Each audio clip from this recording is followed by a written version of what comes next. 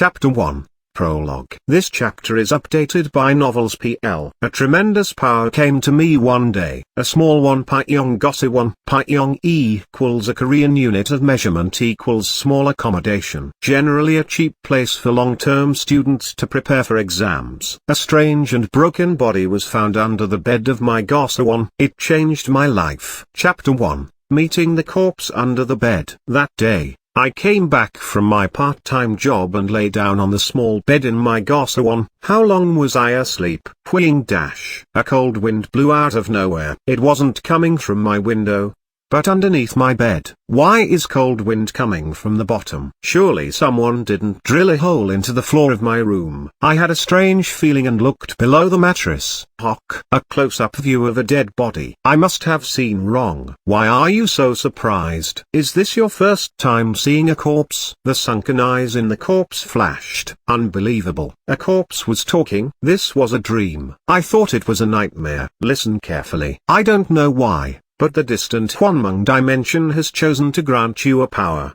Mung equals empty dreams. Rather, who are you? A corpse, or a ghost? However, the corpse ignored me and continued talking. Of course, you can refuse this power. Then the power of Mung will leave and go to someone else. Do you refuse? At that moment, I fell into confusion. A terrible corpse was saying this, so how could I accept such a bizarre situation? In addition, the corpse didn't even tell me what the power of Mung was. Answer. If you don't reply, then I will assume you have rejected it. The corpse started to fade like it was disappearing. In fact, I wanted it to disappear, but I also wanted to hear more. I was curious about the power of Mung. What is the power of Mung? The corpse gave a slight grin and appeared again. It is the purification of black magic. Black magic? Black magic was something commonly seen in fantasy novels, a devil's magic or a dark magic gained through a contract with demons. That was black magic. Those who used black magic would inevitably disappear to become the prey of the devil. I didn't want such an unhappy fate. I will never choose it. Even if this was a dream,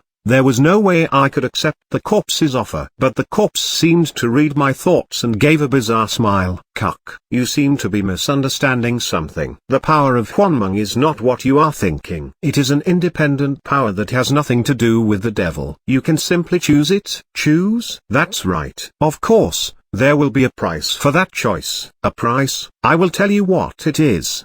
The eyes of the corpse flashed and a strange dice appeared in the air. A pentagonal dodecahedron dice with information on each side. Each pentagon was filled with unknown patterns. Throw it. Throw the dice and you will find the power. Such a thing? I threw the dice on the floor. The dice stopped rolling, but the dice blurred and a large coin appeared instead.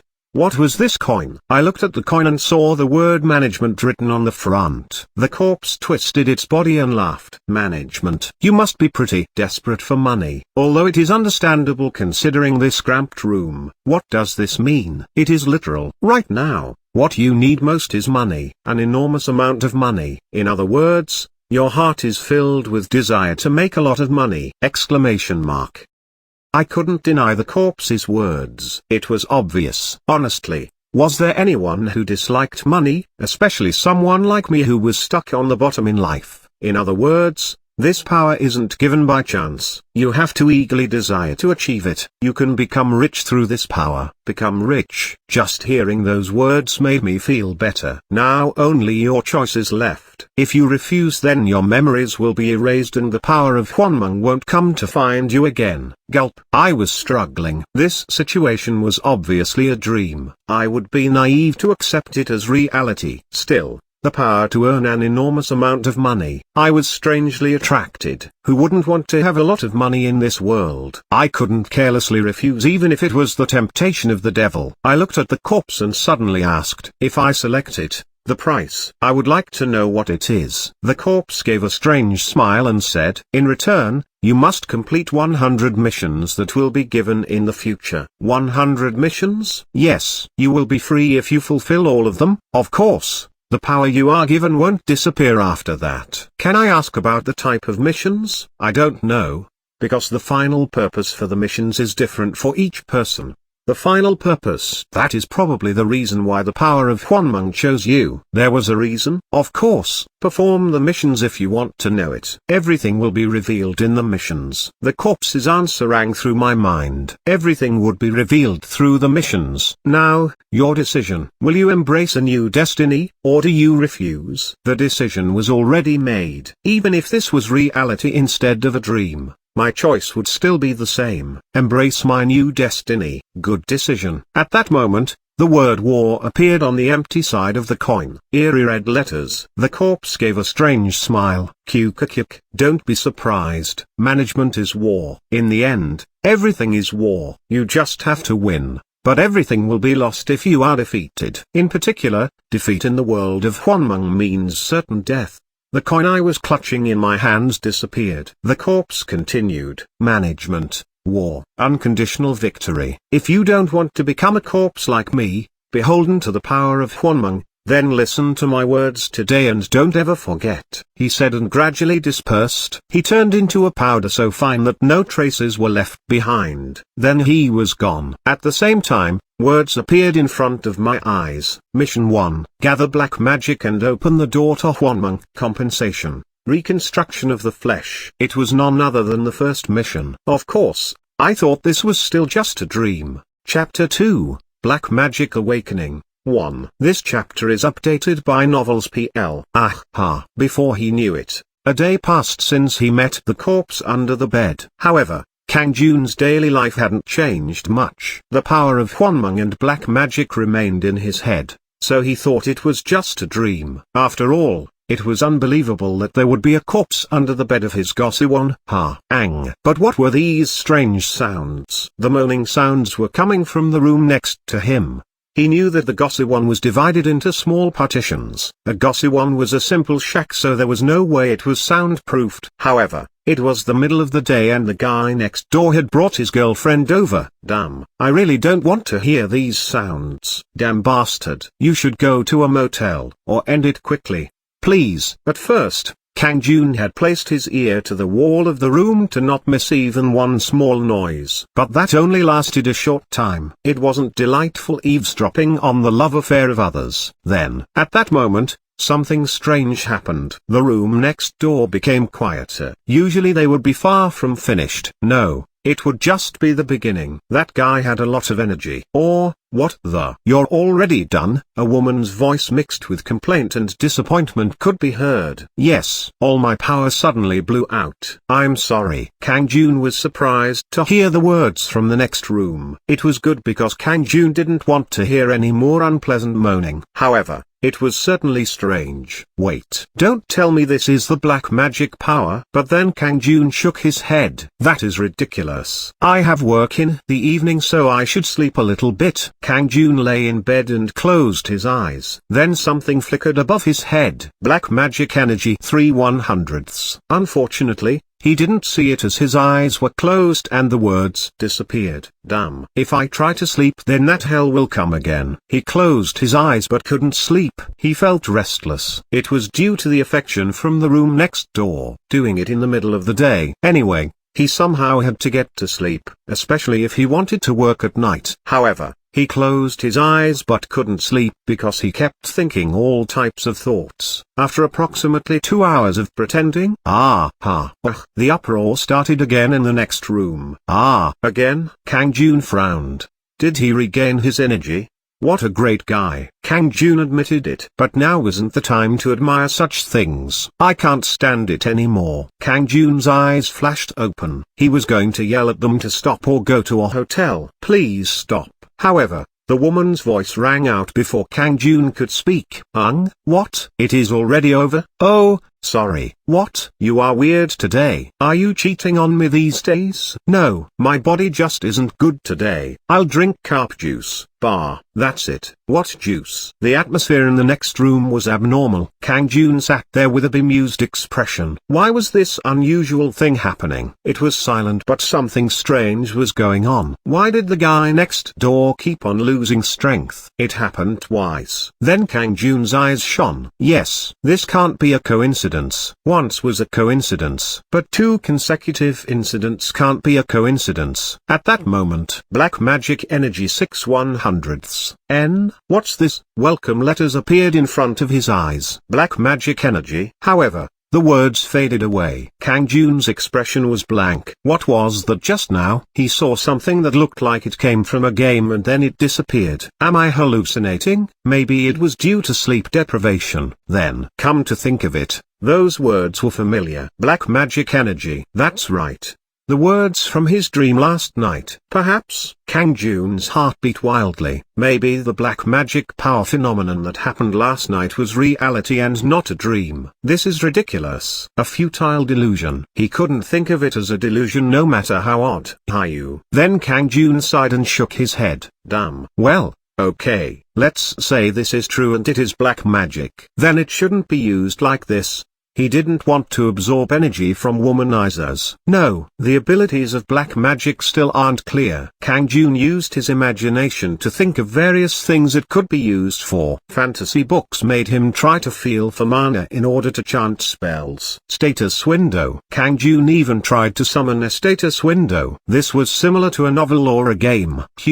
If there really is black magic, then I can't live like a fool. However, he tried this for a whole 2 hours. It reached 8 p.m. and he had results. He was now hungry. Besides, he had to go to work shortly. Then it wasn't true. He was mistaken. Let's cook some ramen. Kang Jun opened his door and left. Chapter 3, Black Magic Awakening. 2. This chapter is updated by Novels PL. Kang Jun worked at a convenience store from 9:50 p.m. to 7 a.m. He would wash his body afterwards and then sleep for a little bit. He would wake up at approximately 5 p.m. He used that time to play games or watch TV before going back to work. This boring routine was repeated from Monday to Friday. In fact, he would make a lot more money if he found a job other than working at the convenience store part-time. He had a little bit of strength. However, he was badly injured in one foot after a hit-and-run car accident, so it wasn't easy for Kang Jun. It was barely enough for the convenience store. Furthermore, hair loss started after the accident due to his mental strength worsening. It was now 9:40 p.m. Kang Jun had finished eating ramen and even took a shower. Now it was time to go to work. He wore a hat and left the Gosewon. The convenience store was 50 meters away. However, men were busily moving as he arrived at the convenience store. Had something happened? A pretty girl in her early 20s called Choyuri was standing in front of the counter and frowning. I should ask Yuri what is going on. Then a woman dressed in a white suit got out of a black car in the parking lot. Oh, Kang Jun has come? Yes, boss. A lady in her late 40s. Lee Jong-suk was the owner of the 24-hour convenience store and also a property owner. Land prices in Gangnam were quite expensive, but she owned several other buildings. Therefore, her nature was difficult, but she always treated Kang Jun relatively well. Of course, it was because Kang Jun worked very hard. But today the atmosphere was somewhat strange. Kang Jun, why don't you sit here? Lee Jong-suk looked at Kang Jun with a business-like expression and said, I am busy, so I will talk quickly. The convenience store is suddenly closing. What can I do? Now you will need to find another job. Huh? Kang Jun is sincere, so won't you do well wherever you go? This month's salary will be deposited tomorrow. Then, I am busy. Lee Jong-suk ended it with this. Bang bang. A loud car horn rang out. Ah, honey. What are you doing? The children are hungry. I am also quite hungry. The black foreign car parked in front of me. I understand. It is done now. Lee Jong-suk walked to the car and opened the door. A man in his early 50s and wearing a suit was sitting in the driver's seat, and there was a man and woman in their 20s sitting in the back. Lee Jong-suk's family. Their clothing made it seem like the family was traveling somewhere. Lee Jong-suk wore her seatbelt and asked the back, You guys are hungry? What should we eat? Hanwoo beef ribeye. Me too. Ho ho ho. Really? Then I will feed you a lot. honey. We will go to our home in Kingdom. Okay. It is great because it is open 24 hours. The man stepped on the pedal. Barrack. Kang Jun looked after the disappearing car with a bemused expression. A house in Gyeongdam-dong? He heard it. A serving of Han-woo beef ribeye cost more than 80,000 won. There were many people who ate it, but Kang Jun didn't dare. The price of one serving was higher than what Kang Jun made in a day. Those people who didn't have to worry about money could eat and play for the rest of their lives. They were born with golden spoons. However, now Kang Jun didn't have a job and needed to worry about the cost of living in the next month. Kang Jun oppa. Suddenly a woman's voice was heard behind him. He turned around and saw Choyuri standing there. Yuri, what is going on? Choyuri shrugged at Kang Jun's question and pointed inside. Don't you know, the building was sold. The entire building will be turned into a plastic surgery clinic. What? Plastic surgery? There has been quite a bit of talk about it. The new landowners are going to knock down the building and build the clinic. Really? The money is in plastic surgery these days. One day I will make a lot of money and open one. You do that. Kang Jun felt deflated. Now is not the time to be doing this. I need to look for a new job. He would search for part-time work on the internet after returning to his Gosewon. Just as Kang Jun neared the building that contained his Gosewon, someone grabbed his shoulder. Hey, limp. Kang Jun stiffened and turned around. There was a punk-looking guy who gave off a rough impression. Cho Sang-jin, a punk who belonged to an underground group of gangsters that acted out of a karaoke bar. He always had a toxic attitude towards Kang Jun. Cho Sang-jin said with a laugh, "Go to the convenience store and get me a packet of cigarettes." The convenience store isn't open. What? The convenience store is closed. Look at these brat. Do you hate buying me cigarettes now? It was a 24-hour convenience store that was even open on Lunar New Year and Chuseok, Korean Thanksgiving. Or you will die. Go and check it out. Then go somewhere else to buy them. Is there only one convenience store? Kang Jun became frantic. In fact, this had happened many times. The karaoke bar was located in the basement of Kang Jun's Gosewon, so he couldn't avoid running into them. Meanwhile, Kang Jun just closed his eyes and obediently bought the cigarettes. His strength was weak. That wasn't it. Cho Sang-jin always threw a few punches, but now Kang Jun was tired of it. It wasn't easy to get a room for 250,000 won in this neighborhood. However, now he needed to rethink things. The convenience store was closed, so his chances of staying at the Gosewon also disappeared. Hey! What are you doing? Aren't you going to buy the cigarettes? If you want to smoke, then buy them yourself. Cho Sang-jin had a dumbfounded expression at Kang Jun's sudden words. You bastard. What did you just say? I said go and buy it yourself. Are you deaf? Fuck. This guy must have a death wish. You really will die. Cho Sang-jin raised his hands towards Kang Jun with a nasty expression. But then something strange happened. Cho Sang-jin suddenly turned pale and he staggered. Ugh. Why am I suddenly dizzy? He lost his balance and fell. At the same time, a fantasy-like sentence appeared in front of Kang Jun. Black magic energy 10/100ths. Filling up the black magic energy will open the door to Mung. Chapter 4. Punishment Field. 1. This chapter is updated by Novels PL. This. Kang Jun's eyes widened with surprise. Meanwhile, the sentence had disappeared again. Unbelievable. It was real. Kang Jun was astonished and ran back to his Gosewon. Phew. He closed the door and sighed. Flop. Kang Jun sat down on his bed. Then, he needed to organize his thoughts. It was confusing, but he could make a rough estimate of what happened. So I absorbed Cho Sang-jin's strength. It was similar to how he absorbed the energy of the guy in the room next door earlier. It seems obvious. Yes. Now he remembered clearly. Black magic energy 10/100ths apostrophe. The words had disappeared, but they still remained in his memory. In other words, if I absorb black energy from someone and reach 100 points, then the door to Mung will open. No matter how much he thought, this was the only conclusion he came to. Then the door to Mung. He remembered it. Mission 1. Gather black magic and open the door to Mung. Compensation. Reconstruction of the flesh. It was the first of 100 missions that Kang Jun needed to do. In other words, If he completed the first mission, then the door to Juan Mung would open. This was real. Kang Jun's heart was running wild as he pinched his cheeks. Ugh, really painful. I pinched too hard. But this pain proved it was real and not a dream. And at the same time, it meant that Kang Jun had a strange power. The power of black magic. It was really possible. Kang Jun jumped up. Yes, I want to check it again. He looked for someone to absorb power again. There were many people similar to Cho Sang-jin scattered around the streets at night. Cho Sang-jin was sitting down with a troubled expression in front of the building and shouted as he saw Kang Jun. Hey, limp, you come here. What did you say earlier? Kang Jun ignored him and walked past. Don't run away, you X. Censored swear word. Are you coming over here? Stop it, Cho Sang-jin. No, I would let that X go. Does he really want to go to hell? However, Cho Sang-jin's rough face was pale.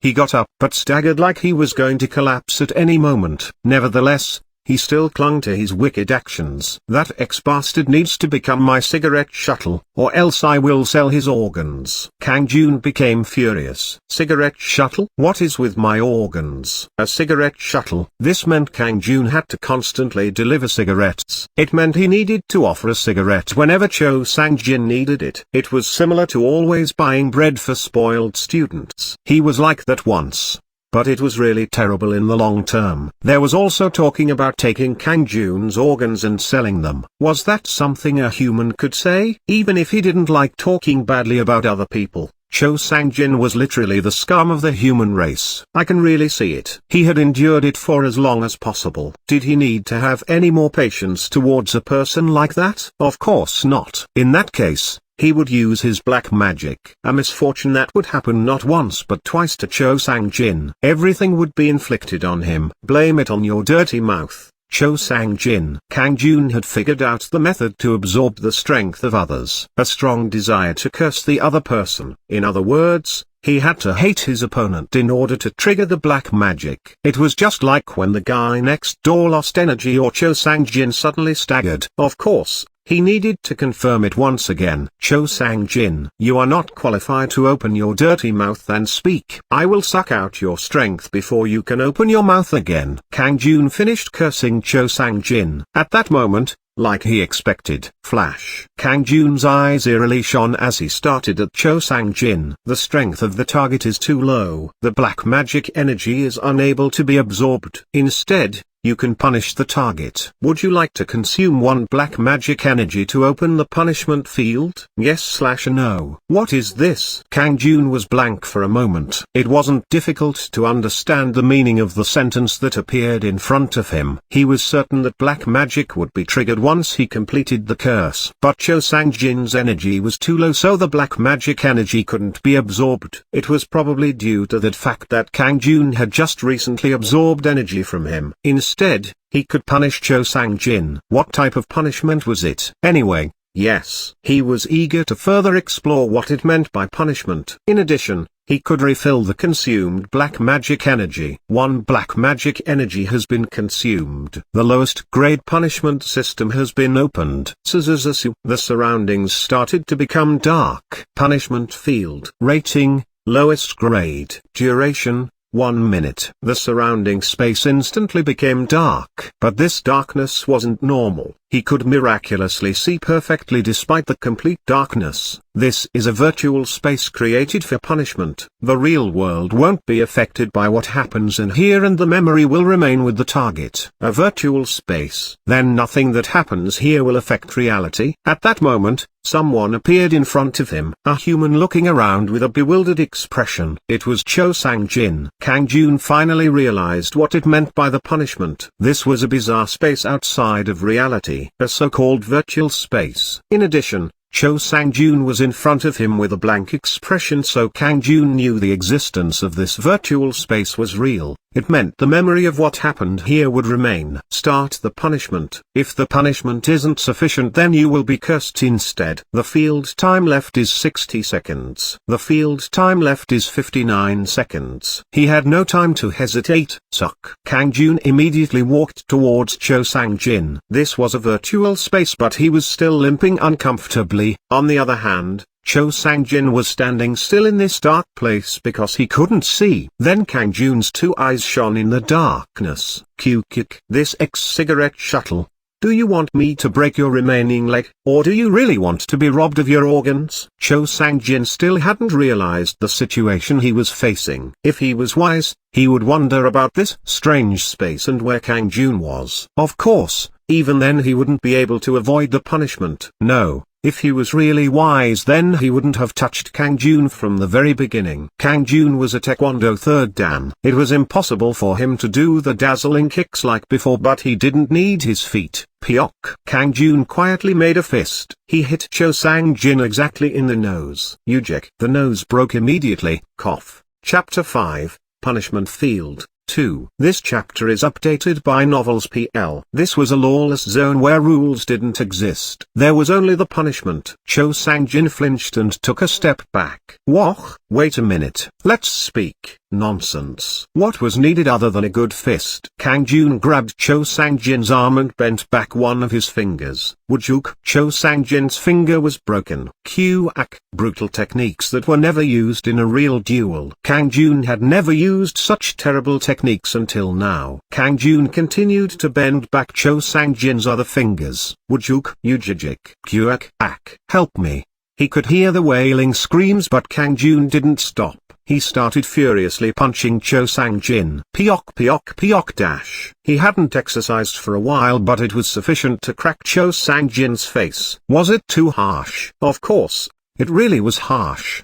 But what about it? This wasn't actually happening. It was only intended to cause fear. He had to strike terror in Cho Sang-jin. If he was scared, then he wouldn't bother Kang Jun any further. Anyway, this is enough. He thought that ruining Cho Sang-jin's face and spirit was enough punishment. But the information that appeared in his field of vision was different from expected. The target has not received enough punishment. The field time left is 10 seconds. Cho Sang-jin was currently in a state just before death. Yet it still wasn't enough a punishment. It wants more. Don't tell me it wants me to kill him, no matter how bad they were. Killing people?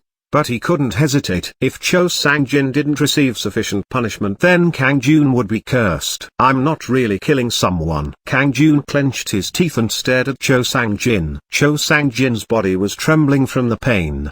He could read the intentions in Kang Jun's eyes. Help me. But Kang Jun just threw a punch with all his strength at Cho Sang-jun's head. Quang. Until now, he had just been hitting recklessly, but now it had power. His fist fell down like lightning. And that was the end. Cho Sang-jin's body slumped down. Phew. Kang Jun breathed out. It was a terrible thing that he wouldn't have committed in reality. Killing people. Damn. I am really glad this is a virtual space. A punishment that required killing the target. It was a really terrible punishment. You have sufficiently punished Cho Sang-jin.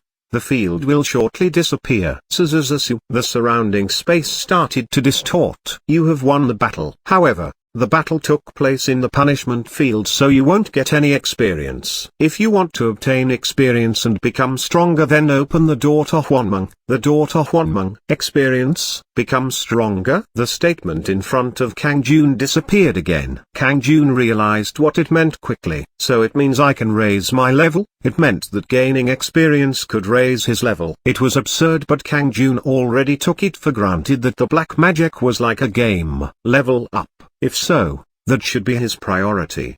He could level up like a game. Suck. In the meantime, the punishment field faded and the original appearance returned. The colorful nightlife of the city, and two people standing on the side of the street. They were Kang Jun and Cho Sang-jin. The pale and horrified Cho Sang-jin was staring like he was seeing a ghost. Spare me, Hyungnim. But Kang Jun just stared coldly at Cho Sang-jin. A solid finish was needed after the punishment. He reached out to Cho Sang-jin's shoulders and said, "Don't tease me carelessly with that mouth. If you spout any more bullshit, then you really will die." Yes. Yes. Cho Sang-jin started bowing nervously. Tears and a runny nose. He seemed crazy. The punishment field isn't useless. He could take care of anyone like this in the future using the punishment field. Even if it was horrible, Kang Jun could do terrible things in the virtual space that wasn't sanctioned in reality. However, it would cause the other party horror and fear. Those type of people would be subject to punishment. Anyway, right now the most important thing was opening the door to Juan Mung. It was necessary to obtain 100 points of black magic energy. His current black magic energy was 9/100ths. He needed to collect 91 points. Usually he got 3-4 points at a time, so he needed to absorb the energy of at least 30 people. However, black magic couldn't be used on just anyone. Kang Jun wouldn't absorb it from good people without any sins. There is an overabundance of bad guys that I can collect black magic energy from. Kang Jun made a vow on how he used the black magic. If possible, only absorb the energy of bad guys. Of course, the criteria for bad actions might be unfair considering it was based on Kang Jun's subjective judgment. I should think 3 times before using black magic. He was busy thinking while walking. Kayak, why are you doing this? Hi. What's wrong, pretty girl? Just drink with us. Drunk men in their 20s were making a scene and passing women. Sorry, I am busy. Ash, why are you busy? The women wanted nothing to do with the reckless drunks. In fact, this was a common scene in the streets at night. In the past, he had just ignored it. The situation would become more serious if he reported it to the police, so he just left. If he tried to help, then he would just suffer in vain. But things were different now. Limp.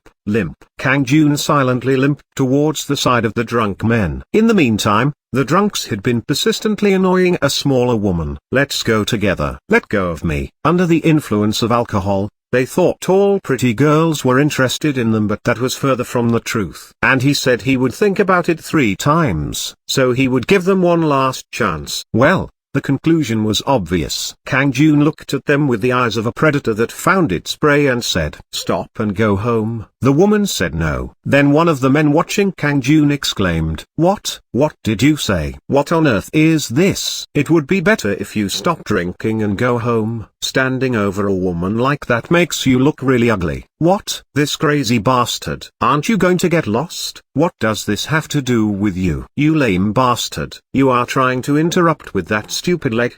Do you want to die? They reacted just like he expected. They had started off with sexual harassment in the first place. These guys aren't eligible to drink. I will make them vomit out the drinks. An eerie light shone in Kang Jun's eyes, and the man Kang Jun turned towards suddenly fell and started vomiting. Ooh, why am I so dizzy? You weak, you weak, I goo, I am dying. With a pale complexion and mouth aimed towards the ground, the men could no longer look tough. Black magic energy 12/100ths. Black magic energy 15/100ths. The welcome words emerged in front of Kang Jun and confirmed that his black magic was filling up. Black magic energy 18/100ths. Filling up the black magic energy will open the door to Juan Mung. These words could only be seen by Kang Jun. If other people saw words pop out of nowhere, then they would be startled. Chapter 6. Beginning of the War. 1. This chapter is updated by Novels PL. Ooh, wek, I goo, I will die. The men vomiting on the floor hurriedly got up and disappeared. After losing a few drinks, they realized what a shameful appearance they were showing. Thank you for helping me escape, the woman said while respectfully bowing to Kang Jun. Kang Jun's eyes widened with surprise. Come to think of it,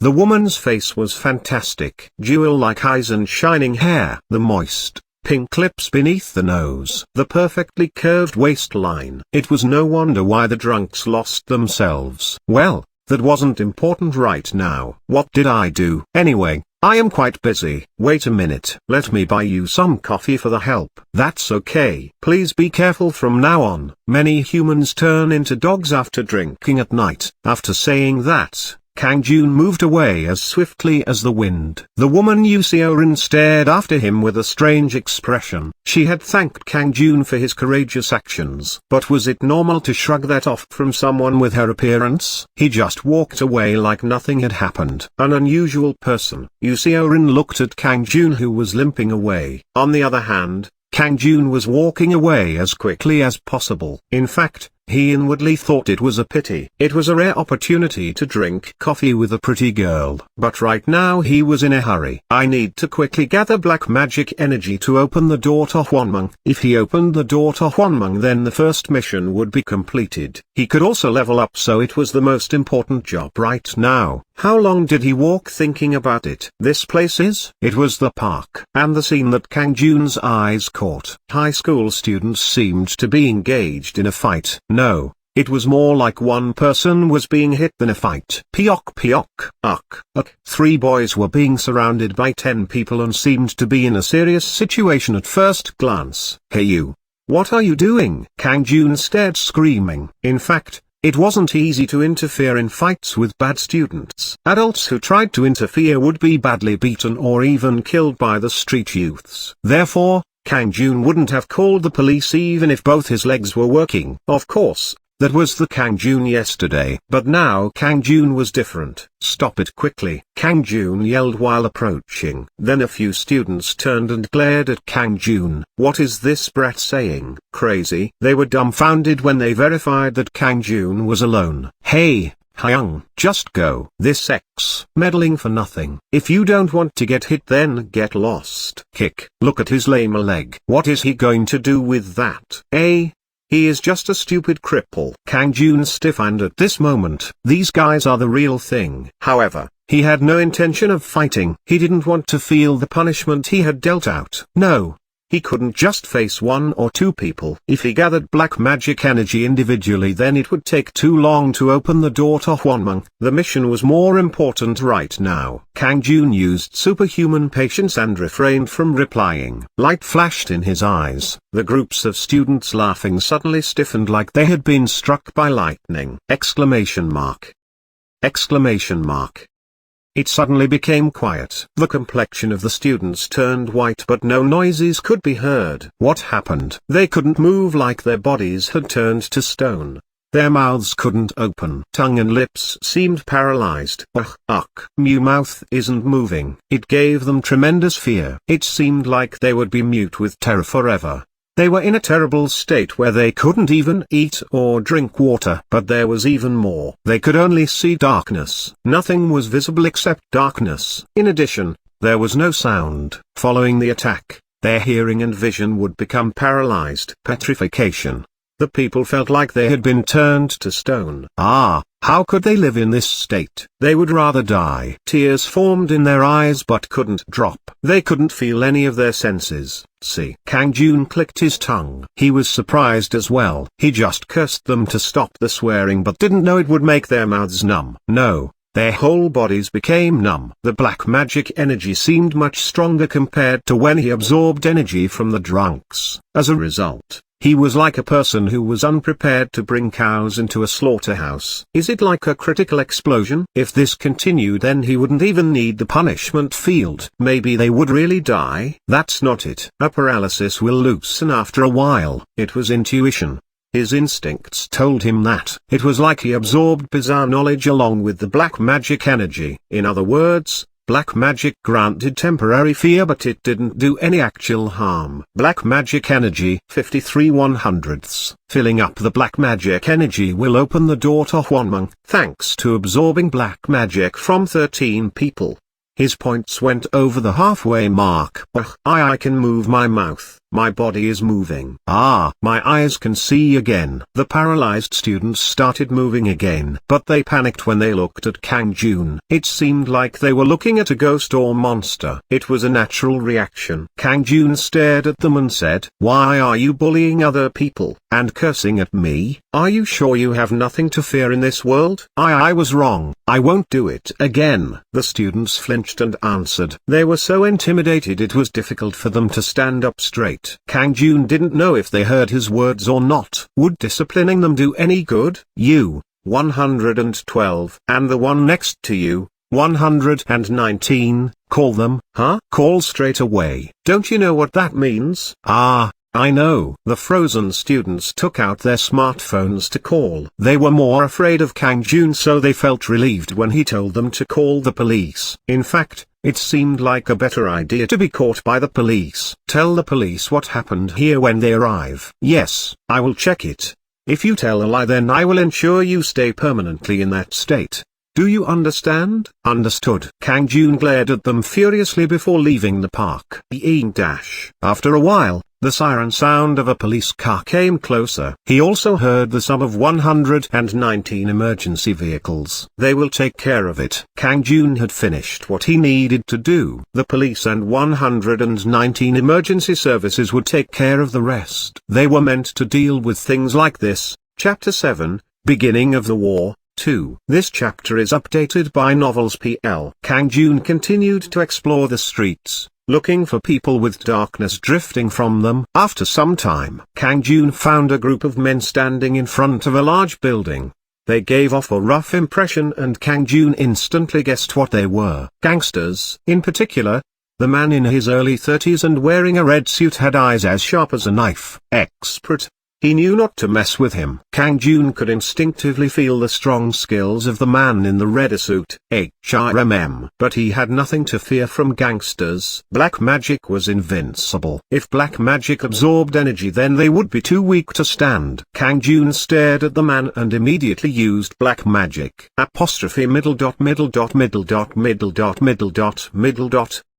But the man was strangely fine. At the same time, some messages appeared. The target has resisted. Black magic energy has failed to be collected. Unbelievable. Resistance. People with excellent mental and physical skills will be able to resist. Then you can open the battlefield and compete in a fight against the target. Large amounts of black magic energy can be absorbed if you win. However, you will be deprived of a large amount of black magic energy if you lose. Would you like to open the battlefield? Yes/no. Opening the battlefield will consume 1 black magic energy. Battlefield. Victory meant collecting a lot of black magic energy, while defeating meant losing a large amount. If so, he had to be really careful. No, he is an opponent that I can't beat right now. Fighting a losing battle was madness. Kang Jun decided not to open the battlefield. At that moment, he felt something strange.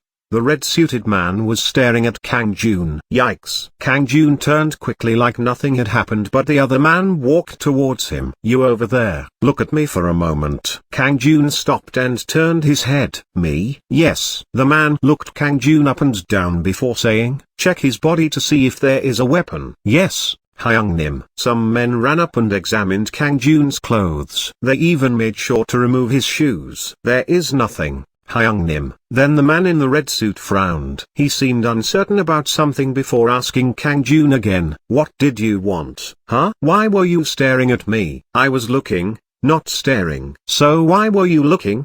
The eyes of the man were cold as Kang Jun replied without any embarrassment. I was just wondering if you were a celebrity. Celebrity? Your clothes are flashy and you have a handsome face. I apologize if I offended you. The man's expression showed that he thought it was absurd. Is that really the reason? Yes. You are a lucky bastard. Release him. Yes. Hyungnim. The man holding Kang Jun's arms released him. You bastard. Today you are lucky. If you do something like this again, your eyes will be pulled out. Kang Jun turned and limped away. The man in the red suit laughed at the sight. He had felt an creepy yet worrisome feeling from Kang Jun. I stressed over a cripple. I must have been overreacting. Meanwhile, Kang Jun placed a hand on his chest. The man in the red suit didn't know about black magic but had obviously sensed something. As a result, he almost died. If he hadn't said those words about being a celebrity, then it was likely his eyes would be plucked out and then he would be beaten. I need to be more careful about who I use black magic on in the future. This happened because he was too weak. He needed to open the door to Juan Mung and raise his level. He would reach a level where he was strong enough to win again. The red-suited man. You will see soon. Bullying me. What? Pull out my eyes. Kang Jun memorized the faces of the red-suited man and his henchmen. He would make them aware of it in the future. Today he wouldn't touch them. Since then, Kang Jun only targeted those he was confident about as targets for the black magic. He targeted the thugs and bullies as secretly as possible. So after exploring the streets at night for a while, black magic energy 100/100ths. Before he knew it, all the black magic energy had been filled. New messages immediately appeared in front of Kang Jun. Enough black magic energy has been gathered to open the door to Juan Mung. The door to Juan Mung will open when you sleep. Huh? Kang Jun was puzzled by the unexpected words that appeared about the door to Huan Mung. What did it mean by the door opening when he slept? Sleeping would open the door to Huan Mung, but why would it open when he slept? Come to think of it, perhaps in his dreams? Huan Mung, empty dream. It made sense when thinking of the meaning of the word. Kang Jun hurried back to his Gosewon. He washed himself and immediately lay on the bed. But sleep didn't come easily. It was 3 am. His normal routine meant he usually went to sleep at 9 am.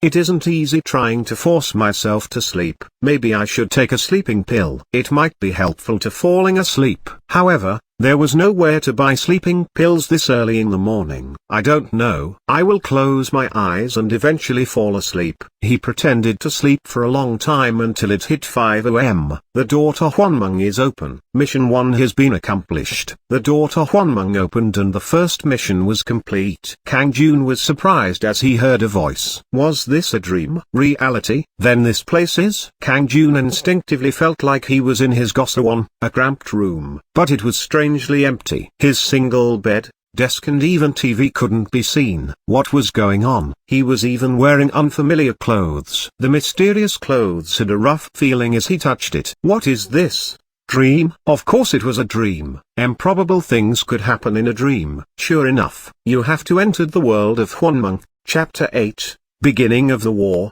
3. This chapter is updated by Novels PL. The world of Huan Mung. Somehow it happened. This was a dream, not reality. Not an ordinary dream but the world of Huan Mung. You will be given the reward for Mission 1. The power of Huan Mung will reconstruct your body. He finally got the reward. What method would be used to reconstruct his body? Huang. A mysterious light headed towards Kang Jun. The light revolved around Kang Jun's head down to his feet and then gradually disappeared. Your body has been successfully reconstructed. At the same time, Kang Jun felt an unknown vitality enter his body. What will I become? He somehow felt like his body was changing but he didn't know how it would turn out.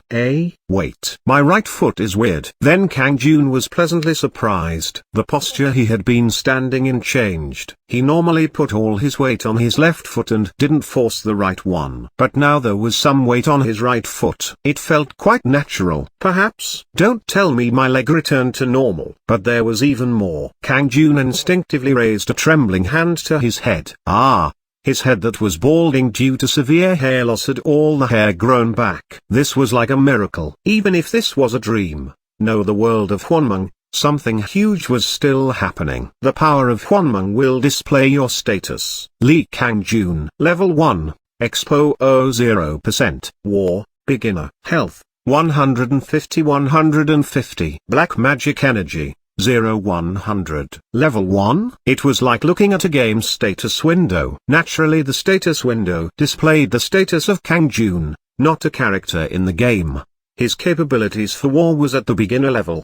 His health was full but black magic energy was in an exhausted state. Perhaps it was because 100 points of black magic energy was consumed to open the door to Huan Mung. No stats. The information in the status window was too brief. But a new message appeared as soon as he had that thought. The power of Huan Mung has randomly generated your initial stats. Strength, 7, Agility, 8, Intelligence, 9, Good Luck, 1, Charisma, 0. Strength, agility and intelligence will increase when every rise in level. Special conditions need to be achieved to increase good luck and charisma. Have you decided on these stats? Or would you like Huan Mung to roll the dice to generate new stats? There is a total of 3 chances for Huan Mung to roll the dice. HRMM. This. Kang Jun shook his head.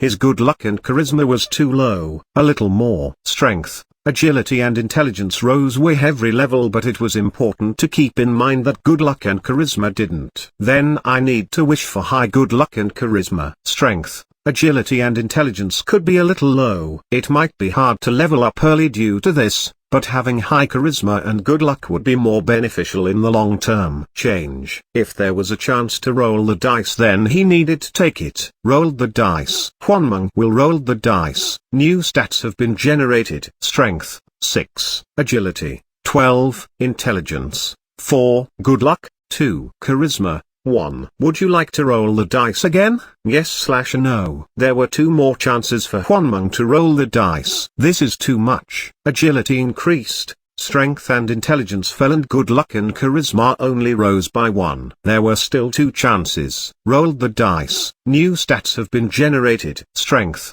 8. Agility, 8. Intelligence, 1. Good luck, 8. Charisma, 0. Would you like to roll the dice again? Yes/no. There is 1 more chance for Juan Mung to roll the dice. HRMM. He had 8 good luck. Furthermore, strength and agility was 8. It was good up to here. The problem was that charisma was at 0. Kang Jun contemplated for a moment before shaking his head. Charisma was rare, so he was certain to regret it later if he gave up on it now. 1 last chance. Please. This time let good luck and charisma come out. Rolled the dice. Kang Jun took a deep breath and shouted desperately. New stats have been generated. Strength, 4. Agility, 5. Intelligence, 2. Good luck, 6. Charisma, 8. You have used all opportunities for Juan Mung to roll the dice. These stats will be confirmed. This is it. Kang Jun was delighted. The most brilliant stats had emerged. Charisma was 8 points. Good luck had 6 points, so it also wasn't bad. Strength, agility and intelligence was low as a result, but this was what Kang Jun wanted. Lee Kang Jun. Level 1. Expo 0%. War, beginner. Health, 1990. Black magic energy, 0/160. Strength, 4. Agility, 5. Intelligence, 2. Good luck, 6. Charisma, 8. His status window reflected the new stats. Maximum health was reduced while maximum black magic energy rose. A dark fog suddenly rose in the room. Now your reality and Juan Mung are connected to each other. If you become stronger in Juan Mung, then you will be stronger in reality. At the same time, the wealth you acquire in reality will affect the world of Juan Mung. They will influence each other. He already guessed that raising his level in Juan Mung meant he would become stronger in the real world. But he never thought that making money in reality would have an effect here as well. This is room 406, where you pay a 250,001 contract in reality. Room 406 is considered your territory in Juan Mung due to this. Of course, this is only valid as long as you have a contract in reality. Territory? His room in the Gossy One was recognized as his territory. It was like some type of dream. You can build a base at your territory. Would you like to build a base at room 406? Yes/no. Of course he would build a base. Kang Jun nodded without any hesitation. Okay, a base will be built. The base construction is in stage 1. Degree of completion, 0%. The black fog enveloped the room as the messages appeared and disappeared. Kang Jun jumped with surprise. The door is gone. The door disappeared and it was pitch black. The enemy has started to notice you after the construction of the base started. The attackers started. At that moment, he heard a chilling scream. What was that sound? Something was wailing in the darkness. What is coming? Anyway, it wasn't the time to be staring blankly. Mission 2. Stop the enemy from entering room 406 while the base is being completed. Compensation. Experience. The second mission occurred at that moment. Protect the base. Stage 1 of the base construction, 3%. Kang Jun immediately searched around the room. Curiously, there was a 2 meters radius of bright light that surrounded Kang Jun as he moved. Room 405, room 407, and there were rooms on either side. It was the structure of the Gossy One that Kang Jun was familiar with. I need to navigate a path in the darkness. If that is the case, Kang Jun used the approach of a PC game and quickly moved down the hallway of the Gossy One. It was a familiar building, so the darkness wasn't too difficult. I'm out of breath. In fact, Kang Jun moved much faster now that his feet were in a normal condition. But his body couldn't follow his thoughts. In addition, his stamina was the same. He had exercised diligently since childhood, but he ran out of breath just running down the corridor. It is due to my strength and agility. Kang Jun's overall physical abilities had waned. He knew his strength and agility would affect his ability to fight in the early stages. But Kang Jun didn't regret his choices. He had worried over it when choosing. They would rise in the future when he gained levels, even if he started off slowly. Anyway, The limited visibility was frustrating. Now he needed to figure out where the enemies were. Kang Jun looked around nervously as he moved down the hallway. He heard the scream again. At the same time, he heard a door opening. Room 413, Guotang. Something was moving and causing crashes inside. Blood-red eyes glared between black hair. There was a sticky mucus flowing from the open mouth. What is that thing? Approximately 1 meters tall. A monster with the body of a monkey and the head of a rat. Chapter 9. New Beginning. 1. This chapter is updated by Novels PL. What was its true identity? A bizarre appearance couldn't possibly exist in reality. Kiki. It rushed up to Kang Jun with a club in its hand. Whing. He had to avoid it in the narrow hallway. Then Kang Jun suddenly smiled. Wait. I don't need to avoid it. I can absorb its strength. The power that targeted thugs and bullies in reality. Naturally that ability would be effective here. Kang Jun immediately glared at the rat-head monkey. But there was an unexpected message. Invalid target. The black magic energy is unable to be absorbed. What? Why not? Why was it the wrong target? However, now wasn't the time to be worrying about such things. The club was mercilessly heading towards him. Kang Jun hurriedly stepped back. Then the rat-head monkey gained more momentum and jumped at him. It struck down with the club as it jumped into the air. At that moment, Kang Jun's feet kicked at the rat-head monkey's wrist that was holding the club. His right foot then struck the rat-head monkey's abdomen. Gek. The rat-head monkey screamed and ran back. No big deal. Kang Jun was still a Taekwondo third dan despite the sluggish state of his body. In particular, his 2 feet were now working, so he was fine against the dwarf-sized monster. He couldn't absorb the black magic energy but could still attack it directly.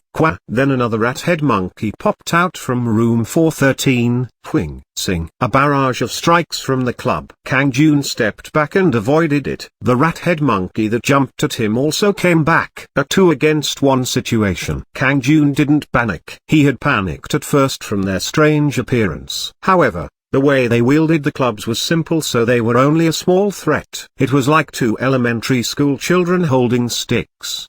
They also certainly had the build of elementary school children.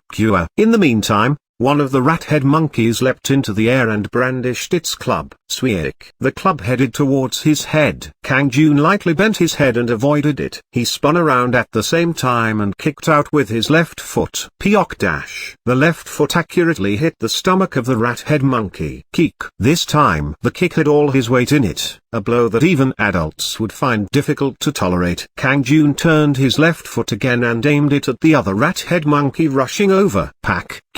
One flew 5 meters while the other one was at Kang Jun's feet. It hasn't died yet. Kang Jun prepared again for another strike. Bam. Bam bam. Kang Jun's fist struck the head of the rat-head monkey without any mercy. Experience has been gained. 3 nodes have been gained. Kang Jun confirmed that he received experience and ran towards the other rat-head monkey without any delay. Bam bam bam dash. It collapsed after a few successive hits. Experience has been gained. 4 nodes have been gained. Just like a game, he acquired experience from killing the monsters. Level 1. Exp 20%. He had 20% experience in his status window. The rat-head monkeys gave 10% experience each. It meant he would level up if he killed 8 more. By the way, what are nodes? Kang Jun had acquired 7 nodes from getting rid of the rat-head monkeys. Nodes are currency that is only available in the world of Mung. Gaining more nodes will allow you to wage war. Money. He didn't need to make it complicated. Like a game, experience and money could be obtained from monsters. He would know how much value 7 nodes had later. Kang Jun picked up one of the clubs that the rat-head monkeys were holding. A weapon would be good to reduce my stamina consumption. 70 centimeters in length. The shape was reminiscent of a club, light in weight but pretty hard. Fortunately, he managed to avoid being hit and didn't feel any pain. Meanwhile, 2 rat-head monkeys popped out. Again from room 413, why do they keep coming out from there? Was it a monster lair? Wait.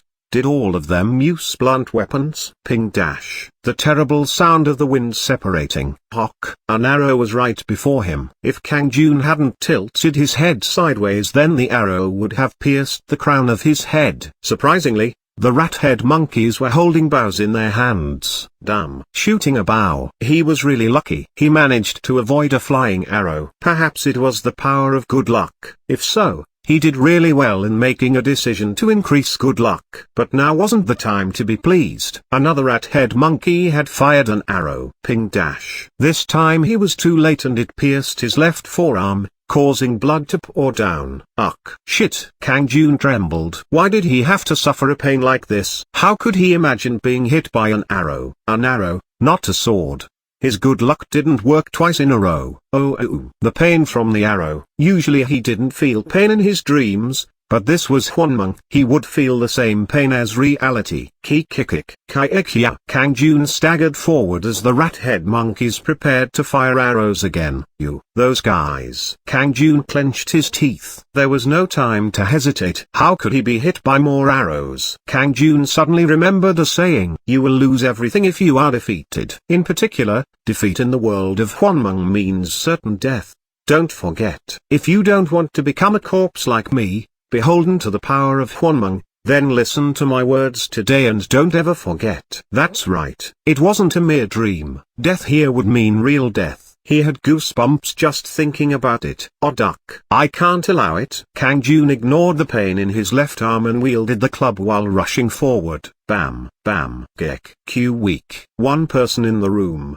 The heads of the rat-head monkeys were smashed. Experience has been gained. 4 nodes have been gained. Experience has been gained. 4 nodes have been gained. Phew. Kang Jun breathed out. Chapter 10, New Beginning. 2. This chapter is updated by Novels PL. This club is very good. Thanks to the dice rolling, my agility and strength had plummeted downwards. It wouldn't have been easy to defeat those monsters if not for the club. Then Kang Jun frowned again. He had forgotten for a while due to the tension. Ugh. The pain from his arrow-pierced arm was considerable. Blood was pouring down. What should I do about this? Wouldn't the pain get worse without any first aid? However, he couldn't afford to do that because more rat-head monkeys jumped out from room 413. Kikikiki. The crimson eyes showed that there were at least 3 of them. They were all holding clubs. Damn. Kang Jun reflexively swung his club. Bam. Kang Jun's club hit the head of a rat-head monkey and it burst against the wall of the gossy one. Keek. The other rat-head monkeys screamed and ran back. Experience has been gained. 3 nodes have been gained. Meanwhile, a rat-head monkey on the other side swung its club at Kang Jun. Kang Jun hurriedly blocked it with his left arm. Bam. Ugh. A scream emerged from his mouth. A bone seemed to have broken. His left arm was already in excruciating pain from the arrow. Now it was hit with a club. It was disorienting. But Kang Jun clenched his teeth and endured it. He had intentionally sacrificed his left arm. The club was being held by his right arm. Bam. Quack. Kang Jun smashed the rat-head monkey. Experience has been gained. 4 nodes have been gained. Experience and money. But now wasn't the time to be happy. There was still 1 remaining. Kira. Kang Jun's left foot instantly kicked the rat-head monkey's chin. Gek. The rat-head monkey fell back. Kang Jun took 2 steps forward and mercilessly struck. Bam. Cuck. He struck the rat-head monkey so hard that there was a dent. Experience has been gained. 4 nodes have been gained. Kang Jun took deep breaths as he confirmed that there were no other enemies. Fortunately, there was none. It was still too early to feel relieved. He didn't know if other rat-head monkeys would emerge from the mysterious room 413. Duck. Blood was flowing down from his left arm and soaked the floor. Kang Jun's body shook from the pain. Damn. If this situation continues, I really might die. Health, 4790. His health had halved due to his left arm. Stage 1 of the base construction. 48%. It was fortunate that his base was 48% complete. He just needed to somehow live long enough until it was finished. Just a little longer. Then Kang Jun's eyes noticed something. This. There was something shining brightly next to the corpse of a rat-head monkey. A glass bottle containing a red liquid. What is a potion? The form of a potion that he saw many times in games. He walked closer and picked it up. Minor health potion. Consuming it will restore 40 health points. Oh, Unbelievable. It really was a potion. It was also a health potion. Was this also due to his good luck stat? Then why did he need to hesitate? Snap, snap. Kang Jun immediately opened the cap and drank the potion. Then something strange happened. Suak dash. The arrow lodged in his left arm was removed of its own accord and the wound instantly started to heal. My arm is fine. The sickening pain disappeared. Apart from some slight throbbing, his arm felt almost normal. Health, 8790. Thanks to that, his health was almost completely restored. I wouldn't have believed it if I hadn't seen it with my own eyes. Drinking a potion would spontaneously cause an arrow to fall out. It was the type of lie that could happen in this world. It was possible because Mung was the world of dreams. Anyway, he was glad. It would have been awful if he needed get the wound treated at a hospital. Phew, I feel better now. I shuddered nervously just thinking of the pain. I have to be careful not to get hit by another arrow. Kang Jun glanced around sharply. He couldn't release his tension despite his health recovering. He needed to stay mentally aware until his base was completed. I don't know when they will turn up again. Sure enough, Kwatang. Something suddenly came out from room 413. Kua. The sound pierced through the Gossi-1. You. What? This? Kang Jun jumped with surprise. The form was exactly the same as the rat-head monkey. However, it was more than 2 meters in height. Is it the boss? Kang Jun was 178 centimeters tall and the monster was even larger than him. None other than the boss of the rat-head monkeys had appeared. Kua. It opened its mouth and roared. The crimson eyes turned towards him. Shit! Come! Kang Jun cried out while gripping the club tightly. It was inevitable. A fight to the death. Kung, kung, kung. The oversized boss monkey brandished a big club. Whing, whing, it looked like a thick log. Kang Jun nervously avoided it. One hit will be the end. Fortunately, this was a narrow corridor in the Gossi-1. It wasn't easy to swing a long stick in the cramped corridor. Quang, quack wang. The low ceilings and narrow walls of the corridor stopped the full power of the club. Kang Jun quickly penetrated inside a gap. Bam. Kang Jun hit its head. But the boss monkey didn't even nod. Kua. It threw away the club and aimed both hands towards Kang Jun. Quack wang. It happened in the blink of an eye. Uck. Kang Jun quickly tumbled backwards. His back ached. I almost died. An unbelievably fast bastard. No matter how much his agility was reduced by, it had really moved instantly. Sweek. Both hands swiftly headed towards him. Yikes. Kang Jun was prepared and avoided it before brandishing his club. Kill. Bam, bam. He struck the chest and head. But the boss monkey just grabbed the club Kang Jun was holding. Uck. Kang Jun tried to pull but the club didn't budge. Huge monster. But ignorant. It wasn't an opponent he could overcome with force. Kiki. The boss monkey threw away the club and just focused on using its power. And it tried to grab Kang Jun with both hands. At that moment, Kang Jun's right foot kicked the abdomen of the boss. Pack. At the same time, he rotated and his left foot struck the abdomen again. Pack, pack. The first attack was just a teaser while the second attack was real. A power with all his weight behind it. Q weak. The boss monkey staggered back one step. Kang Jun didn't miss this opening. Bam, bam, bam. He unleashed a dizzying barrage of kicks to the side of the boss monster's face. Die. The brilliant taekwondo techniques. A mere monster couldn't withstand them. The boss monster staggered back but didn't fall. Instead, both hands flashed forward and grabbed Kang Jun's right foot. Damn. His foot was being held by a monster. There was a possibility of a broken leg. Kang Jun nervously rotated his body and kicked the chin of the boss monster with his left foot. Bam. Q-ack. The boss monkey's neck was then struck afterwards. It staggered back and released Kang Jun. A chance. Kang Jun kicked the chest of the rat-head monkey boss. Kwatang. The large frame fell backwards. Kang Jun immediately picked up a club and mercilessly beat the head of the boss monkey. Bam. Pajik. Ah, God. The club broke. Kang Jun quickly picked up another club. In the meantime, the boss monkey was wriggling around and trying to get up. Kang Jun desperately struck with the club. Bam bam. Bam bam bam. Now he had missed out on 2 chances. He needed to get rid of it before it regained its spirit. He couldn't allow it to counterattack. Die, die, boam, kiwak. There was a loud popping sound as the rat-head monkey boss screamed. Experience has been gained. 12 nodes have been gained. Your level has risen. He did it. And finally, Kang Jun cheered at the message stating he gained a level. Level up. The boss monster gave him a large amount of experience. Chapter 11, New Beginning, 3. This chapter is updated by Novels PL. Lee Kang Jun, Level 2, Expo 50%, War, Beginner, Health, 110 Black Magic Energy, 170 Strength, 5 Agility, 6 Intelligence, 3 Good Luck, 6 Charisma, 8 His level increased, so Strength, Agility and Intelligence increased by 1 point. But Good Luck and Charisma were still the same. It is as described. Kang Jun smiled widely. Unless a special event raised them, Good Luck and Charisma were virtually fixed stats. It was a relief that he raised them ahead of time. His body felt refreshed after the rise in Strength, Agility and Intelligence.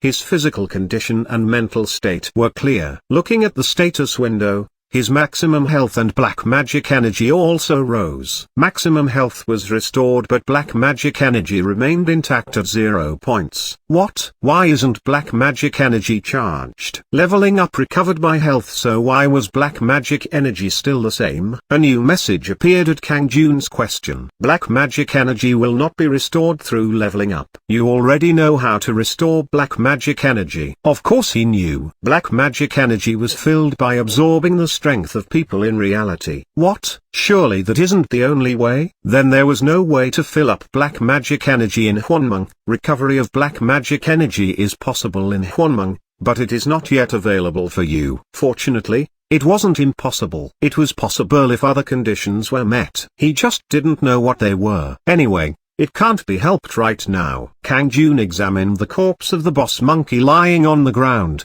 Boss monsters tended to always drop something. Shouldn't there be at least 1 health potion? Not surprisingly, something shiny was near the right side of the boss. Oh, indeed, an item. A rolled up scroll. What is this? He would know if he opened it. Kang Jun untied the strings of the scroll and rolled it open. Whack. At that moment, a bright light came from the scroll. The rations are small but fast and cunning. A giant and has outrageous strength. There were unknown messages. Minor knowledge about the rations has been acquired. Ration? Minor knowledge? Kang Jun had a puzzled expression. What was this? The minor knowledge about the rations will be beneficial when facing them in the future. Oh, it was like this. Kang Jun's complexion brightened. The rat-head monkeys were called rations. In other words, Kang Jun had gained knowledge about the rations. Combat strength against the rations has risen by 10%. The likelihood of acquiring items from the rations has risen by 5%. It was amazing. Was it only limited to the rations? In order to obtain more advanced knowledge, participate in many battles against the rations. Right. It was minor knowledge, so shouldn't there be knowledge of a higher grade? He would naturally learn as he fought the rations. Are there any more rations in there? Kang Jun grabbed the club and waited in front of room 413. I will wait for them to emerge and then swing at their faces. Doing so would make it easier to deal with the rations. He would smash their heads as they came through the door and make them fall down. But he waited for a long time and the door didn't open. What? Did they notice that I was waiting? Kang Jun briefly hesitated before carefully trying to open the door to room 413. However, the door didn't budge. A message surfaced at the same time. Entry is not permitted. Make room 413 your territory if you want to enter. Unlike room 406. Kang Jun didn't pay a contract for room 413, in other words, Kang Jun needed to wake up and sign a contract with room 413 if he wanted to enter. He would then only be able to enter room 413 once he returned to Huanmeng. Crazy. Am I made of money? Kang Jun had saved in order to live in a 250,000 room at an affordable Gossi one, but now he needed to sign a contract with room 406 and room 413. That was at least 500,000 won a month. If he had that money, then he would be renting a good studio room. Of course. He was analyzing it using common sense. Reality and the world of Huanmeng were connected. but this was preposterous. But something favorable might happen if he made room 413 his territory. It can't be helped right now. I'll just wait in front of it. Some time passed. Jutang, the door to room 413 finally opened and something came out. An oversized rat-head monkey. A giant ration. Kill. This was what he had been waiting for. Bam bam. Kang Jun swung his club at the giant ration's head without mercy. Q. The giant ration staggered around with a moan. Kang Jun didn't miss this chance and kicked both feet against the chest of the giant ration. Quatang. The giant ration fell backwards. Kang Jun struck wildly with the club. Bam bam. Bam bam bam dash. Qak. The giant ration gave a scream and slumped down. Experience has been gained. 12 nodes have been gained. The increased strength and agility from his level up. The synergy with the minor knowledge about the ration. Unlike earlier, Kang Jun found it relatively easier to deal with the giant ration. But Kang Jun stopped rejoicing and glared at room 413. He knew there were rations inside that hadn't come out yet. Sure enough, the door popped open and another giant ration came out. Bam, bam bam. Kang Jun knocked it down in exactly the same way and crushed its head. Experience has been gained. 14 nodes have been gained. Then something shiny fell next to the giant ration. Oh, that is? He was looking at a thick book. It is written in Hangul, Korean alphabet. The title of the book was written in Hangul so he could easily read it. Draw in customers. Inferior. Draw in customers? There was something like this. He was sure he read it incorrectly and looked again. However, nothing had changed. This is a real book. He never thought the giant ration would drop a book. Did he need to read and study this book? Kang Jun unconsciously opened the book. Chapter 12. New Beginning. 4. This chapter is updated by Novels PL. At that moment, whack, a bright light poured from the book into Kang Jun's head. Passes a dash. At the same time, the book turned into dust and scattered. Draw in customers is a skill to make people interested in coming to take a look. This skill is useful in attracting customers to the goods or services provided. A lot of information passed through his head at a high speed. The management skill draw in customers has been learned. A skill. Kang Jun was delighted. He opened the book without thinking and never thought he would acquire a skill. It was also a management skill. This can draw in customers? Then it would be a tremendous help when making money. Right then, another welcome message appeared in his field of vision. Base construction. 100%. Room 406 has been completed. Finally, the base was completed. Kang Jun turned and walked towards room 406. A dazzling light was pouring from there. Mission 2 has been completed. As a reward, enough experience will be given to increase your level. After the last message, Kang Jun's surroundings blurred into a dreamlike quality. His vision was obscured and then he was lying in a completely different place. This is a shabby single bed. Kang Jun jumped up. Room 406, a gossy one room. The ration club he was holding in his hand had disappeared. He wore the clothes he had fallen asleep in. What? A dream? It really felt like a dream. Engaging in fierce fights with rations and building a base was just like a dream to Kang Jun. Of course, it was just the feel. He knew that the dream was actually the world of Mung, and now he had returned to reality. He looked at the clock and saw that it was 12:30 p.m. He had fallen asleep at 5 am and got 7.5 hours of sleep. The time he spent fighting the rations passed in reality as well. I slept well. Kang Jun started stretching. Apart from going to Mung, his body got enough sleep so he felt very refreshed. The door to Mung will open 3 days later. 100 black magic energy will be consumed, so please fill it up before then. Black magic energy 180. After 3 days, it wasn't held on a daily basis. On one hand, that was good news. He gave up the advantage from leveling up. But dreaming about fighting every night was a terrible thing. It might vary in the future, but 3 days was enough time to rest comfortably after a fierce battle. Lee Kang Jun, Level 3, Expo 0%, Management, Beginner, Health, 130. Black Magic Energy, 180. Strength, 6. Agility, 7. Intelligence, 4. Good Luck, 6. Charisma, 8. The status window floated on one side, but it didn't interfere with his vision or cause any mental confusion. It felt natural. He reached level 3 as compensation for the mission. Skill: draw in customers. Inferior, consumes 10 black magic energy. In addition, he had the draw in customers skill. 10 black magic energy is needed. But at this moment, something else was more important to Kang Jun. Both legs were fine. His reconstructed body and restored leg had stayed like this in reality. Kang Jun jumped up.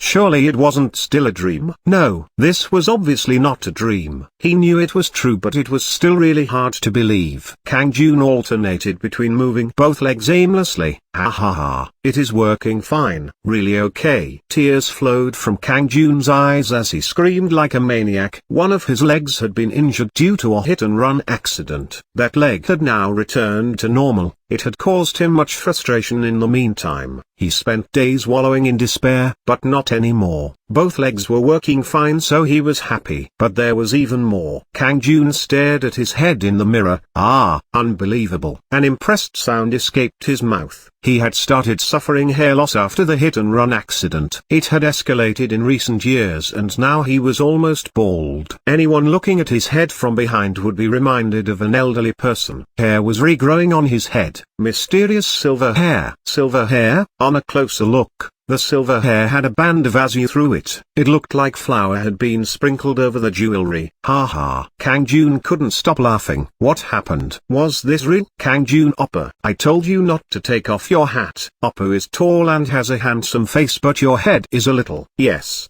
Why don't you wear a wig? Wigs are made very well these days. Then women will like Oppa. I will introduce you to a friend of mine. Just wear a wig. Many women had said these types of things to him. The women were trying to help, but Kang Jun didn't find it comforting at all. Rather, it just caused a bigger wound. But now he didn't need to be hurt hearing it anymore. No. There was no reason to hear such words. He had never seen anyone else with such mysterious silver hair. Isn't this too conspicuous? Silver hair would naturally get noticed. He felt the energy of a celebrity every time he looked at the hair. People passing by would stare at him. Damn. I need to wear a hat again. Kang Jun had a bitter smile. In fact, attracting people's attention everywhere wasn't a pleasant thing. There would be dislike, envy, admiration or even disgust in their eyes. Still, Kang Jun decided not to wear a hat. He had lived wearing a hat like a criminal, so he didn't want to do it anymore. Chapter 13,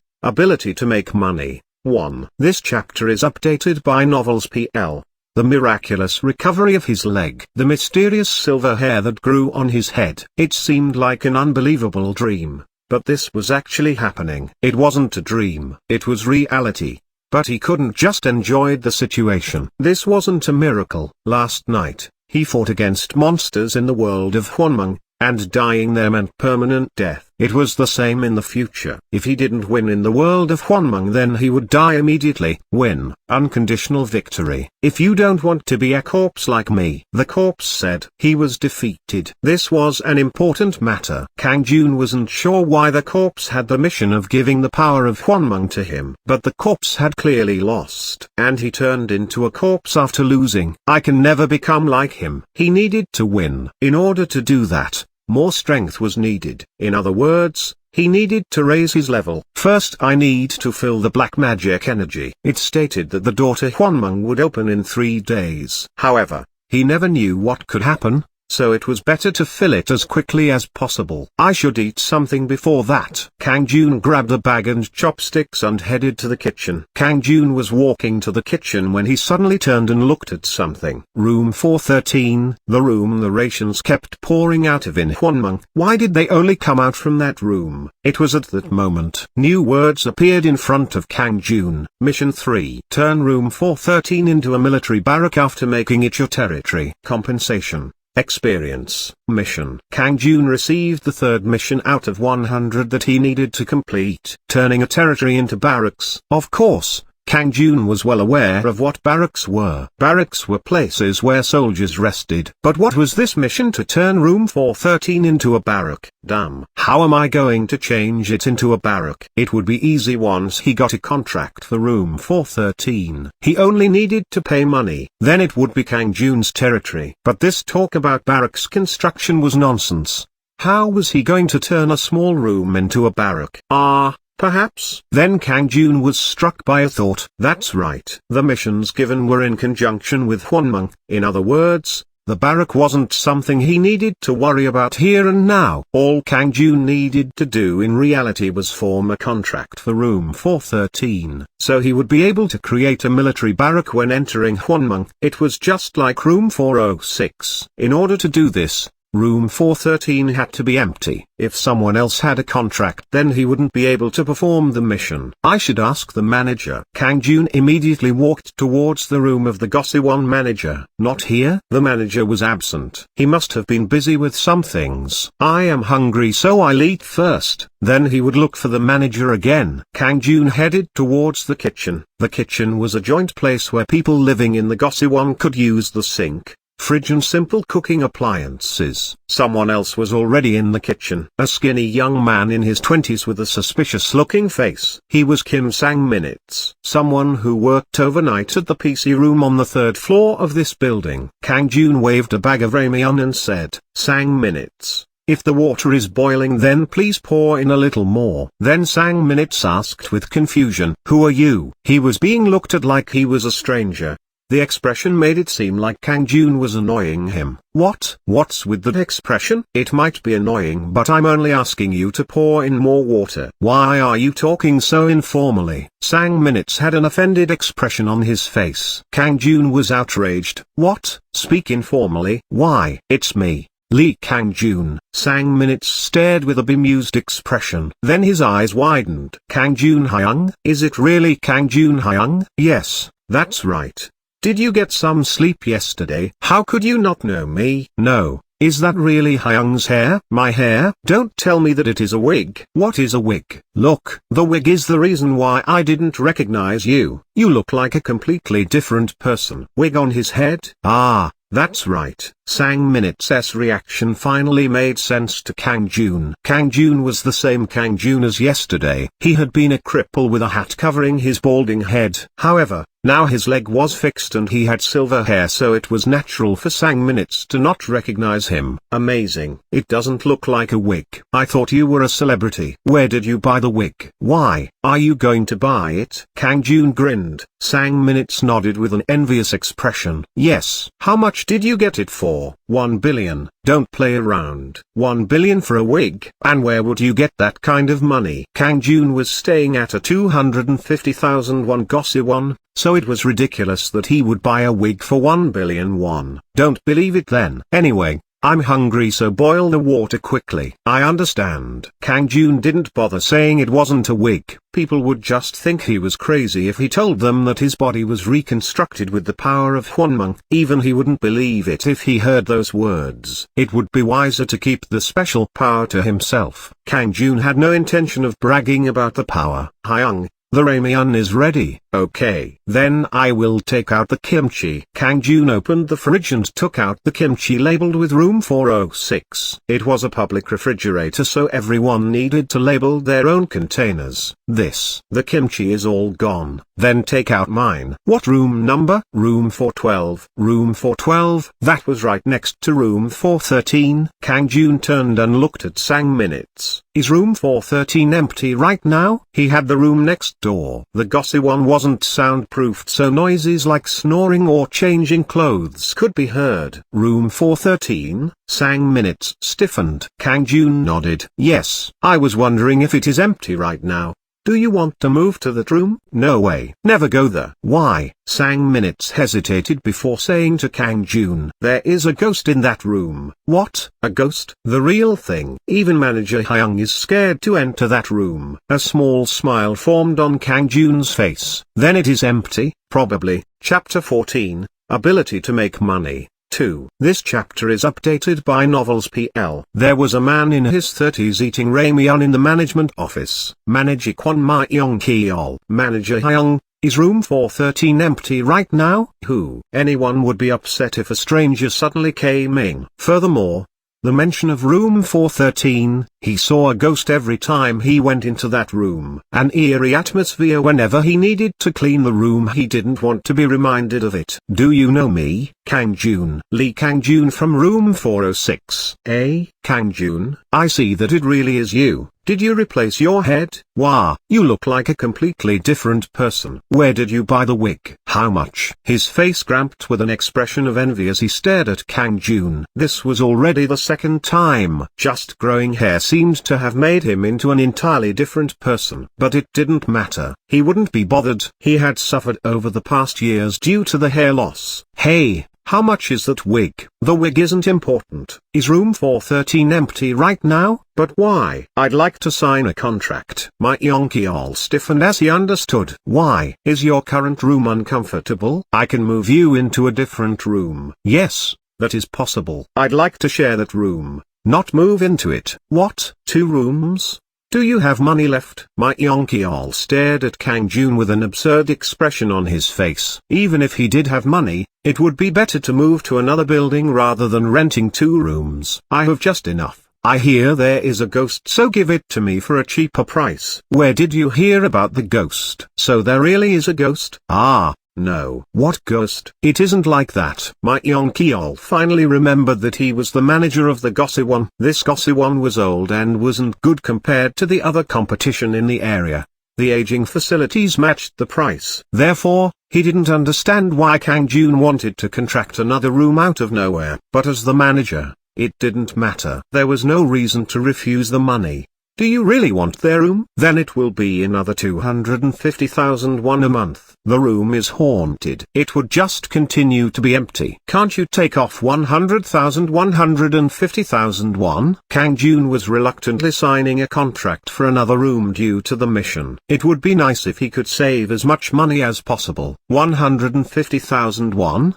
Do you want me to be fired? I can't give it to you for anything less than 200,000 won. 200,000 won? Call. Kang Jun was hoping for that price. Striking off 150,000 won was absurd. In fact, a discount of 50,000 won was amazing. It only happened when there was a serious flaw in the room.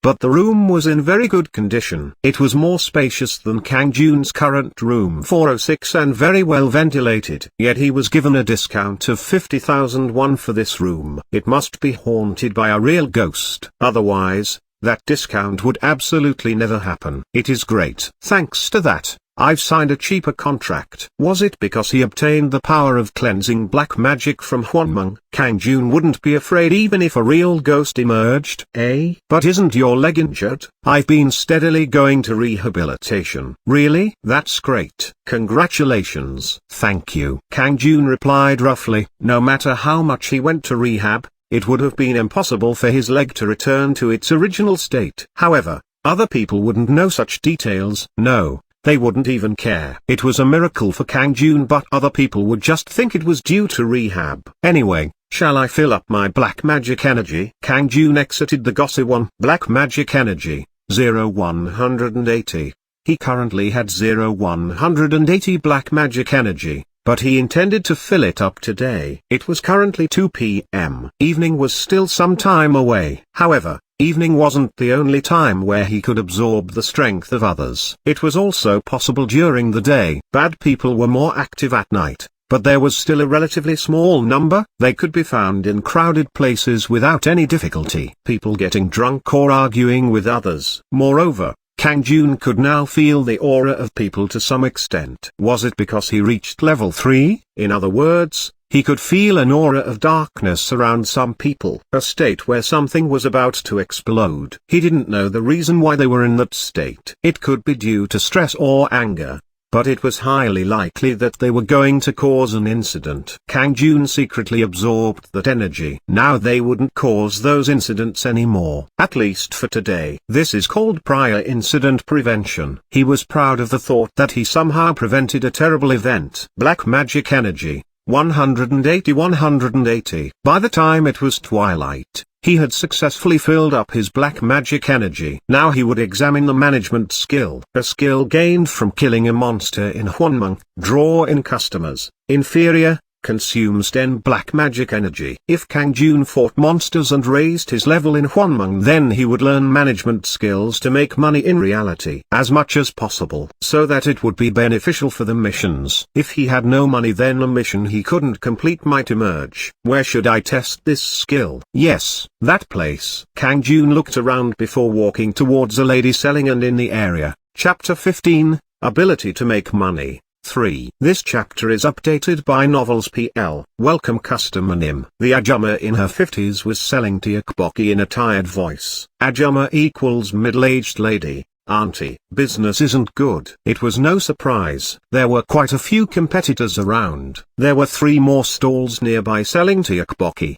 and even snack restaurants. Besides, the location was wrong. There was a floating population in the area, but accessibility wasn't good since it was located in an inner alley. In other words, the customers would pass the competition first. It would be hard to have frequent guests unless the Ajumma's tteokbokki had great word of mouth. But the tteokbokki just looked normal. 1 serving of hot pepper paste tteokbokki for 2,500 won. 500 won for 1 steaming skewer of it. 2,500 won for 1 small serving of. 2,000 won for 7 pieces of. It was a common price menu. I won't know until I taste it. If the taste was normal, then there would be no reason to come here. Customers would eventually be pushed elsewhere. Customer Nim, what can I do for you? He would have a taste. He was also hungry. It was necessary to analyze the menu before using the management skill, so he could determine the true power of the skill. 1 small serving of tteokbokki, and 2 skewers. Oh, and also a plate of twigim. Yes,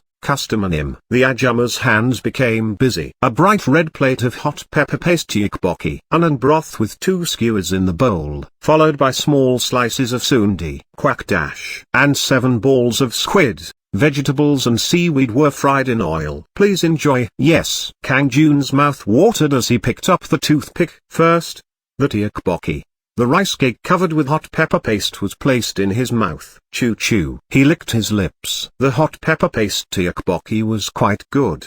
The rice cake was chewy and tasted good. It was a little bit sweet, but that was a complaint that depended on a person's taste. Above average. Kang Jun continued with the twigim and sundi. The adon is average, sundi inferior, twigim average. Kang Jun ate the tteokbokki, and sundi and twigim and instantly reviewed them.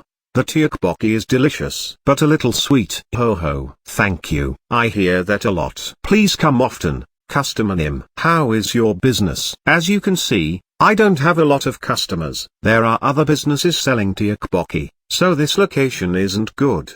The Ajumma knew that this location wasn't good. Nevertheless, this was the position she got. Kang Jun naturally wasn't interested in such matters. The important thing was determining the effect his management skill would have. Then should I use the skill? Draw in customers. Kang Jun inwardly shouted the skill name. Draw in customers. 1. Has been used. 10 black magic energy is consumed. Finally, would consuming 10 black magic energy really attract customers? Please specify the target. A new message appeared. Target. It meant the destination for the skill. The target is this Ajumma's tteokbokki. Then another message appeared immediately. The target has been designated as Kang Young Cha's tteokbokki. All people within 40 meters of Kang Young Cha's tteokbokki will be affected by the skill. Some of the people within the radius of the skill will be interested in Kang Young Cha's tteokbokki. Duration is 20 minutes. Ugh, amazing. It meant that people in a 40 meters radius would be brought here. It would last for the next 20 minutes. But then a few more messages appeared. The power of the skill will greatly increase if the target is located within your territory. Sometimes a skill's critical hit will occur, and in some cases, a special ability will be activated. A skill's critical hit will be affected by the good luck stat. If the target was located within his territory, it was talking about Kang Jun's own business. In reality it was a contract, but it was his base in Huanmeng. Currently, there was only one such place. The Gossy One's room 406. He had a contract with room 413, but his only base in Huanmeng was room 406. Then expanding it would allow the power of his management skills to greatly increase. But to do business in a cramped room? It was unfortunate, but it was irrelevant to him right now. However, The skill's critical hit was different. It was associated with the good luck stat, so it could occur anywhere. Kang Jun had 6 points in the luck stat. Sure enough, the skill's critical hit has occurred. The radius of the skill has extended to 80 meters. You have received the buff skill Art of Communication for 10 minutes. People will become interested in Kang Young Cha's Tteokbokki when they hear you talk about it. Oh, critical hit. The radius of the skill increased. In addition, he received a communication buff. It was at that moment. Oppa, we should go eat the tteokbokki over there. Really? A couple exploring the neighborhood started to walk towards Kang Young Cha's tteokbokki. That wasn't all. Hey, should we have something to eat? Tteokbokki. I want sundi. Shall we go to a snack restaurant? No. How about this place? Okay. Hi, run. The one who arrives last will have to pay. Hey, there was such a rule? Ha ha ha. I'm the first. Ajama, one tteokbokki please. 4 high school students wearing uniforms rushed up to Kang Young Cha's tteokbokki stall. The skill is really working. Kang Jun's heart pounded. The skill alone attracted customers. It seemed like a ridiculous story, but the customers were really coming. Unfortunately, it was only 2 groups. There were quite a lot of people walking within 80 meters, but most just walked past. Sometimes people would look over here. Perhaps the power of the skill was still too weak, inferior. In other words, it would be different if it was an intermediate or advanced skill. Anyway, it can't stay like this. Right now he needed to experiment with the buff Art of Communication. Kang Jun clapped his hands and cried out. Now, have some tteokbokki as a snack. Come eat tteokbokki. Chapter 16, Ability to Make Money. 4. This chapter is updated by Novels PL. The moment that Kang Jun shouted, the people walking nearby stopped like they had been struck by lightning. At the same time, their gazes were fixed to Kang Jun and the plates of tteokbokki in front of him. That wasn't the end. Some of them started moving naturally towards the plates of tteokbokki. Shall we eat tteokbokki over there? Yes. I suddenly want to eat tteokbokki. Ho ho. Somehow that seems tasty. A total of 10 people. They seemed possessed while the rest of the people passed by like nothing had happened. I did that. In fact, Kang Jun just wanted to test the power of the buff. However, 10 people came flocking at once. It was clear that the buff had a stronger instantaneous power compared to draw-in customers. More people would continue to flock if Kang Jun called. But Kang Jun had no intention of doing that. He was just trying to figure out the management skill. I ate well. Sell a lot. Yes. Customer Nim. Please come again. Kang Jun paid for the food and left the tteokbokki stall. Kang Jun left but more customers were flocking, and the Ajama completely forgot all about Kang Jun due to the other customers. She thought it just happened by chance. 2 servings of tteokbokki over here. Yes, Customer Nim. A small serving of sundi please, quickly. Yes. Ho ho. It is just a short wait. She was working hard to get the food out to the customers. Meanwhile, Kang Jun moved to the second floor of the coffee shop on the opposite side. Kang Jun sat at a window table with a cup of Americano and watched her. The draw-in customers' skill lasted 20 minutes. There seemed to be a steady supply of 2 or 3 customers every minute. Kang Jun watched the situation and found one unique point. Not all the customers will order. A lot of them just leave. The skill drew in customers, but that didn't necessarily mean they would order. All it did was attract the attention of the customers. But even that was huge. If the menu was at a moderate level, then it would never fail. Orders would increase if there was a more appetizing flavor. The patrons would then become frequent. Guests were attracted until the duration of the skill ended. Kang Jun drank all his coffee but continued investigating the tteokbokki stall. Not surprisingly, people continued to rush past. Kang Young Cha was still busy making food for the customers who ordered. However, new customers didn't come anymore. After 20 minutes, the stall returned to its original state. Still, the stall was briefly crowded, so the Ajama's face was much brighter than before.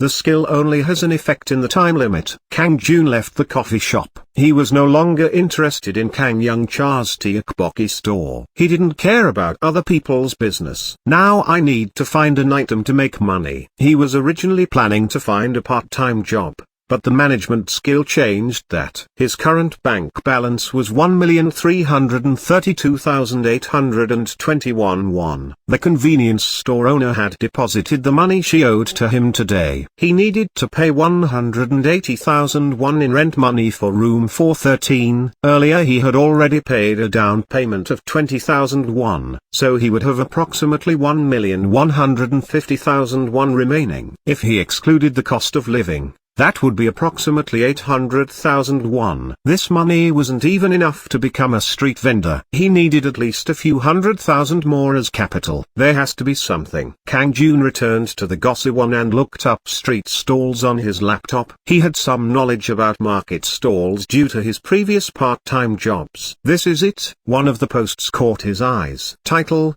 Street Stall Vendor Needed. Writer: Oh Young Sik. Views: 39. Contents: the location is at K Traditional Market. There is a good floating population. Prohibited items: fruits, vegetables, side dishes, phone cases, toys, accessories etc. Available industry: underwear, socks, taiyaki, etc. Per day, 40,000 won, prepaid. Per month, consultation. Offer good prices. Phone: 0xx38x33xx. It was a method where someone could pay 1 month's rent in advance. But sometimes there were contracts on a daily basis. He took note of the prohibited items. It meant there was other competition nearby. If such things were ignored, then it would become a fight of available stock. The available businesses were underwear, socks or taiyaki. It was a little too early in the summer for taiyaki. It would be a little awkward for women to buy underwear from a man. Of course,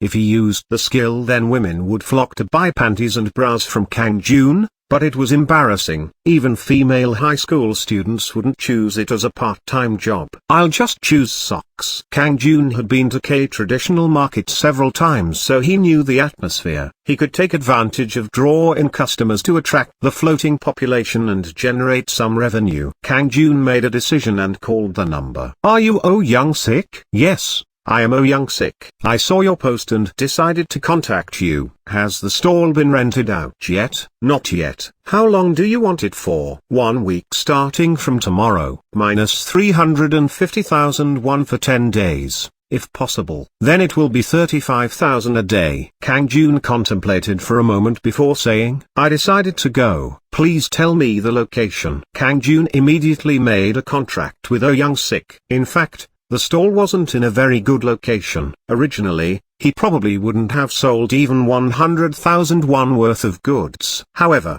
Kang Jun could draw in people within a 40 meters radius. If there was a critical hit, then it would be 80 meters, as well as the magic art of communication. He already knew a place to obtain wholesale socks. Kang Jun obtained information about the area. Kang Jun ordered children's socks, adult socks, hiking socks etc.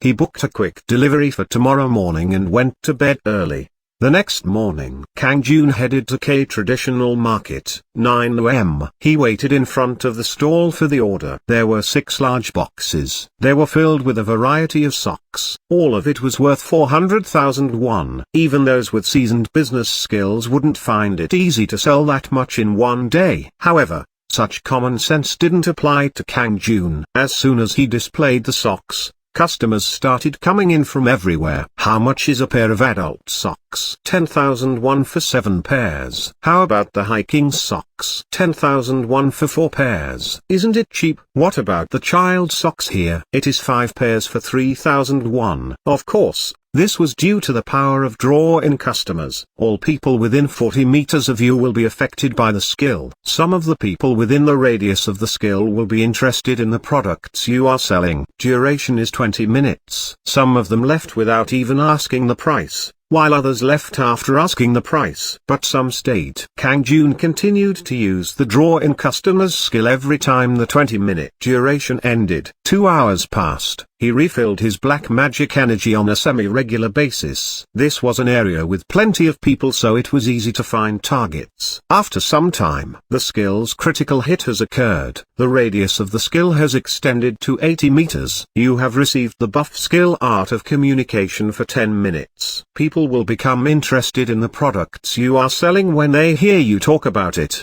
Critical hit. He had been waiting for that moment. He had 6 points in good luck, so a critical hit wouldn't happen every time. How could he miss this golden time of 10 minutes? Come. Cheap socks. Cheap luxury socks. Hiking socks. Come and check it out once. Kang Jun vigorously exclaimed. The people in the vicinity started staring at Kang Jun's stall. Their eyes flashed. It was like using a taunting skill in a game. It wasn't surprising that people came up him. Young man, how much are those hiking socks? 1 pair for 3,001. 4 pairs for 10,001. What about a pair of adult socks? 2,001. Kang Jun energetically welcomed the people. The buying rate was low, but Kang Jun continued to gather people and succeeded in selling all 6 boxes by the time it was evening. Ha ha ha. Everything was sold. Kang Fun felt tired but proud as he gazed at the empty boxes. The boxes full of socks were gone. They had changed into money that entered Kang Jun's pockets. 126 million won, excluding the value of the goods and other expenses. He earned approximately 800,000 won. This was in just a single day. When he was working part-time at the convenience store, Kang Jun only earned 50,000 won a day. Now he earned 800,000 won. I can increase it further in the future. Kang Jun's eyes shone as he clenched his fists. This is only the beginning. Chapter 17, Barrack Construction, 1. This chapter is updated by Novels PL. The next day, Kang Jun continued selling socks at K Traditional Market. He managed to sell 8 boxes by the time it was evening. It was around 2 million won in profit. He made a huge 2 million won in just 2 days. I'm sweeping in all the money. He might be able to make 10 million won in the 10 days he had the contract for. This was due to the power of the management skill. He was capable of making money and no longer needed to live in poverty. Was this the happy end after a hard life of suffering? The problem was that he needed to survive in the world of Juan Mung to benefit from this happiness. Even if he earned billions, no, tens of billions of won, it would be useless if he was defeated in Juan Mung. He needed to win. His tension wouldn't be released until he passed through 100 missions. But the 2 million won was reassuring. Kang Jun deposited the money he made into a bank via ATM and headed back to the Gossi-won with a proud heart. The door to Juan Mung will open tonight. Upon entering Juan Mung, he would have to fulfill the 3rd mission of constructing a barrack in room 413. I have to retrieve the key. He signed a temporary contract 2 days ago. The formal contract started tonight, when the door to Juan Mung would open. Kang Jun finished eating dinner and had a shower before visiting the management office to hand over the remaining 180,000 won to Kwon Myong-keol. I don't know why you want the room, but be careful. And you should sleep in room 406 if possible, Kwon Myong-keol said with a worried expression while handing over the keys to room 413. Kang Jun grinned. Did you really see a ghost? I did. Anyway, I warned you. Don't blame me later. Kang Jun thought he was being honest. He had never seen a ghost before, but it wasn't without merit. It reminded him, just days before, he had seen a corpse underneath his bed. The shock and horror from that time. It was indeed beyond imagination. Of course, it was thanks to the black magic purification power of Juan Mung, but even that was extremely unusual. Kang Jun couldn't dismiss the idea of a ghost as nonsense. Where is the ghost? It might appear in Juan Mung, but this is reality. And even then, he didn't feel afraid. He had the black magic powers.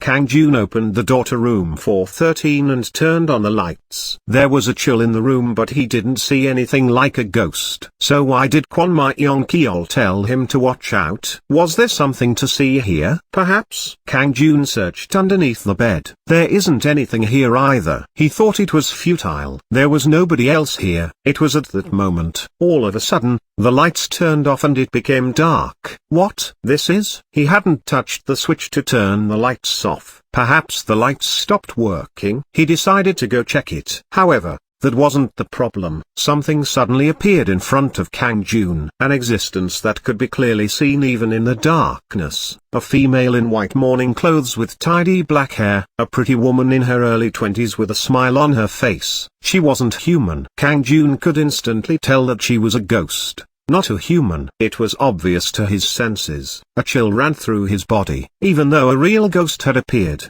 he was calm and confident. "What are you?" Kang Jun asked while staring at the ghost. Then the ghost spat out, "Get out of this room." It was a creepy feeling that penetrated deep into his soul. The ghost was smiling, but her voice caused a lot of fear. "Me? You? Don't come back." A ghost.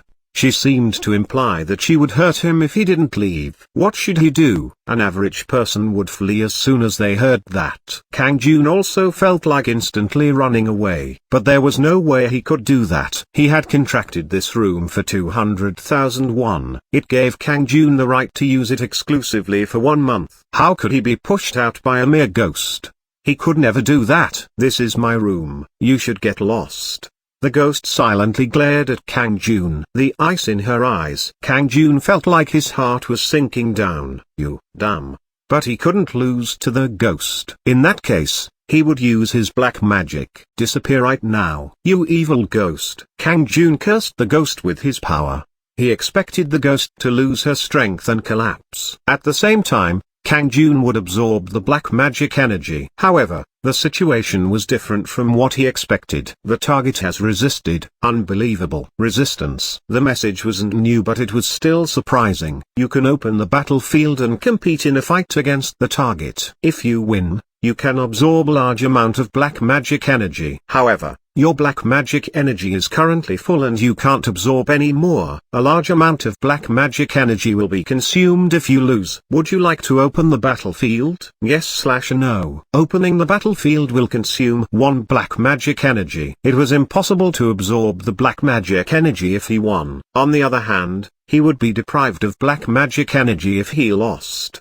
Then it would be foolish to open the battlefield. The face of the ghost distorted. She noticed that Kang Jun had tried to do something. "You dare?" The ghost leapt towards him. Kang Jun reflexively kicked up and hit the ghost's chin. Bam! The ghost's head shot backward. Kang Jun jumped up and his feet slammed against the chest of the ghost. Bam bam! The ghost fell to the floor. "She isn't a big deal." The ghost had a spirit body, but he managed to succeed in kicking her twice. However, Kang Jun didn't feel good. Was the ghost originally so weak? It couldn't be. Sure enough. "Suyok." The ghost jumped up and gave Kang Jun a menacing glare. Hok. The previously white clothes had now turned black. Her neat hair unfurled into a wild mess. But was that all? Her eyes turned red and bloodshot. Duke. Blood started pouring down from the black hair. "You, damn." Kang Jun flinched back. The momentum had changed. Just looking at her was difficult. Avoid it. Suddenly, the ghost's arms stretched out and grabbed Kang Jun's throat. Quack!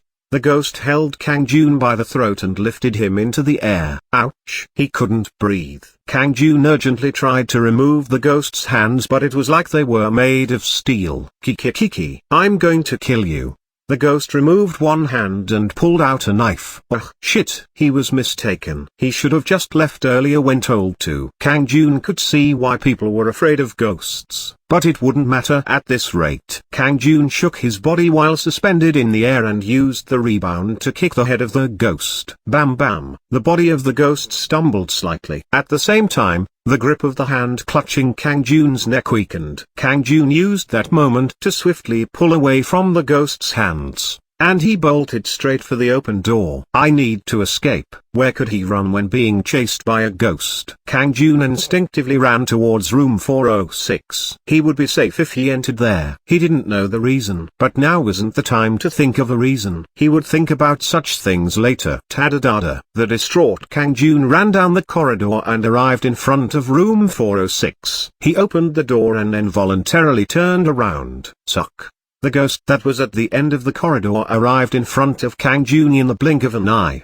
The incredible speed seemed like teleportation. Hok. It was like a memorable scene from a horror movie. Kang Jun entered the room as fast as the wind and closed the door. Quang. He immediately locked the door and took deep breaths. Crazy. There was a real ghost. In addition, the ghost turned out to be an enemy, a ghost who tried to kill Kang Jun. Quang quang quang. something violently knocked on the door. It was obviously the ghost. Kang Jun jumped with surprise inside the room. Quang quang quang quang. The door seemed to be in danger of breaking. Kang Jun watched it with an uneasy expression. Strange. Why isn't the ghost coming in? There was no reason for the ghost to break down the door. She could come straight through the door. But the ghost didn't enter and just continued knocking. Knock knock. In addition, the knocks now seemed like light taps. Excuse me, just a minute. Could you open the door? That wasn't all.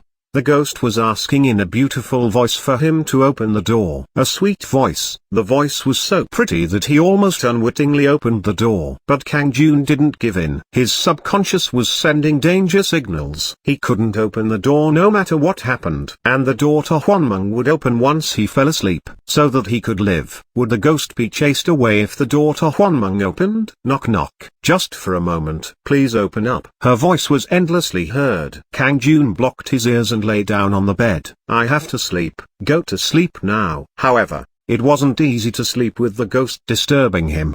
He couldn't sleep when he knew there was a ghost at the door. Still, Kang Jun continued to lie under the covers on the bed. At some point, he was barely able to fall asleep, and then a dreamy voice was heard. The door to Juan Mung is open. You have entered the world of Juan Mung. Chapter 18, Barrack Construction, 2. This chapter is updated by Novels PL. This place, a strange but familiar area. It was Kang Jun's room in Juan Mung, but unlike before, the internal space was now expanded by several more times. Fortunately, he couldn't see any ghost. The door was open but the Gossy One's corridor was empty. It was natural. This was Juan Mung, the dream world. The ghost in reality couldn't come chasing him into the dream. By the way, why is the room so much bigger? The large interior space was obviously due to the completion of the base. It was impossible in reality, but this was Juan Mung. This base is the headquarters of the territory that you control. The base headquarters acts as a safety zone that protects you in reality. Safety zone? Kang Jun realized why the ghost had to knock from the outside. Now enter room 413 and remove all obstacles. Then the threat in reality will disappear from room 413. The threat in reality? It was obviously the ghost. If Kang Jun removed the obstacles from room 413, then he didn't need to be afraid of the ghost anymore. Then I can't hesitate. Anyway, he needed to absolutely complete mission 3. Kang Jun left the base and headed towards room 413. The doorknob that was impossible to use last time now turned and the door opened. What was inside? Was it infested with the rat-headed monkeys called rations? Kang Jun nervously entered the room.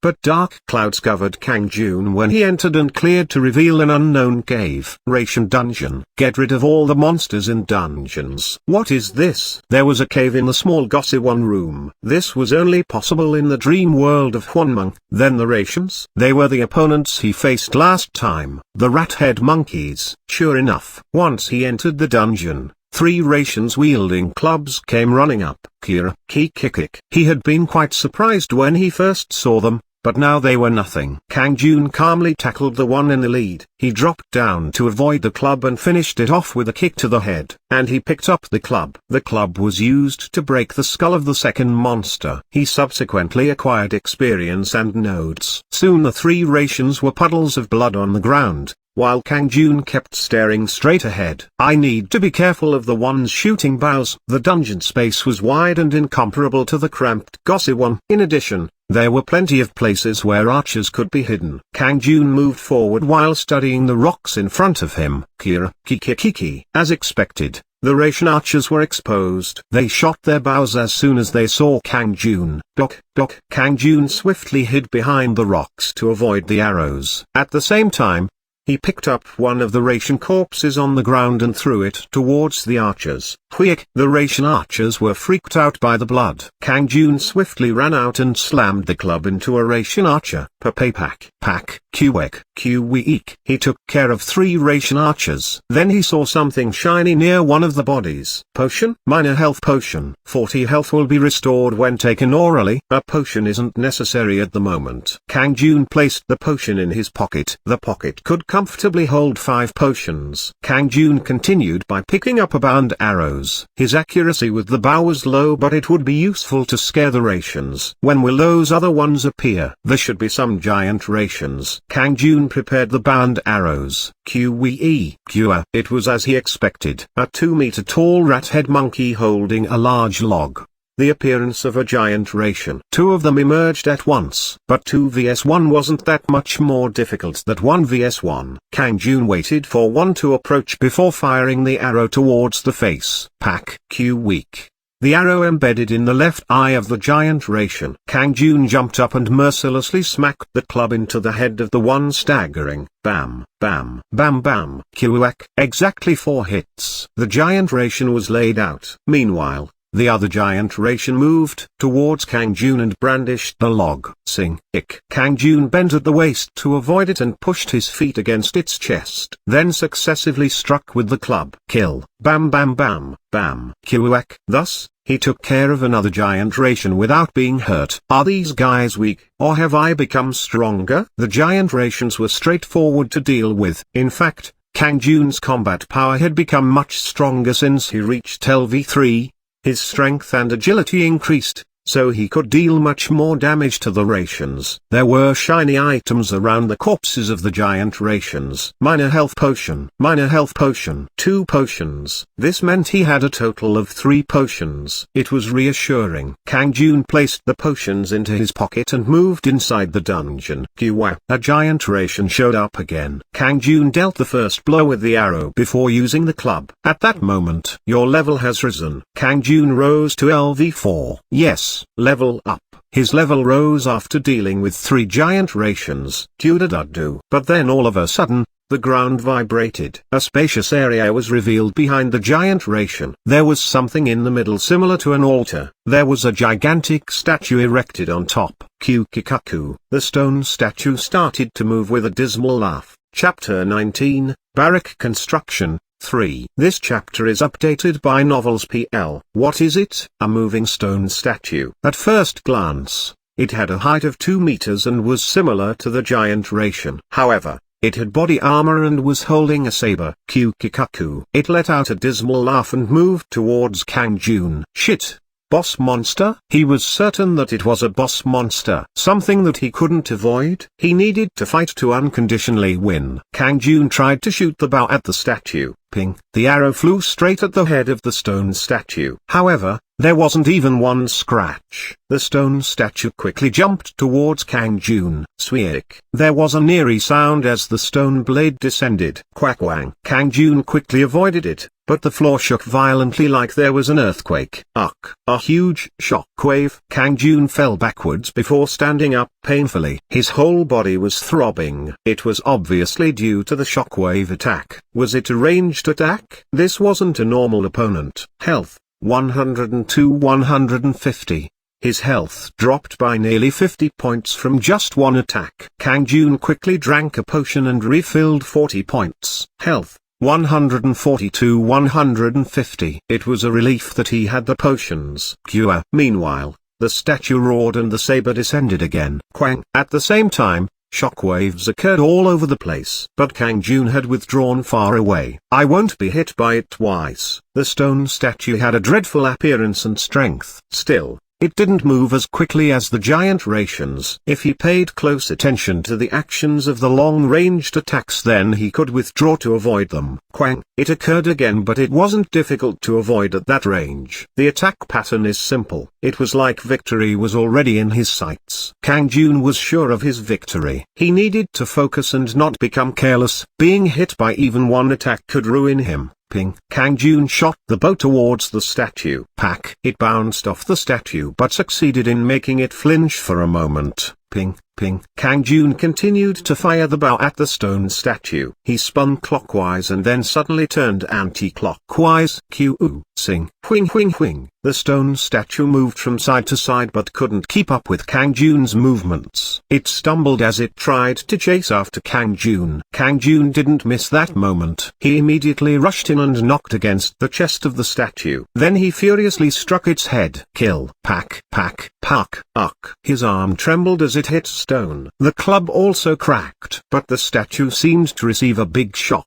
Kukikaku. The statue staggered around and tried to recover. This won't do. Kang Jun whacked the statue's right hand. Pack. Pack. The right hand couldn't hold on to the saber and it fell to the ground. Kang Jun threw the club away and instantly picked it up.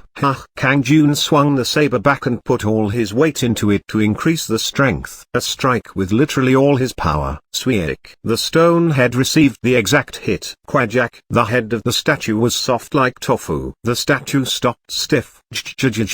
Then the body literally cracked and broke. It turned to dust around Kang Jun. Phew. He barely won. Kang Jun sighed with relief and looked around. Is it now finished? There weren't any other monsters nearby. Kang Jun had removed all the monsters in the dungeon. Oh, there is a scroll. Kang Jun found the flashing scroll through the broken fragments of stone. A stone statue that is the guardian of Ration Dungeon. It has strong power and be careful of the ranged attacks. At the same time, the scroll turned into dust and disappeared. You have gained inferior knowledge of the Golem Ratigas. Ratigas? The name of the stone statue was Ratigas. Combat strength against the Ratigas has risen by 10%. The likelihood of acquiring items from the Ratigas has risen by 5%. Knowledge. After the rations, he now learnt about the Ratigas. All obstructions have been removed from room 413. At the same time, an empty box appeared on top of the altar. What is that?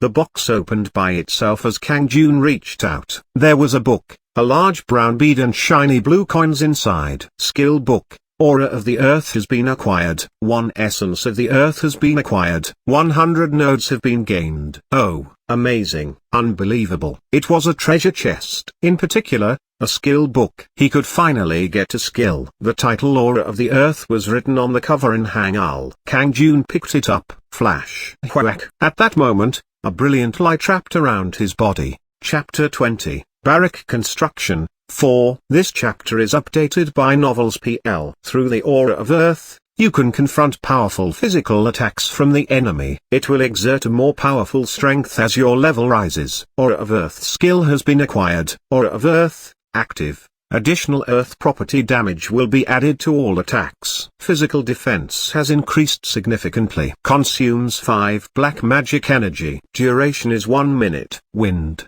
fire, water and earth can't be used simultaneously. 5 black magic energy will be consumed to use this skill to increase physical attack and defense for 1 minute. A skill specialized in defense rather than offense. He didn't know how much his defense and attack would increase, but it was still his first skill. But what is this bead? I think it was called Essence of Earth. Kang Jun picked up the big brown bead inside the box. There was a description the moment he picked it up. Essence of Earth. Rating, rare. One of the 4 elements, Earth has been condensed into a bead and can be used as building materials or summoning monsters. The bead in Kang Jun's hands disappeared. In addition, the blue coins in the box also disappeared as Kang Jun touched them. At the same time, a new window appeared in front of Kang Jun. Resource status, money, 167 nodes. Essence of Earth, 1. This was the amount of property Kang Jun currently owned. Of course,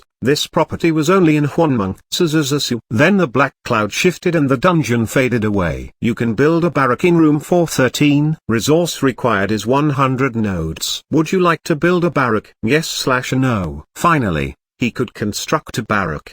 He could accomplish mission 3. Yes. Construct the barrack. A brilliant light shone in the room the moment Kang Jun gave the command. Stage 1 barrack construction. Degree of completion, 0%. Just like the base, a little bit of time was needed to complete the barrack. Stage 1 barrack construction, 10%. Fortunately, the construction of the barrack was very fast compared to the base. He only waited a few moments. A barrack was built in room 413. The cramped area of room 413 expanded and it looked just like an army barrack. This is a barrack. He finally achieved mission 3. Sure enough, mission 3 has been accomplished. As a reward, enough experience will be given to increase your level. Lee Kang-jun, level 5, exp 20%. War, beginner. Health, 170. Black magic energy, 8200. Strength, 8. Agility, 9. Intelligence, 6. Good luck, 6. Charisma, 8. His level rose. His health recovered and the black magic energy capacity also rose. My muscles have hardened. There was a clear difference, the rise of strength and agility. Thanks to that, his body felt much lighter and stronger. Kang-jun gave a satisfied smile as he felt his body becoming stronger. In addition, his head also felt clearer. It was thanks to a rise in intelligence. In the future, it would be useful when studying or reading a book. He would have to try it out at least once. In the meantime, a new message appeared. Now that a base and barrack have been built, you can earnestly participate in a full-scale war. Gather troops to scout. Everybody else besides you will be the enemy. Remove all threats that you see. Your army will become more powerful through invasion and plunder. Kang-jun was surprised. Full-scale war? Furthermore, everybody except for himself were enemies. Invasion and plunder. A new message appeared while he was having doubts. Mission 4. Occupy the Dafeng building. Compensation. Experience. 200 nodes and 3 essence of earth. What was this? Occupy the Dafeng building. The Dafeng building is this one. That's right. Dafeng was the name of the building containing the Gossi-won. The Gossi-won was on the 4th floor. The 3rd floor had the PC room. The 2nd floor was a coffee shop and karaoke. 1st floor was the real estate office, while the basement contained a karaoke bar. The mission given was for him to occupy the Dafeng building. How do I occupy it? Was it simply through scouting, or did he need to use money to purchase it in reality? The latter option wasn't simple. The building was old but it was still in Gangnam. It was in Shinsadong, the administrative area of Gangnam. He could go to the real estate office but he already knew the market price of the building would be huge. Crazy. Surely the mission doesn't require buying this building. This area doesn't belong to you in reality so you can capture it through invasion. Such a thing is possible. Kang-jun finally understood the contents of the mission. In other words, the mission didn't require purchasing the building with money in reality. It was a mission that required occupying Dafeng through force in Mung. If so, there was no need to hesitate. There might be tough enemies hiding. I need to produce some troops. Kang-jun looked directly at room 413. You can summon monsters you've obtained knowledge about in the barrack. Available to summon. Rations. Giant rations. Ratigas. Kang-jun had gained knowledge about 3 types of creatures so he could summon them. It was possible to summon the boss monster Ratigas. The stage 1 barrack had a capacity for 10 troops. Of course, it wasn't free. Resources such as nodes and the essence of earth were required. Ration infantry. Resources, 10 nodes. Ration archers. Resources, 10 nodes. Giant rations. Resources, 20 nodes. -1 charisma is required to summon. Ratigas. Resources, 100 nodes. 1 essence of earth. -3 charisma is required to summon. In the case of certain monsters, summoning was impossible if his charisma was too low. Fortunately, Kang-jun had 8 charisma. He did well by rolling the dice again to increase charisma during the reconstruction of his body. Currently he had 67 nodes. Kang-jun summoned 2 ration infantry, 2 ration archers and 1 giant ration. Chapter 21, Occupying Everything. 1. This chapter is updated by Novels PL. Stage 1 Barrack. Capacity 010. Ration infantry summoning. 1%. A ration infantry is scheduled to be summoned. A ration archer is scheduled to be summoned. A ration archer is scheduled to be summoned. A giant ration is scheduled to be summoned. The summoning was time-consuming but took place immediately. Only one could be summoned at a time so it took a while for all 5 monsters to arrive. It will take a while if I wait. Kang-jun decided to move alone instead of waiting for his army. He should occupy the Gossi-won on the 4th floor first. In reality, he only had a contract for rooms 406 and 413,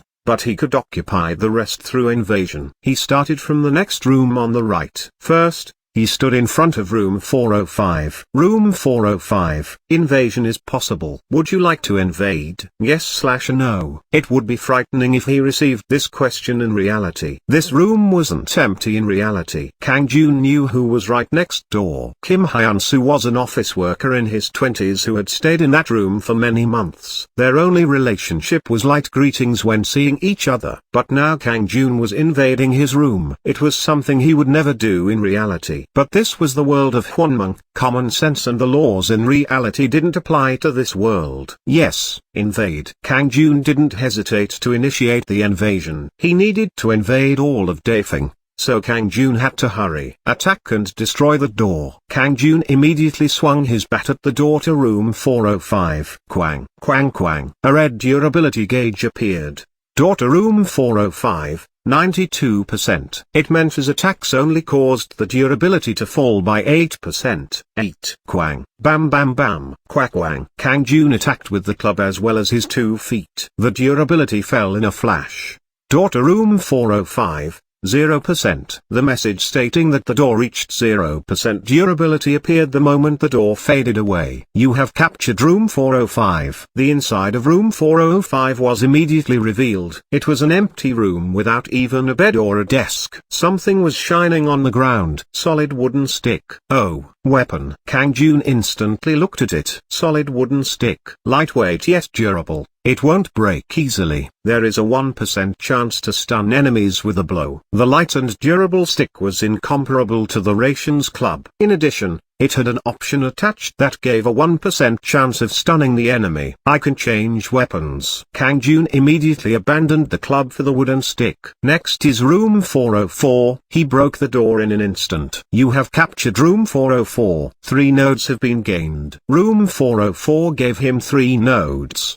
But that wasn't the end. Kang Jun attacked and occupied rooms 403, 402 and 401. He didn't get money or items in every room. In some cases, he literally just smashed the door. However, each room had an updated information window. Room 401, occupied territory. Territory effect. Construction of a research institute is possible. Room 402, occupied territory. Territory effect. None. Room 403. Occupied territory. Territory effect. None. There was something like this. Kang Jun needed to consider the effect of each room so he could decide if he should form a contract in reality. For the most part, each of the rooms had no effect. But in the case of room 401, it was possible to construct a research institute. What is a research institute? Through the research institute, you can create more powerful monsters to make the war situation more favorable. So, building a research institute meant his monsters would become stronger. If so, he needed to build it by any means. He would need to sign a contract for room 401 in reality,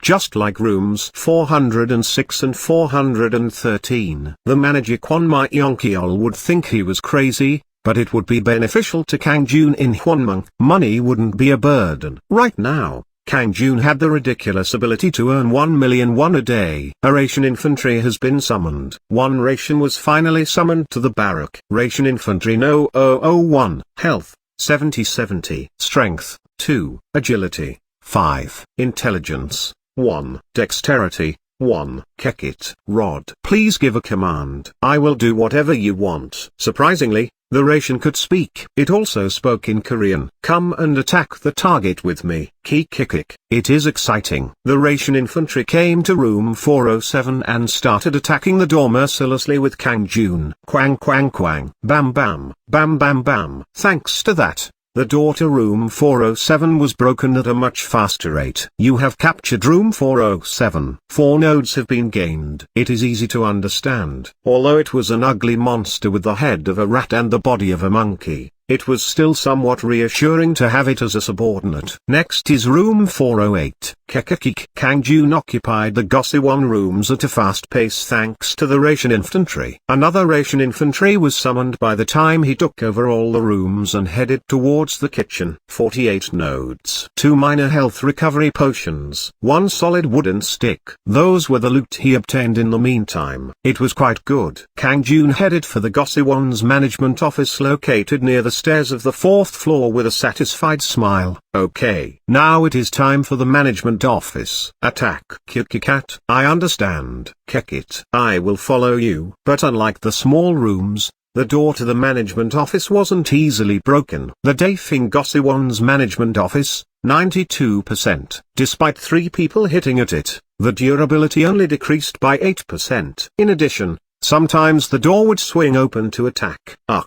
This won't work. Aura of Earth. In that case, he would use his skill. Aura of Earth consumed 5 black magic energy to increase defense for 1 minute. Quang. Quang. Due to that, Kang Jun wasn't hurt by any attacks from the management office's door. On the other hand, the Rations had no defense and their health continued to decrease. Ration Infantry No. 001, health, 3870. Ration Infantry No. 002, health, 3270.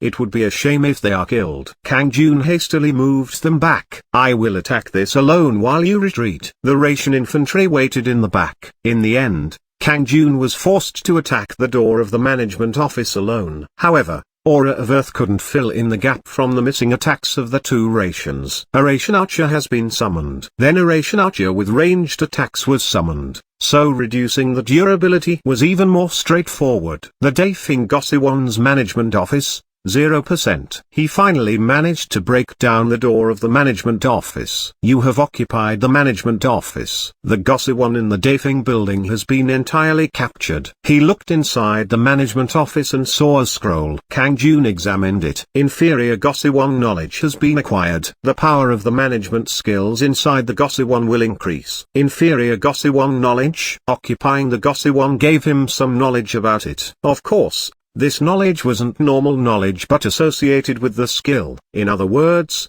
Kang Jun's skill draw-in customer would become much stronger inside the Gossi-1. Will occupying something generate knowledge? Then taking control of the PC rooms on the 3rd floor might give knowledge about the PC rooms. What about the coffee shop and karaoke on the 2nd floor? Real estate office on the 1st floor and karaoke bar in the basement. My guess is probably right. This was the world of Juan Mung. It wasn't simple knowledge. In reality, money was power. In other words, he could earn money easier when occupying new territory. He would do whatever it took to occupy the building. It was at that moment. Your time in the world of Juan Mung is over. The door to Juan Mung is closed. Kang Jun heard a dreamy voice and the area in front of him became hazy.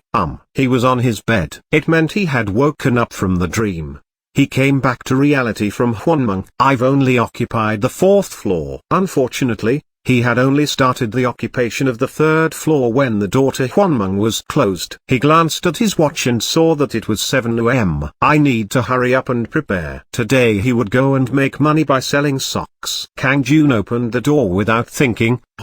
What was this? The ghost was standing at his door. Chapter 22, Occupying Everything, 2. This chapter is updated by Novels PL.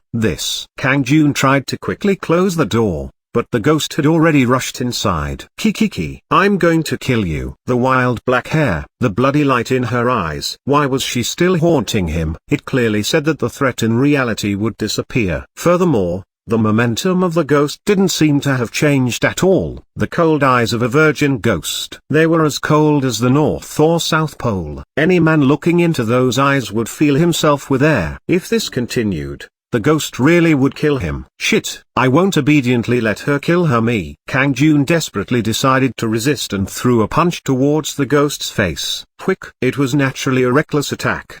The ghost wouldn't budge even if Kang Jun managed to hit her. However, the actual situation unfolded differently from his expectations. Quatang. The ghost was like a scarecrow in front of Kang Jun's fist. Both Kang Jun and the ghost were surprised that he managed to knock her down. You dare do something like this? Whing. The ghost hurriedly jumped up and grabbed Kang Jun's neck with both hands. Bam! At that moment, Kang Jun's right foot struck the ghost's chest. It was followed by his left foot that had his full weight behind it. Bam bam! Kiak! The ghost was blown down the corridor with a sharp scream. Ugh! The ghost staggered up with confusion on her face. Her eyes showed that she couldn't accept this situation. On the other hand, a relaxed smile appeared on Kang Jun's face. The ghost's power has clearly weakened. The words stating that removing all obstacles in room 413 would make the threat in reality disappear wasn't total nonsense. The ghost was definitely weaker compared to before. She no longer posed a threat to Kang Jun. Then I can't leave it alone. Kang Jun needed to stop the ghost from coming near him ever again. You took it well today. I'll give you some more. Kang Jun approached with a ferocious expression, causing the ghost to flinch back. Don't come. But Kang Jun ignored those words and continued moving forwards. Then the ghost rushed into room 413. Kang Jun immediately tried to open the door to room 413, however, the door didn't open easily. The doorknob wouldn't turn, like someone was holding it on the other side. Of course, that person was the ghost. Sure enough. Don't come in.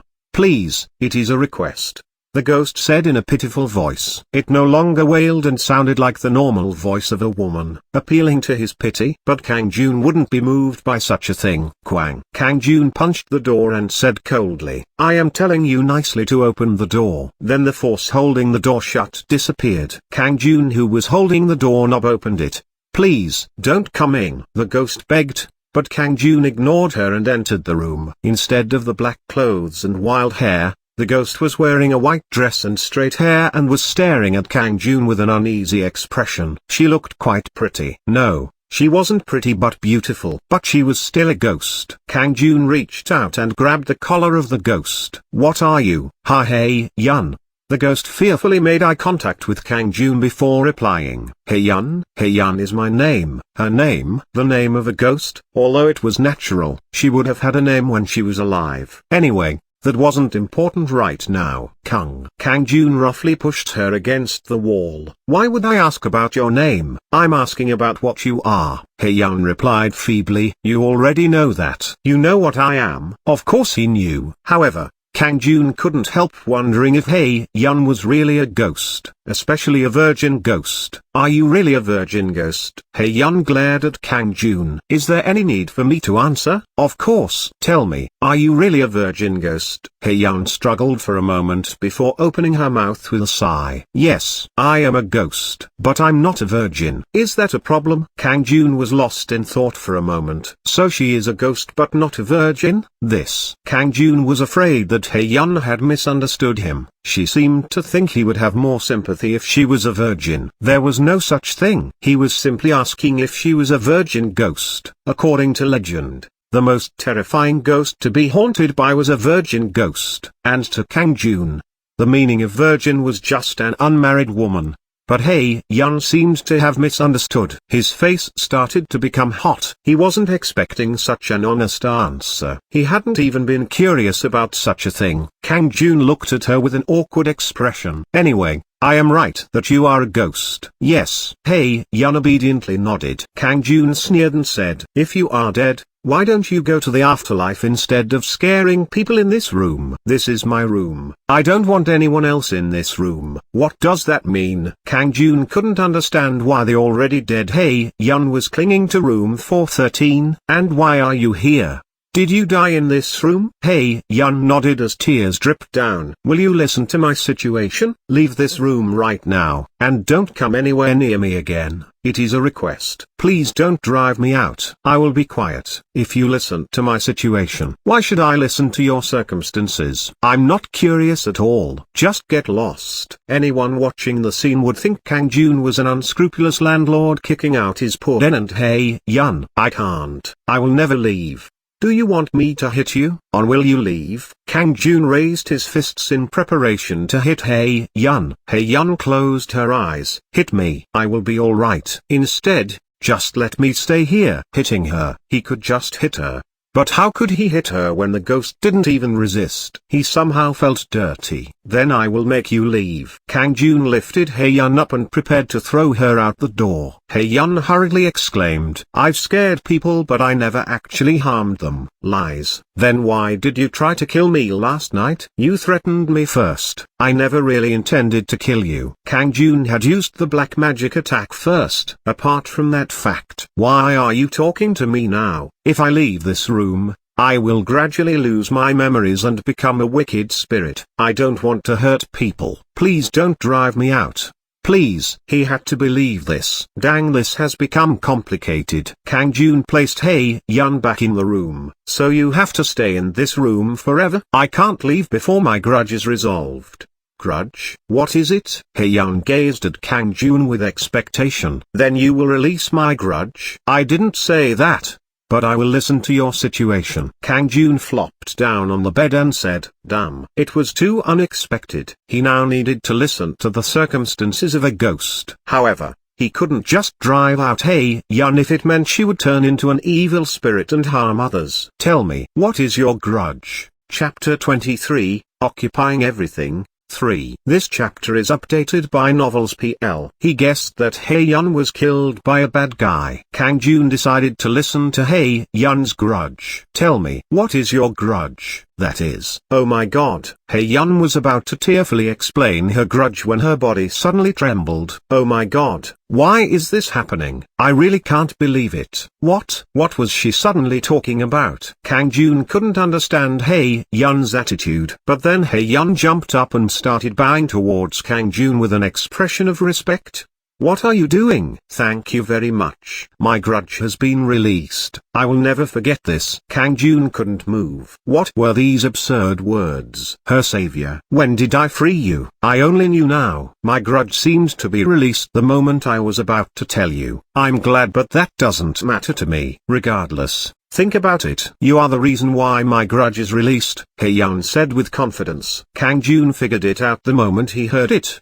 Did removing the obstacles from room 413 also affect Hye-yeon? It seemed like it. This wasn't Kang Jun's intention, but he somehow managed to release Hye-yeon's grudge. Come to think of it, I might have released you during the night. But that's it. Isn't it just releasing the grudge? Hye-yeon said with tears dripping down her face. No, both things can't be separated. Due to my pent-up grudge, I have never been able to escape from these constraints. Originally I wanted revenge. It made me turn bad. I would never have been able to get rid of the pent-up feelings. But why were the feelings released? I don't know. I can't understand it, but I am now free. I no longer have anything remaining on my mind. Yes. Does that mean my revenge is gone? The pent-up feelings are disentangled. I really feel free. That's great. So now you can relax and go to the afterlife. How can I repay the favor if I go to the afterlife? I will help you. Help me? I don't understand. But my instincts told me that you can access both dreams and reality. If you allow it, I can follow you in both worlds. Kang Jun was surprised to hear it. How did Hye-yeon know that? A ghost had managed to figure out Kang Jun's secret. Then Kang Jun suddenly laughed. Ah, that's right. Isn't she a ghost? Kang Jun nodded as he thought about it. But can you really enter the dream world of Juan Mung? Perhaps. But you probably need me more in this world. I will protect you when you fall asleep! Exclamation mark. That's right. Even if room 406 was called a safety zone, he still couldn't feel any peace of mind. For example, the building might fall due to a natural disaster. If Hye-yeon was guarding him, then Kang Jun would be protected from such situations. Please accept me. My strength is absolutely not weak. I will be very helpful. HRMM. Kang Jun was locked in thought for a while. Hye-yeon was a ghost. But that wasn't something he would be fearful of now. Was there any need to reject when she was offering to help him so eagerly? I might be able to summon the ghost as a subordinate, just like the monsters. Kang Jun made a decision and nodded. Okay, I will accept. Hye-yeon replied with a stunningly pretty smile. Thank you. I will be sure to repay the favor. Kang Jun was taken aback, despite knowing that she was a ghost. His heart was pounding from her smile. She had a killer smile. He had to resist the impulse to kiss her on the mouth. Crazy. Well, it didn't matter. Even if she had resolved her grudge, she was still a ghost. He wouldn't be lured by a ghost. He wouldn't. He restored his mental state. Kang Jun gave Hye Yun a mock disapproving expression. Don't smile like that in the future. Why? Just because. Anyway, don't smile in front of me. I'm going to smile. I will smile with all my heart. Hye Yun leaned her face closer to Kang Jun. Kang Jun turned his head away. Dangerous. Then a message appeared in front of Kang Jun. Hye Yun has joined your household.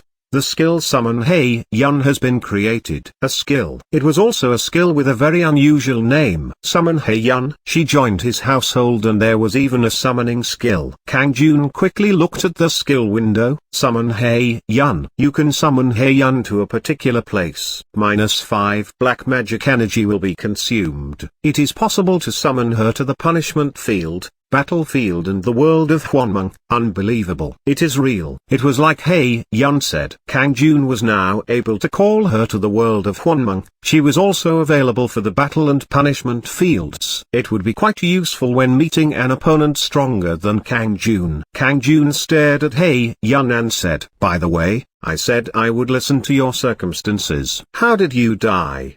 The grudge was released but he was still curious about the circumstances. Hye Yun grinned and shook her head. I don't remember at all. What does that mean? Originally it was a very painful day, but now I don't have any memories of it. I don't know why I died. That was possible. The memories disappeared along with the grudge. Indeed. It is better not to know what happened. Remembering would be too painful. Hye Yun watched Kang Jun and said, but can I use this room? Kang Jun nodded. Of course. This is your room from now on. Thank you. Despite not having the grudge anymore, Hye Yun seemed more comfortable with room 413. Anyway, he only signed a contract for room 413 so that he could construct a barrack in Mung. That's right. Research Center. Should I find out if room 401 is empty? His subordinates would become much stronger if he built a research institute. Kang Jun left room 413 and headed straight to the management office. But Kwon Myongkyol was absent. Where did he go in the morning? Kang Jun went to the kitchen but he wasn't there either. Then he heard some male voices near the stairs. Is the ghost still there? I don't know. Hyung, take a look. Kang Jun Hyung might be dead by now. Crazy. I should call the police to come. Won't the police think we are crazy? Fuck. Why don't they believe in ghosts? Sang minutes. I think I will give up the manager's position. I will find another gossip one. Look, I am too frightened to even pee at night. The familiar voices were none other than the manager Myongkyol and PC room worker Sang minutes. They were talking with stiff expressions. Then their eyes widened as they saw Kang Jun. Kang Jun, you are alive? Kang Jun Hyung, you are safe. Kang Jun was puzzled. What are you talking about? Then Myongkyol and Sang minutes' expressions changed. Didn't you see the ghost standing in front of your room? I saw it. Kang Jun Hyung, a female ghost wearing black clothes. She was standing in front of Hyung's room all night. Kang Jun laughed. They were acting like obnoxious children because they saw Hye Yun last night. A ghost? I haven't seen it. Look, where is the ghost? Kang Jun pointed towards room 406. Myongkyol and Sang minutes' expressions turned uneasy. Perhaps she went into the room? That's right. She is probably in Hyung's room. They were convinced of their words. Kang Jun opened the door to room 406 and showed them. She really isn't here. Where is the ghost? This is becoming dull so I'm going to make ramen. It is morning so I am going to eat. Kang Jun headed towards the kitchen with them. However, someone was already boiling the noodles. Straight hair that came down below the shoulders. Slender legs stretched out under the short dress. Only the back of the woman could be seen but she was obviously a goddess. Chapter 24, Occupying Everything. 4. This chapter is updated by Novels PL. The girl turned her head. Brightly sparkling eyes. Shiny pink lips. Black hair that seemed to fall over a radiant face. Myongkyol and Sang minutes' mouths dropped open. Hock. Amazing. Female, a goddess that seemed to come from a movie, was boiling noodles in the kitchen. Time seemed to stop as they stood there blankly. On the other hand, Kang Jun was looking at the woman with a dumbfounded expression. Of course. The female was Hye Yun. Why was Hye Yun quietly boiling ramen here?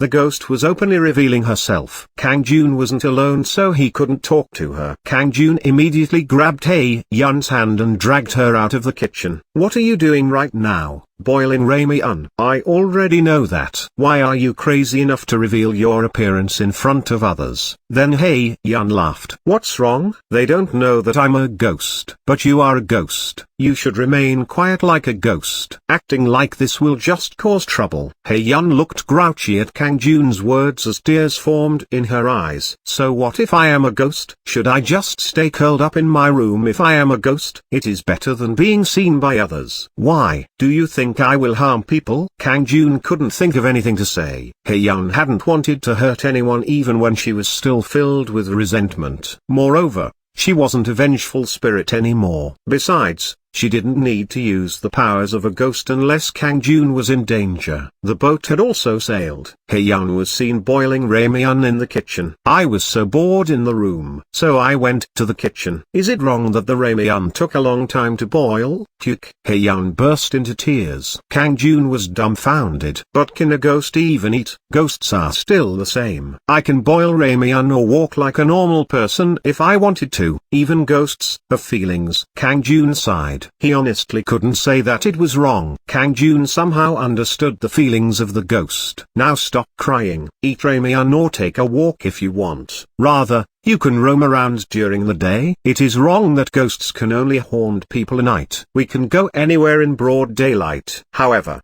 we don't have distinct forms like humans." "You have a distinct form. It is only available for a limited amount of time every day. But now that doesn't apply." "No, those restrictions are gone." "An amazing thing." "What? Then you can live like a real human?" "It happened the moment you accepted me." It meant Hae Yun changed after joining Kang Jun's household. In other words, the power of Juan Mung gave Hae Yun the capabilities of a human. "No way. So you are just like a human?" "Yes, but it is only possible within the Gossewan." "What does that mean?" "Gossewan?" "No. I lose my form the moment I step out of the 4th floor of this building." "Why is that?" "I don't know." "But you should clearly know." "I should know?" Kang Jun thought about it. Perhaps the territory that Kang Jun occupied in the Dafeng building was the 4th floor that contained the Gossewan. Hae Yun could live like a human in the territory that Kang Jun occupied. Is it really like that? However, this is too ridiculous. Despite the space being limited, it was still the ability for ghosts to live like a human. He wouldn't have believed it if it wasn't occurring in front of him. On the one hand, my Yonkiol and Sang Minutes finally leapt out of the kitchen to look for Kang Jun and Hae Yun. They exclaimed with surprise as they saw Kang Jun and Sang Minutes. "Kang Jun, what are you doing?" "Kang Jun Hyung, why do you have a girlfriend like that?" They ran towards Hae Yun with wide smiles. "Ha ha ha, nice to meet you. I am the manager of the Gossewan, Kwon Ma Yong Kiol." I would have prepared more things for room 413 if I knew that Kang Jun had such a pretty girlfriend. "If you lack anything in the future then just tell me." I am Sang Minutes. I am Kang Jun Hyung's friend. No, I am a very close Dongsing, younger sibling. "Ah, you are really pretty. I thought you were a celebrity." They were two men who lost their minds. Hae Yun's beauty had reduced them to this. Hae Yun blankly stared at both of them. "Girlfriend? Me?" In other words, they were sure that Hae Yun was Kang Jun's girlfriend. Hae Yun smiled brightly and nodded. "Nice to meet you. I am Hae Yun." However, Kang Jun frantically waved his hands. "No." "What girlfriend?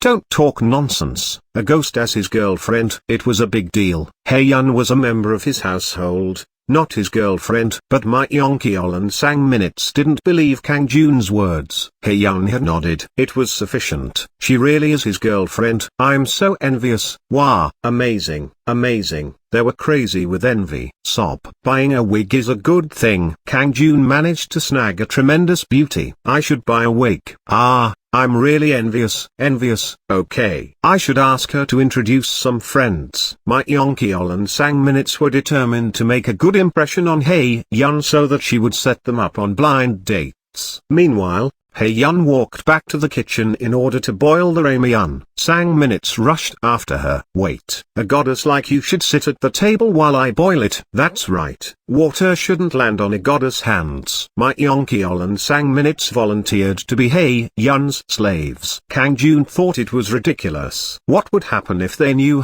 Yun's real identity? They would definitely be stunned. It didn't matter whether they believed it or not. Anyway, Yun had hidden her identity well, so he decided not to worry about it. I need to eat quickly or else I will be late. Today he needed to diligently make money. He had the ability to make money, so he wouldn't keep staying at the Gossy One. He would make enough money to buy a nice house. That wasn't all. He would even buy the Dafeng building. Kang Jun quickly ate his bowl of ramen and headed to K. After a while, he arrived at K traditional market. However, someone was already selling socks in his location. It was the space that Kang Jun had signed a contract for. But there were still 8 days left in the contract. What is this? Kang Jun immediately stepped forward. Chapter 25, Occupying Everything. 5. This chapter is updated by Novels PL. Now, cheap socks. Cheap, luxury socks. Hiking socks. Baby socks. Buy it now or never. Kang Jun watched as a man in his 30s sold socks. What is going on? That is obviously my spot. The fact that the man was selling the same types of socks as Kang Jun was even more absurd. Even the way the socks were displayed was similar. Of course, the socks weren't very special. Kang Jun had ordered his from an internet wholesale site. In addition, his method of advertising the socks was the same. But why was he doing business in Kang Jun's location? Look here.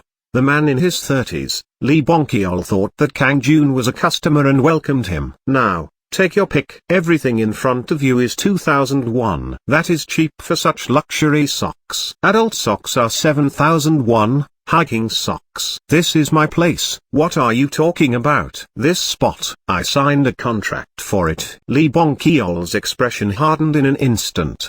He looked Kang Jun up and down with a look full of scorn. I truly don't know what you are saying. I have signed a 1-month contract for this place. 1 month? Perhaps it starts after my 8-day contract ends? It is from today. Shall I show you? Lee Bonkiol pulled out a contract and showed it to Kang Jun. What? Isn't this a contract? According to the contract, Lee Bonkiol had every right to set up business here. There's no doubt about it. It is a dual contract.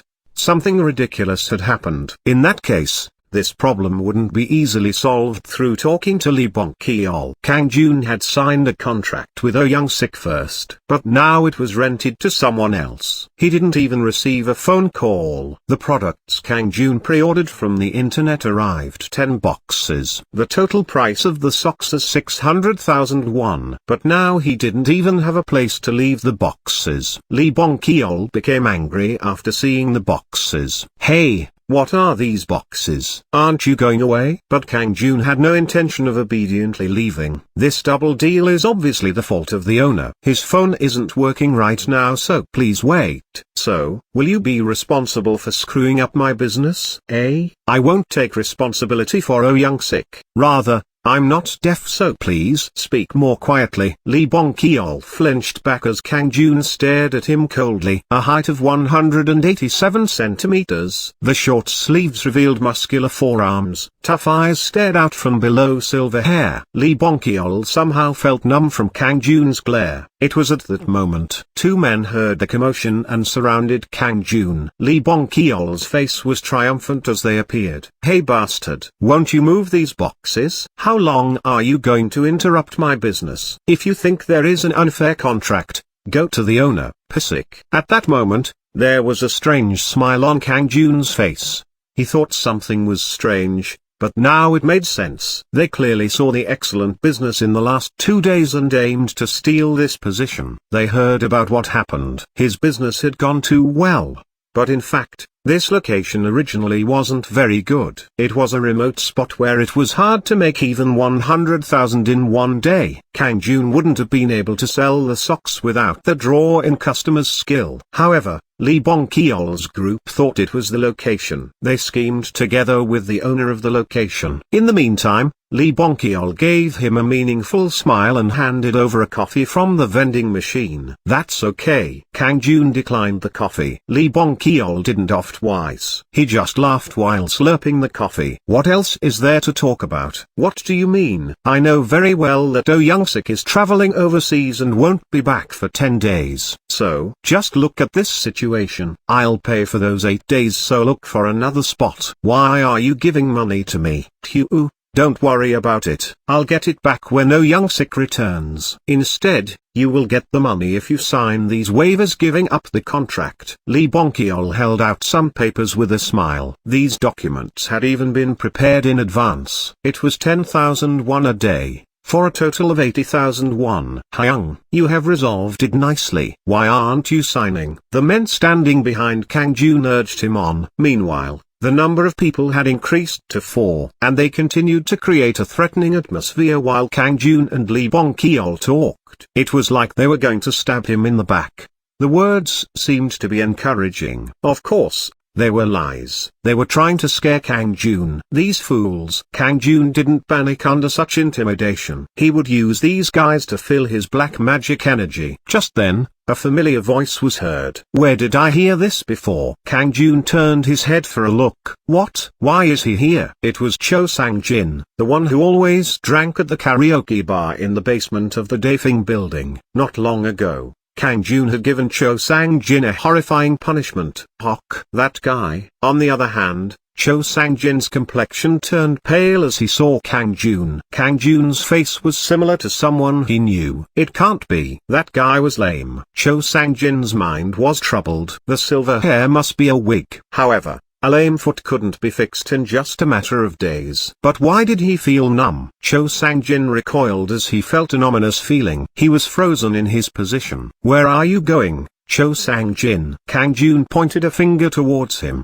Chapter 26, Battlefield, 1. This chapter is updated by Novels PL. Cho Sang-jin freaked out at Kang Jun's words. "Whoa, it really is him." He was instantly stunned. A really tough man. He would rather meet a ghost than see that man twice. A human that he would avoid even more than ghosts. Cho Sang-jin's legs trembled and he could barely stand as he thought about the incident with Kang Jun a few days ago. It wasn't a dream or reality.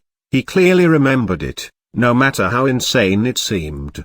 His body remembered it vividly. The pain of having his fingers broken one at a time and that horrifying moment when he died. A fantasy. He didn't want to suffer that gruesome fantasy again. No. Maybe it wouldn't be a fantasy but reality this time. Ugh. Cho Sang-jin's eyes shook like a madman as he stared at Kang Jun. Then he immediately gave a 90 degrees bow to Kang Jun and shouted, "Hyung Nim, I deserve to die for my sins." Hyung In, you asked me to fill in the numbers for some pocket money. Really? I didn't know Hyung Nim was involved. Please forgive me. Cho Sang-jin had retreated to another karaoke bar since that day. There was only one reason. He feared encountering Kang Jun again. He never dreamed that he would meet Kang Jun again here. Cho Sang-jin was very unlucky. Then Kang Jun sent a look to Cho Sang-jin and said, "You should live life nicer. Don't enter groups to intimidate people." "Yes, Hyung Nim, I will live a nicer life." "Stop now that you know." "Yes, Hyung Nim, I will really live a nicer life." Cho Sang-jin obediently followed Kang Jun's words. He immediately sat down like he didn't have any strength. It was natural. Kang Jun had already absorbed his energy. Thanks to that, he had 4 points in black magic energy. That was enough. Kang Jun absorbed black magic energy from Cho Sang-jin. He didn't hesitate to absorb the energy every time he encountered bad guys. This was how he gained the black magic energy. He wouldn't use it against anyone good. A person wouldn't be able to change themselves so easily. Despite receiving the punishment field, Cho Sang-jin wasn't someone who could become good overnight. Kang Jun no longer had any interest in Cho Sang-jin. In addition, he didn't want to fight with Lee Bong-keol's group. Usually Kang Jun would be afraid of them, but now they were just nuisances flying around. I need to start selling quickly. I need to make 5 million won today. In the meantime, Lee Bong-keol was shocked when he saw Cho Sang-jin cringing in front of Kang Jun. It was the same for the other people next to him. The boss of Cho Sang-jin's gang, Huang Sung-gil grabbed him by the shoulders. Cho Sang-jin, are you crazy? Sung-gil Hyung-nim, I will fall. Hyung-nim should also be careful. What are you on about? I'm sorry. I can only do this much. Cho Sang-jin got to his feet and quickly staggered away. An awkward gait like a man who was in a hurry. He didn't look back as he disappeared. Is that guy really crazy? He couldn't understand Cho Sang-jin's behavior. In addition, he had cringed away and called that other person Hyung-nim. But something even stranger happened. Lee Byung-kyol standing in front of Kang-jun literally collapsed to the ground. Why am I so dizzy? My leg cramped all of a sudden. Flames burned in Huang Sung-gil's eyes as he stared at Lee Byung-kyol and his men collapsed on the ground. You bastard. What did you do to them? There was only a small number of you. It is nice. I'm glad that you resisted. Resisted? But something really scary is going to happen to you now. Kang-jun smiled coldly at Huang Sung-gil. He had absorbed the energy from the annoying Lee Byung-kyol gang, so everyone had fallen to the ground. Huang Sung-gil was the only one who was okay. The target has resisted. Would you like to open the battlefield? Yes/no. It meant Huang Sung-gil had considerable combat capabilities. This fight was inevitable. Yes, open the battlefield. Kang-jun exclaimed while looking at Huang Sung-gil. The space around them started to distort. The battlefield is open. One black magic energy has been consumed. In contrast to Cho Sang-jin, Huang Sung-gil had a sturdy body and fought well. He had a small services office doing lucrative jobs. There were things like demolition services, forced evictions, illegal debt collection and taking care of petty disputes at the market like today. In Lee Byung-kyol's original request, he would have finished the work and gone back by now. The situation had become strange. Where is this place? A dark space. However, he could see clearly in front of him, a youth with silver hair. His silver hair was moving like wind was blowing through it, and a cold light seemed to be coming from his eyes. Huang Sung-gil's body trembled with foreboding. You bastard.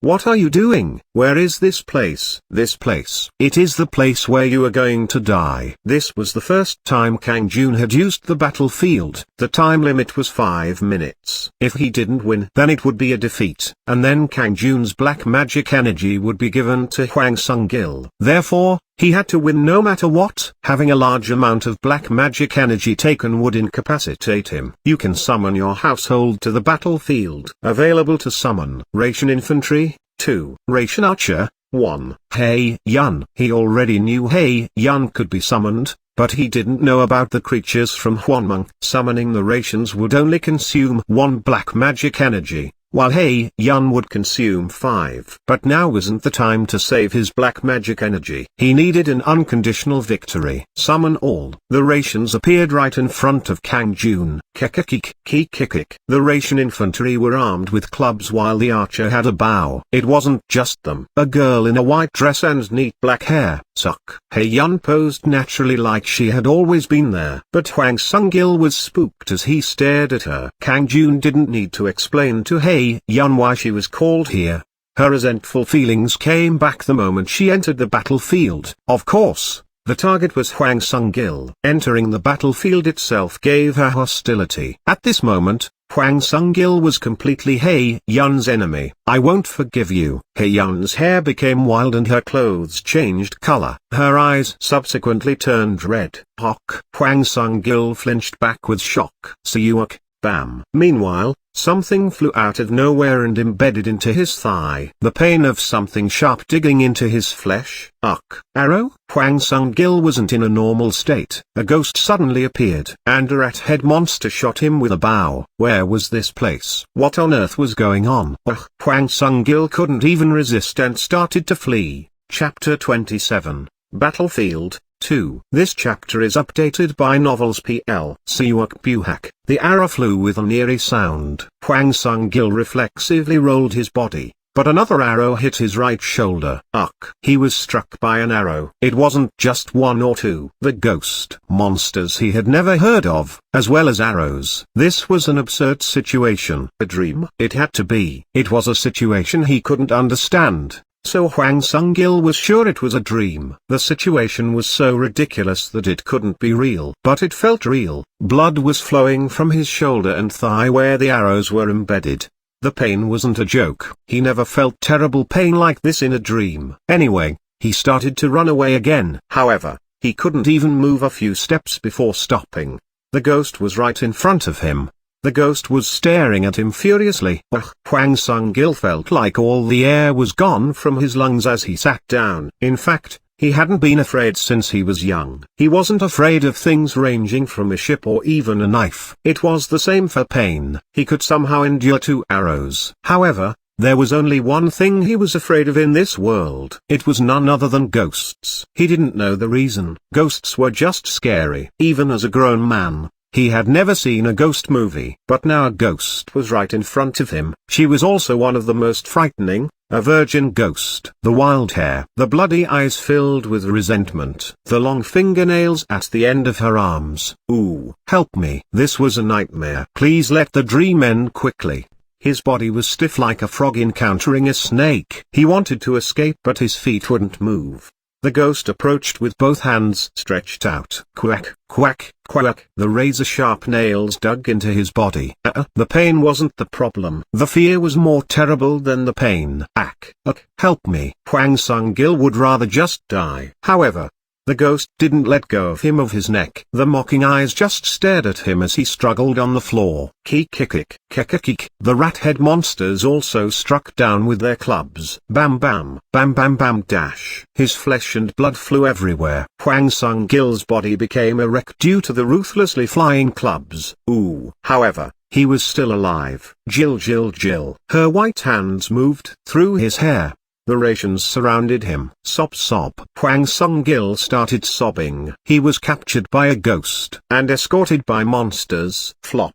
The ghost threw him. Kang Jun stood in front of him with a frosty expression. Spare me, please. Huang Sung-gil howled. Kang Jun had a grim expression on his face. In fact, he didn't want to kill Huang Sung-gil. There were many people who used threats in the world but they didn't all deserve to die. However, he had to unconditionally kill Huang Sung-gil once the battlefield was opened. This was the condition to win in the battlefield. And Huang Sung-gil was already completely terrified. He needed to move before Huang Sung-gil's spirit recovered. At this moment, Huang Sung-gil didn't look much tougher than Cho Sang-jin. Kang Jun was strong in the battlefield. He couldn't accept any surrender or retaliation. Kang Jun had opened the battlefield, so he needed to kill Huang Sung-gil. It wasn't pleasant. I need to finish it this time. Kang Jun's eyes shone eerily. Huang Sung-gil's fear had already reached the peak thanks to Hei Yun and the rations. Now he just needed to give the finishing touches. I will kill you. Please spare me. I want you to remember this moment, especially if you don't want to die. Kang Jun made a fist. Bam, bam bam. Huang Sung-gil let out a horrifying scream. You have won the battle in the battlefield. 18 black magic energy has been gained. 18 points. This amount usually corresponded to half a dozen people. He used 1 point to open the field. 8 points to summon Hei Yun and the rations. It was a total of 9 points and he gained 18 points, making a profit of 9 points. Meanwhile, the dark world disappeared. Huang Sung-gil's nightmare seemed to last for a long time, but only 2 minutes had passed inside the battlefield. And in reality, not even 1 second had passed. However, the memory of what happened in the battlefield still remained in Huang Sung-gil's mind. Huang Sung-gil gave a frightened scream and flopped down. He was sure that Kang Jun, the ghost and the monsters killed him. Yet now he was alive. A dream? Was it just a dream? He could still feel the terrible pain through his entire body. Sick. Kang Jun laughed at him. Huang Sung-gil's heart sank. It was the same eyes that he saw in that strange space. A devil who controlled ghosts and monsters. That's right. Kang Jun looked like a devil to Huang Sung-gil. Til. His body trembled. He didn't dare meet Kang Jun's eyes. Chagrin, fury, he couldn't think of anything. Emotions rose inside him. Spare me. I didn't recognize who you were. Huang Sung-gil lay flat on the ground. Li Bongqiol watched with a startled expression. Kang Jun absorbed his energy, but he would never guess that it was due to Kang Jun's power. He just thought it was strange that there was no more energy in his body. Boss Huang, what are you doing? Are you sane? Hyungnim. Huang Sung-gil's subordinates were watching with priceless expressions. However, Hwang Sung-gil didn't have any room to worry about them. Kang Jun was his main priority. "Please spare me," sob. Kang Jun just laughed. "Don't forget that moment." Hwang Sung-gil trembled. "Yes, I will never forget." He didn't know what was going on, but he couldn't forget that moment. Hwang Sung-gil felt like he had been thrown into hell. He felt even more afraid of Kang Jun. He just wanted to escape this place as quickly as possible, and Kang Jun gave him just what he wanted. He needed Hwang Sung-gil to organize the situation. Kang Jun didn't want to waste more time in futile arguing. He was only interested in making 5 million won today. "Then I will go now," Hwang Sung-gil carefully said. Then Kang Jun glared at him. "Go after cleaning this up." "Cleaning?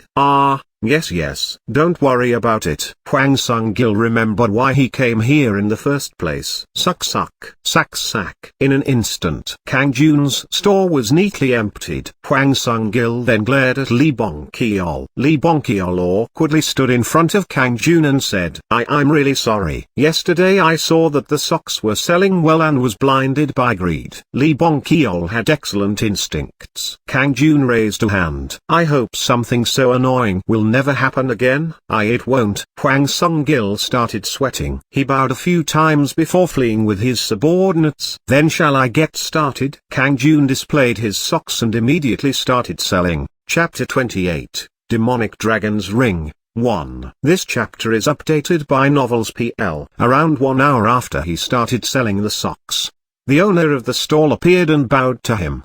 "Boss Nim, I'm really sorry in many ways for today. Bong-keol and I are deeply reflecting. Please keep the contract until the end. I will give you 30,000 won a day. I'll think about it. Please tell me if you ever feel any discomfort." His tone was completely subservient compared to before. Maybe it was due to Hwang Sung-gil. Lee Bong-keol and Oh Young-sik were both visibly struggling.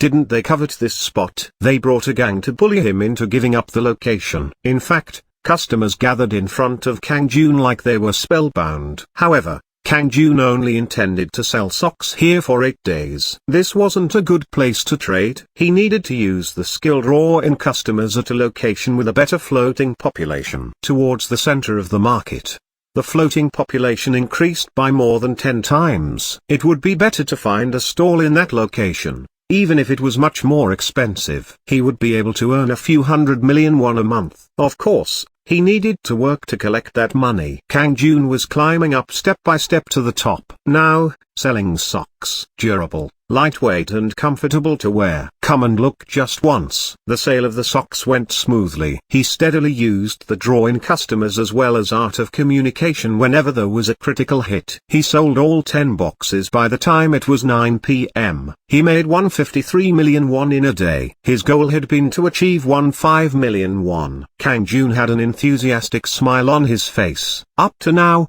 it had been so hard to earn money. He was poor and ignored. Kang Jun had been miserable and barely had enough for 1 meal a day. Kang Jun now gripped bills of 1 in his hand. He would earn more, much more money. He would be the owner of money.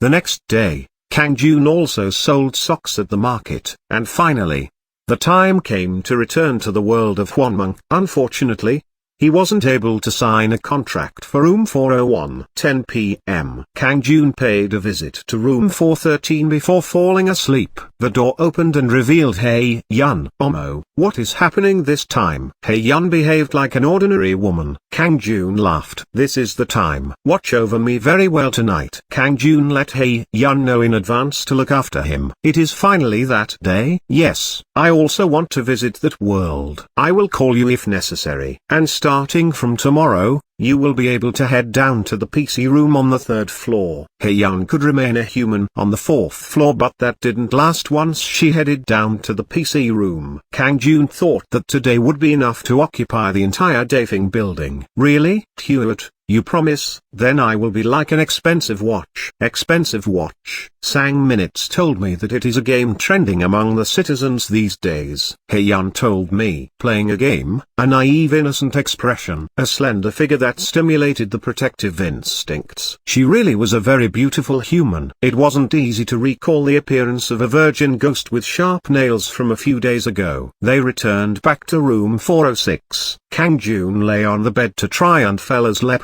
Hyun sat in the chair to watch over him. Asleep? Not yet. Should I be your lap pillow and sing you a lullaby? Ah, no. That's okay. A lullaby from a ghost. And lying on the lap of a ghost? It was vaguely creepy. But sleep was running away from him. Hyun shot him a look and said, "Don't be so prejudiced. There is nothing wrong with ghosts." "Then sing me a lullaby." In the shadow of the Mother Island. Curiously, he really did fall asleep.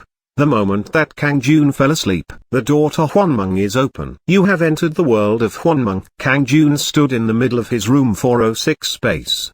His hand was holding the solid wooden stick and his health had recovered. Resource status: money, 55 nodes. Essence of Earth, 1. Information about his resources and current summoning status also appeared. Stage 1 Barrack. Capacity 3/10. Ration Archer summoning, 1%. A giant ration is scheduled to be summoned. The 3 rations that Kang Jun summoned last time were waiting in the corridor in front of room 406. Kang Jun checked his current status. Lee Kang Jun, level 5, exp 43 0%. War, beginner. Health, 170. Black magic energy, 100. Strength, 8. Agility, 9. Intelligence, 6. Good luck, 6. Charisma, 8. I have some money so I should summon more rations. Having more troops would be nice. He would be able to summon them in the punishment field and battlefield. Currently he had summoned 3 rations. There were 2 more scheduled to be summoned. He placed 3 more in reserve. It cost 50 nodes. A ration archer is scheduled to be summoned. A giant ration is scheduled to be summoned. A giant ration is scheduled to be summoned. After they were all summoned to the barrack,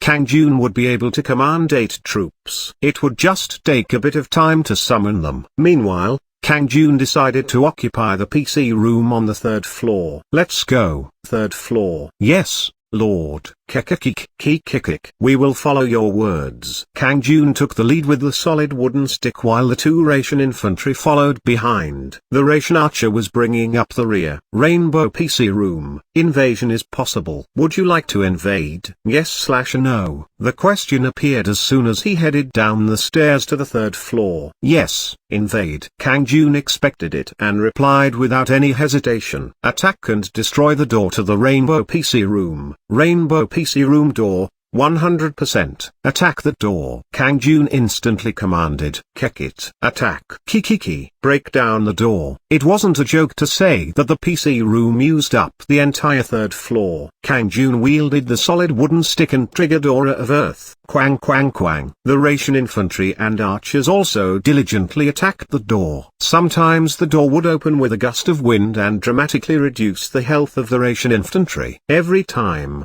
Kang Jun would have the ration infantry return to the barrack. It was because the health of the rations would spontaneously recover in the barrack. Then they would join the attack again once their health was full. Fortunately, Kang Jun received almost no damage thanks to the defense of Aura of Earth. So after a while, before he knew it, an additional ration archer was summoned and joined in. Following that, a giant ration was called Rainbow PC room door, 0%. The Rainbow PC room door has been destroyed. You have occupied the Rainbow PC room. Oh, finally, the Rainbow PC room was occupied. People would call him crazy in reality, but it was possible in the world of Juan Mung.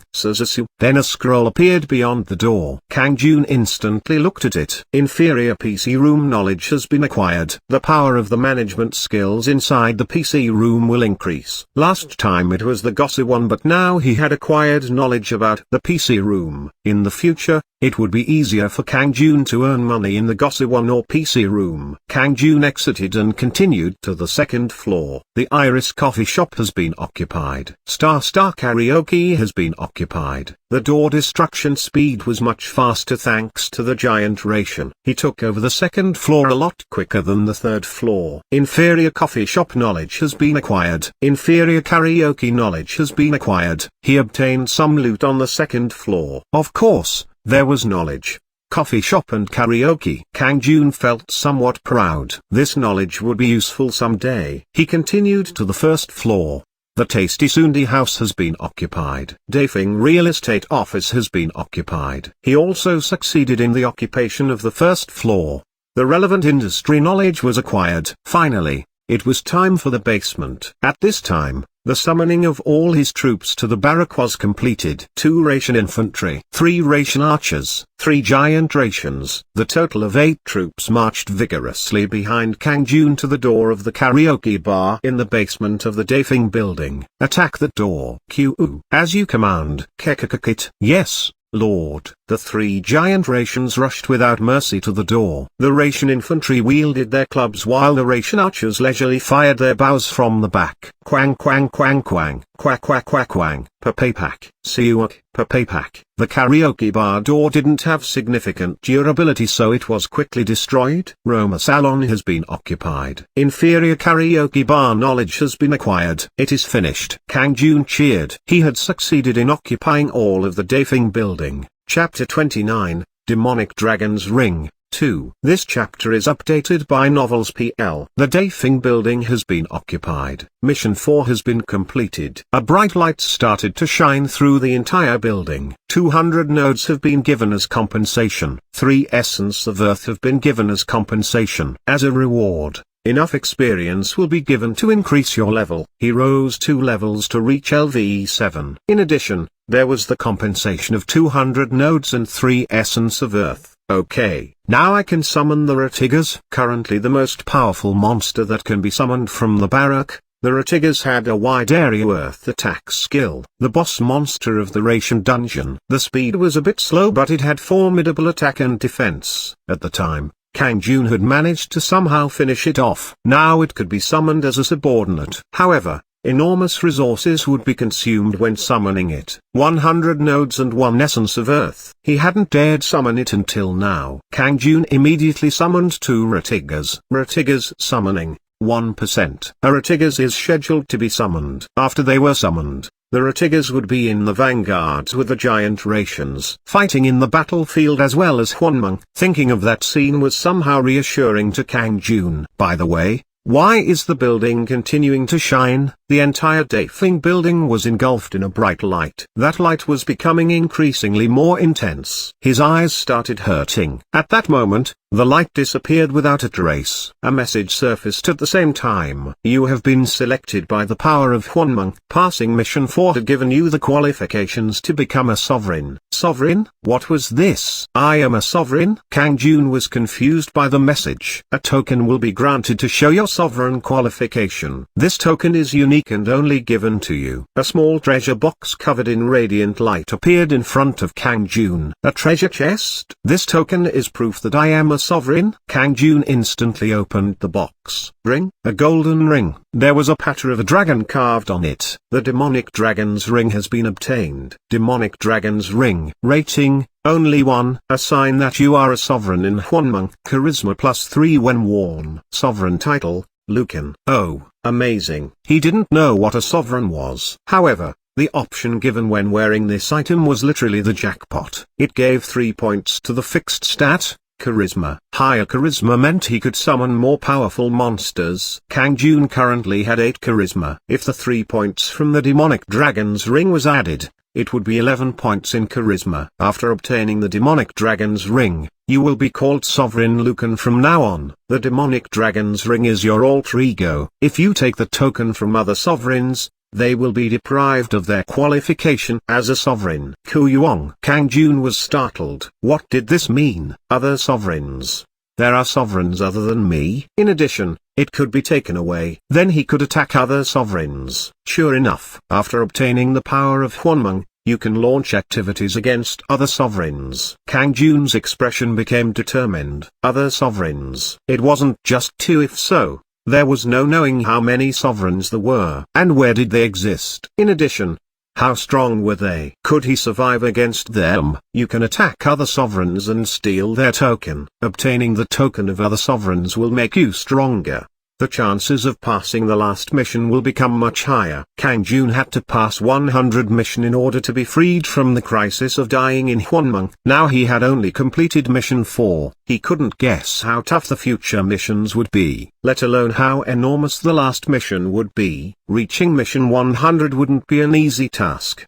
but he could become stronger by obtaining the tokens of other sovereigns. Perhaps he could absorb their abilities, then he would need to steal from as many sovereigns as possible. That's right, a crisis was an opportunity. He needed to change his mindset. The fact that sovereigns could be robbed meant that he needed to pay attention to his surroundings. The question was the location of the other sovereigns. He also needed to be able to recognize their capabilities to some degree. Attacking recklessly without knowing the opponent's power was a stupid thing that would get him killed. Where are they? Don't tell me that are otherworldly existences. It was an absurd idea, but possible. This was the world of Juan Mung, so they could appear. In the meantime, a new message appeared. The Shadow Sovereigns were originally sovereigns who lost in Juan Mung and became ghosts. They are frantic to rob the tokens to become a sovereign again. Shadow Sovereigns? It meant they were sovereigns in the past but not any longer. They drifted like ghosts. Kang Jun felt somewhat appalled. Will I become like that if I am defeated? Flesh and body separating as he floated around as a ghost. It was at that moment. Kieran,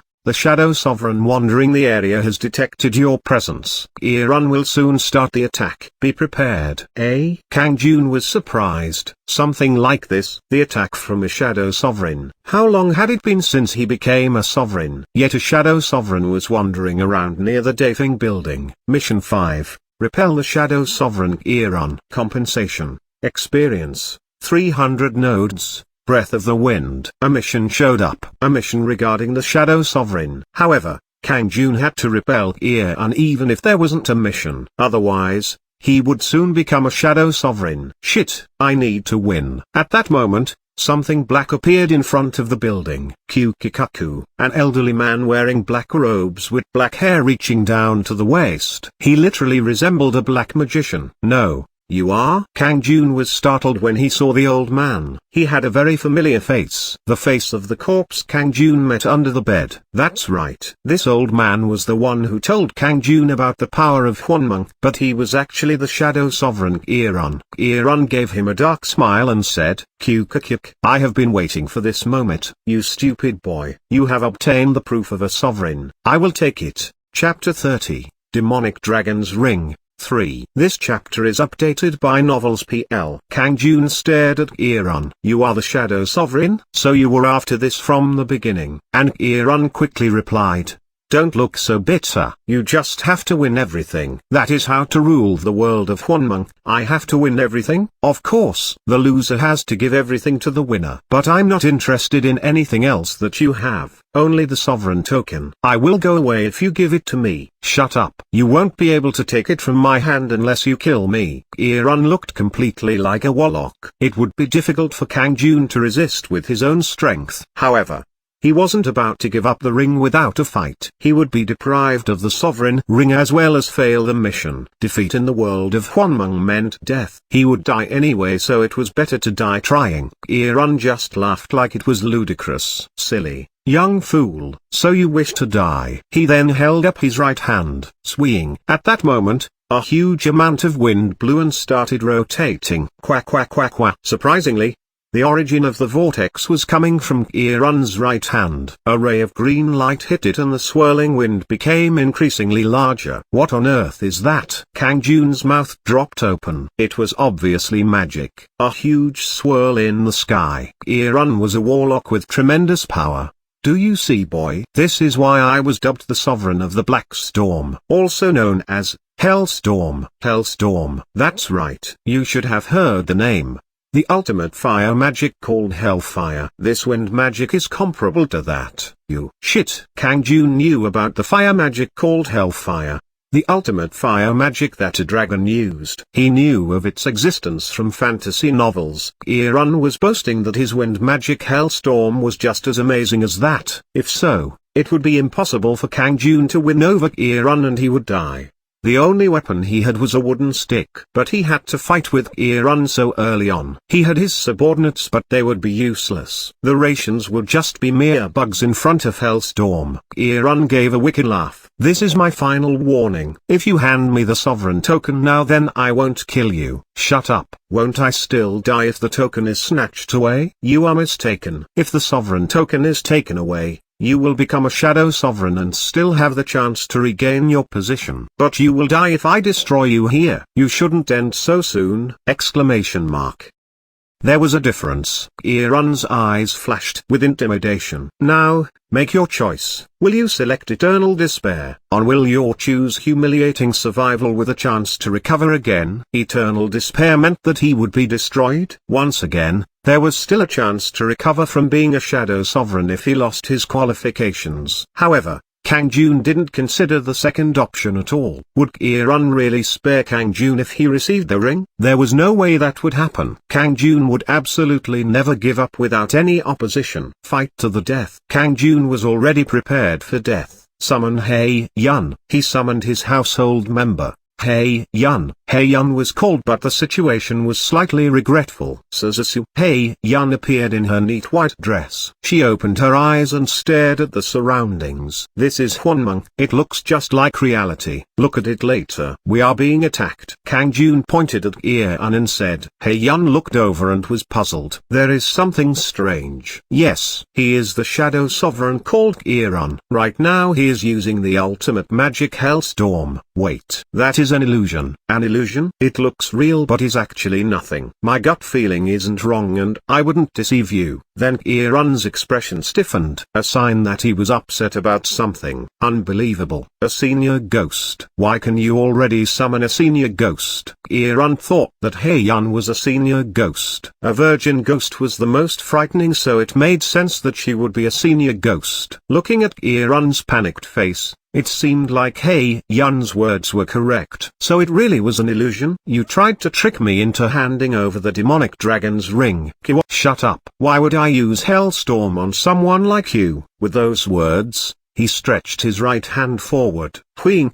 The vortex in the sky struck downwards. Quack quack quack wang, quack quack quack wang. It was a scene where the area was crumbling. The buildings were overturned. Kang Jun. This is just an illusion. Hei Yun hurriedly exclaimed. Kang Jun nodded. Don't worry. Kang Jun watched the scene in front of him without blinking an eye. He figured out that everything was only an illusion. Kang Jun knew that the sight of the buildings collapsing was just like a 3D hologram. The problem was the rations. Kayak, Kiik. Unlike Kang Jun, they were confused and scattered in every direction. Gather over here. Kang Jun urgently gave a command, but the rations had fallen into a panic and didn't easily return. Kieran gave a smile of triumph and chanted a spell. Kukaku. Nwahorolosukilniswigarol. Vengeful spirits that never sleep. Now release your resentment. At that moment, dozens of sobbing could be heard in the darkness. Over dozens of ghosts. They started flocking due to Kieran's spell. An expression of ridicule appeared on Hei Yun's face. Leave it to me. I know these kids. The vast majority of them are those who died in car accidents near here. They didn't even dare approach me in the past. Aren't there too many of them? Don't worry. They are weak ghosts. I alone will be sufficient. Hei Yun showed her self-confidence. Indeed. The ghosts seemed surprised the moment they saw Hei Yun. Then take out the ghosts, Hei Yun. Yes. Hei Yun shot like an arrow towards the ghosts. The ghosts turned into smoke every time her hands grabbed them. How great. Kang Jun watched with delight. Hei Yun was clearly the god of the area. I will take care of Kieran. He didn't miss covertly approaching Kieran while watching the ghosts. At that moment, Kieran's face stiffened. The illusion of Hellstorm had failed to scare Kang Jun, and even the attack of the ghosts failed. All of it was because of the senior ghost. Oh duck, damn it. This was an unexpected variable. The abilities he had as a sovereign had long since scattered. Thanks to that, he was now only slightly stronger than a ghost. He painfully gathered black magic energy over a long period of time and took advantage of it. That was the illusion magic, the illusion of Hellstorm that appeared earlier. He had to somehow snatch the sovereign token from Kang Jun. Of course, he would start again at LV1, but his previous experience meant it would be possible to raise his level at a fast pace. But his plan had failed. Despite the illusion in front of him, Kang Jun never took out the sovereign token. Then the senior ghost showed up and told him it was an illusion. It was totally unexpected. He had been careless because the other sovereign was someone who lived an ordinary life in the human world. I underestimated him. Shit, a willpower that didn't yield to fear. In addition, he had the good luck to have a senior ghost as a subordinate. I have to admit that he is a great guy. However, I need to kill him. The black magic energy he collected was almost gone. He only had 6 attacks left. Despite being LV1, his species characteristics gave him a natural affinity with the wind. Therefore, he was convinced that a mere human sovereign wouldn't be able to defeat him. Suzuki, Irun's body flew like the wind towards Kang Jun. Kang Jun jumped with surprise as Irun suddenly rushed towards him. Q-kick, drop dead. A black dagger suddenly appeared in Irun's right hand. Swish. A fast and accurate attack that an elderly person wouldn't be able to see. The dagger flew towards Kang Jun's chest in an instant. Kang Jun swiftly turned his body to avoid the attack. At that moment, Irun's dagger also changed direction. Quack, quack, uck. The dagger grazed his left side and forearm. There was a hot pain as he started bleeding. Shit, fast. Usually, a warlock would only use magic. But Irun's movements were as good as an assassin. Whing whing. Kang Jun furiously swung the wooden stick, but Irun seemed to predict the direction and avoided it. Shit, this isn't enough. Kang Jun threw the wooden stick. He would rather meet the enemy with his body instead of an uncomfortable weapon. It is easier with my bare hands. Kang Jun formed fists and took a stance. Quack, quack, quack, quack. Kang Jun's body was cut by Irun's dagger every time he moved. Kang Jun instantly became bloody. However, his eyes were still calm. Dirt was falling from his skin thanks to aura of earth. Right, I just need one gap. Kang Jun slipped and jabs, but he was waiting for a decisive attack. In addition, he thoroughly defended his belly and forearm. Then Irun roughly wielded his dagger. Drop dead. Go to hell. Papapat. Kang Jun continued to avoid the dagger coming at a dazzling speed. At that moment, Kang Jun used his right foot to kick Irun's left knee. Cough. Irun stumbled, losing his balance. Kang Jun's body jumped forward. And that was the end. Bam bam. His feet successively kicked at Irun's head. Kuuk. Irun fell on his back. His bloody face looked like a monster. Damn it. He instantly tried to get up, but Kang Jun was already stepping on his chest. By Irun. Ooh, wait a minute. Quack wang. Kang Jun's foot fell towards Irun's face like a hammer. Chapter 31, Person Who Wins Everything. 1. This chapter is updated by Novels PL. Quajek. There was the sound of a skull cracking. Surprisingly, Irun was still alive. How could he still be alive when his face was caved in? A warlock really did have mysterious abilities. Your life is really tough. This time I really will finish it. Kang Jun prepared for another strike. Q-ook. Wait a little bit. Please. Irun was too pathetic. He seemed to want to say something to Kang Jun. Speak. And Irun painfully got up.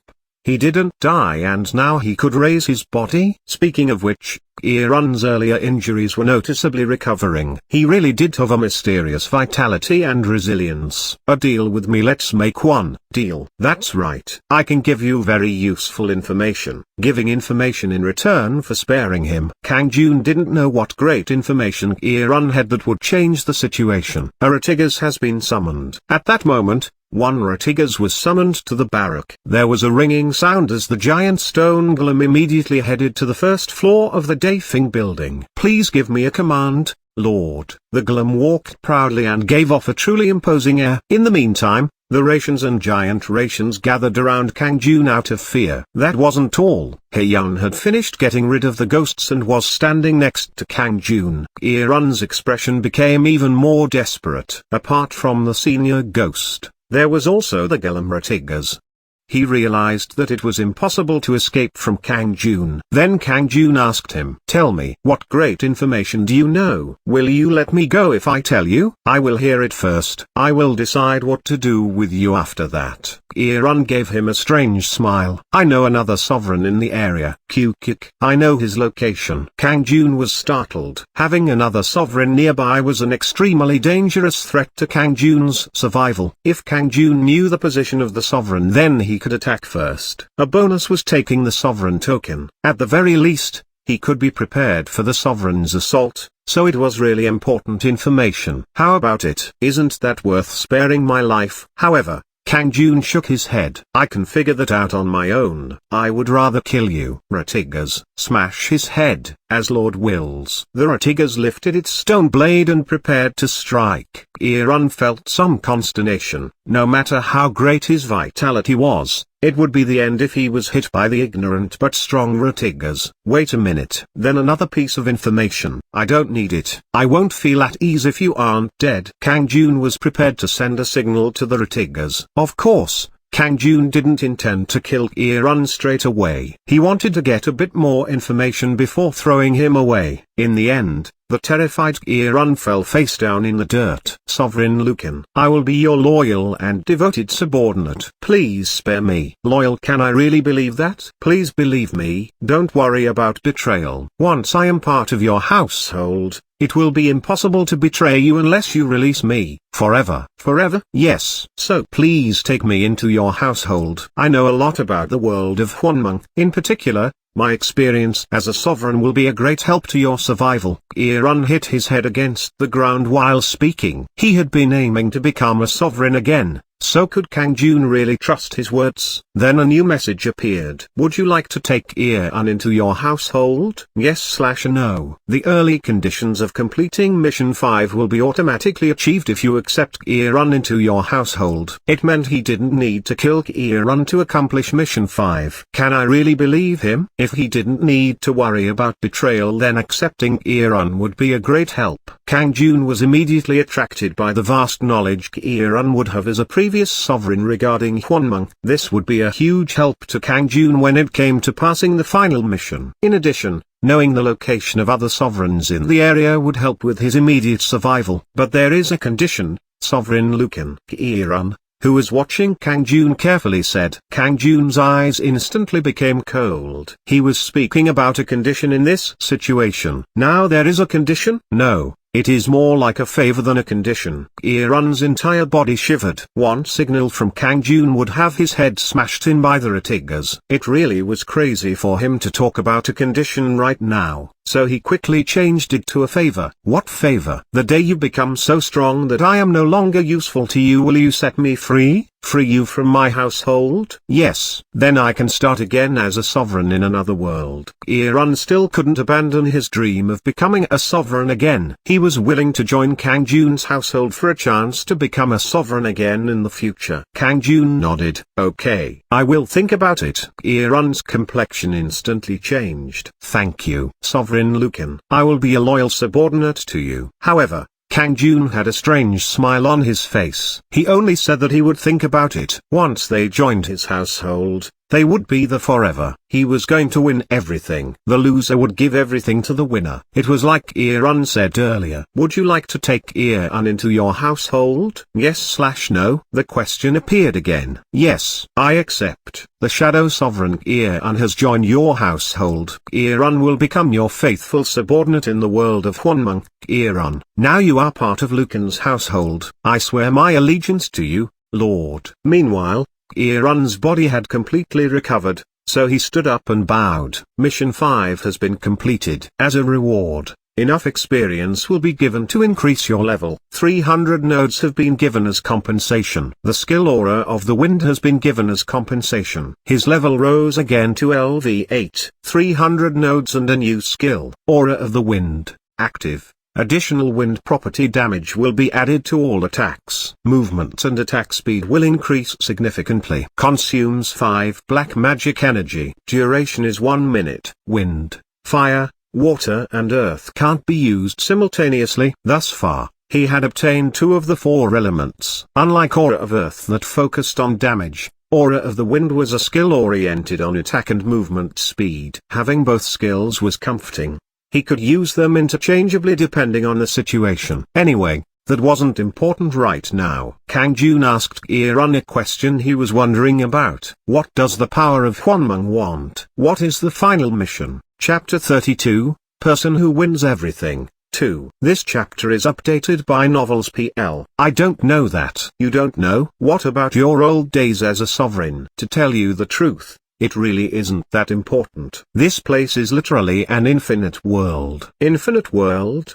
That's right. Lord. I am a native dark elf warlock from the continent of Icada. I have been a sovereign dozens of times, but I still don't know much about Juan Mung. It is possible to become a sovereign dozens of times. Whenever a sovereign is defeated and becomes a shadow sovereign, they will go to a different world. Once they give someone the power of Juan Mung, there is a second chance. So you aren't destroyed if you die? Irun just smiled. I will now describe it in detail. In fact, a shadow sovereign doesn't completely disappear even if they die. They will spend some long years in hell before being resurrected as a shadow sovereign. Hell? It is a little different from the commonly known hell. Rather than for sin, it is a place to go after losing the war. So those defeated are sinners. Q-kick. That's correct. Therefore, I absolutely recommend never going to hell. After being defeated, you will have to spend unimaginably long years in agony. Of course, I've been to hell a lot, so I have methods to quickly escape. However,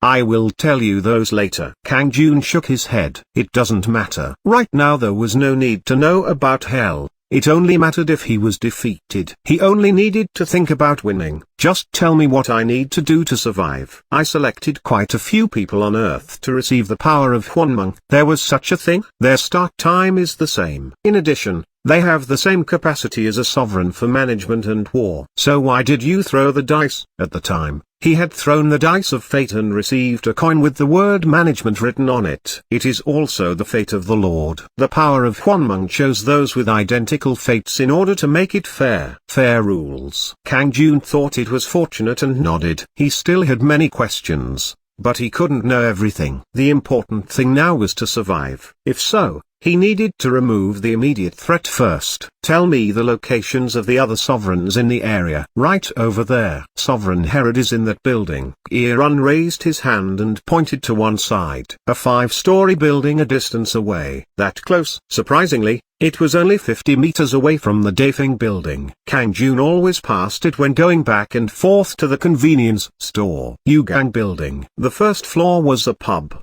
The second floor a hair salon. Third and fourth floors a plastic surgery clinic, and the fifth floor was housing. But there was another sovereign over there. There was a fellow shadow sovereign wandering around the building. Of course, I sent him to hell. If so, the dead shadow sovereign must have been the one to give the power of Juan Mung to Herod. Naturally, the shadow sovereign was also aiming for Herod's sovereign token like Irun. However, he died early on due to Irun. As a result, Irun had two choices. Kang Jun or Sovereign Herod from the Yugang building. He could snatch the sovereign token from one of them. Kang Jun was somewhat curious. Why did you pick me over Herod? Irun made an expression like he was troubled. Why did you deliberately aim for me? Did I look weaker? It was unavoidable. So Irun scratched his head and said, Herod. He is the owner of the building. Owner? He understood what was meant by the word owner. Rent. Kang Jun lived in a Gosiwon. So the owner of a building was in a completely different dimension. And wasn't he a landlord in Gangnam? Someone said this. If he was born again, he would want to be the cat of a property owner in Gangnam. A cat meeting an owner like that would be the best fortune in the world. It was comparable to being the cat of a building owner in the Han River area. Kang Jun stared at Irun. That landlord is the reason why you aimed at me? That's right. I'm not sure if you know, but being the landlord of the building can amplify the effect of your territory. The amount of resources received will also vary. Having enormous resources will make your forces more powerful. On the other hand, a poor lord paying monthly rent. Didn't you say that the starting point is the same? Aren't there rules for fairness? In this world, everyone is born the same as a newborn baby. Unfortunately, the fairness ends here. After that, fairness moves far away. Shit, what are you trying to say? In other words, all newborn babies have different parents. Their parents could have a lot of money or they could be poor. The sovereigns in Juan Mung also differ like this. Those sovereigns with money will find it easier to grow stronger in Juan Mung. If you still don't understand this explanation, then I can stop. I have heard enough. Kang Jun was in a lot of pain. In reality, there were people who were born with a golden spoon. Now it was suggested that they also had an advantage here. Damn. In the world of sovereigns, he would eventually feel some grief from not having a building. I won't think about it too much, I just have to make money. Sooner or later, I will own a building. I hope that day comes quickly. I don't want to see you dying to other sovereigns. Being a landlord will change everything. Anyway, I am currently at an overwhelming disadvantage. It was originally like that, but now it is different. It is different. Lord has two advantages. What are they? One is the senior ghost. Hey Yun? That's right. It is fortunate that you got such a powerful ghost in the early days. Such good luck isn't normally given, even to the sovereigns with money. It is reassuring that I have Hey Yun. Irun nodded in agreement. Hey Yun had been sent back to the real world. Unless there was a particularly pressing situation here, her main priority was to protect Kang Jun in room 406. So what is the other one? Irun just laughed. It is me. Irun, of course. Kyuk. Compared to the senior ghost, you are even lucky to obtain me. Kang Jun thought it was absurd that Irun was praising himself. Are you that great? I have been a sovereign dozens of times and gone through countless wars. Resources are beneficial in war, but they aren't an absolute thing. Those who are strong will win. Those who were strong would win. That saying resonated in his chest. Irun just smiled. Now it is almost time for Lord to return to reality. Kyuk, please earn a lot of money. Quickly become a landlord. Aratigas has been summoned. He received a message that Aratigas had been summoned to the Barrack. At the same time, your time in the world of Juan Mung is over. The door to Juan Mung is closed. He asked me to earn a lot of money. Quickly become a landlord. Quickly become a landlord. Quickly become.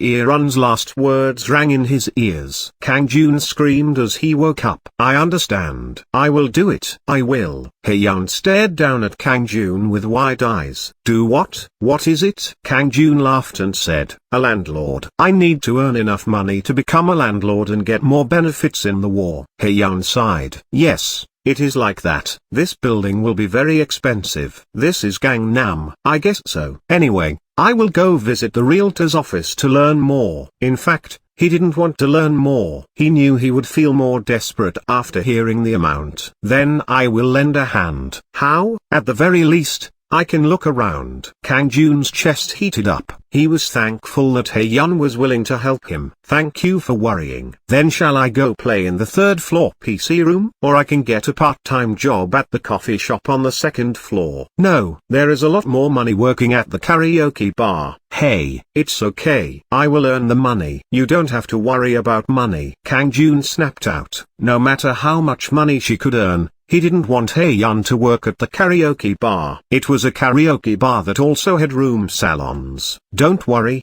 I can do it. You don't know what troubles can happen in the karaoke bar. Don't you know what type of place it is? Are you concerned that I will be molested? It isn't a concern. I will break the wrists of anyone who lays a hand on my body. Is that okay? Hey, Yun asked like she expected something. He didn't know what she expected. Come to think of it, there was no need to worry about Hey Yun. Rather, he should be worried about the customers. And Hey Yun would beat up anyone who tried to pull her into a room. Anyway, you can go and earn money whenever I'm not sleeping. I will work hard, and I don't need sleep. Hey Yun didn't require any sleep. If he left it like this, she really might go and work at the karaoke bar. He had occupied the entire Dafing building last night, so now Hey Yun could move around it in a human state. I don't know what incident might occur. I would rather let her work in the PC room. At night she needed to protect Kang Jun, so a daytime part-time job would be ideal. Go get a part-time job at the PC room during the day. Got it? Yes. It was 6:30 am when he checked his watch. Kang Jun took a shower before heading to his stall. It was just a quick wash and he headed towards K Traditional Market after eating breakfast. At that location,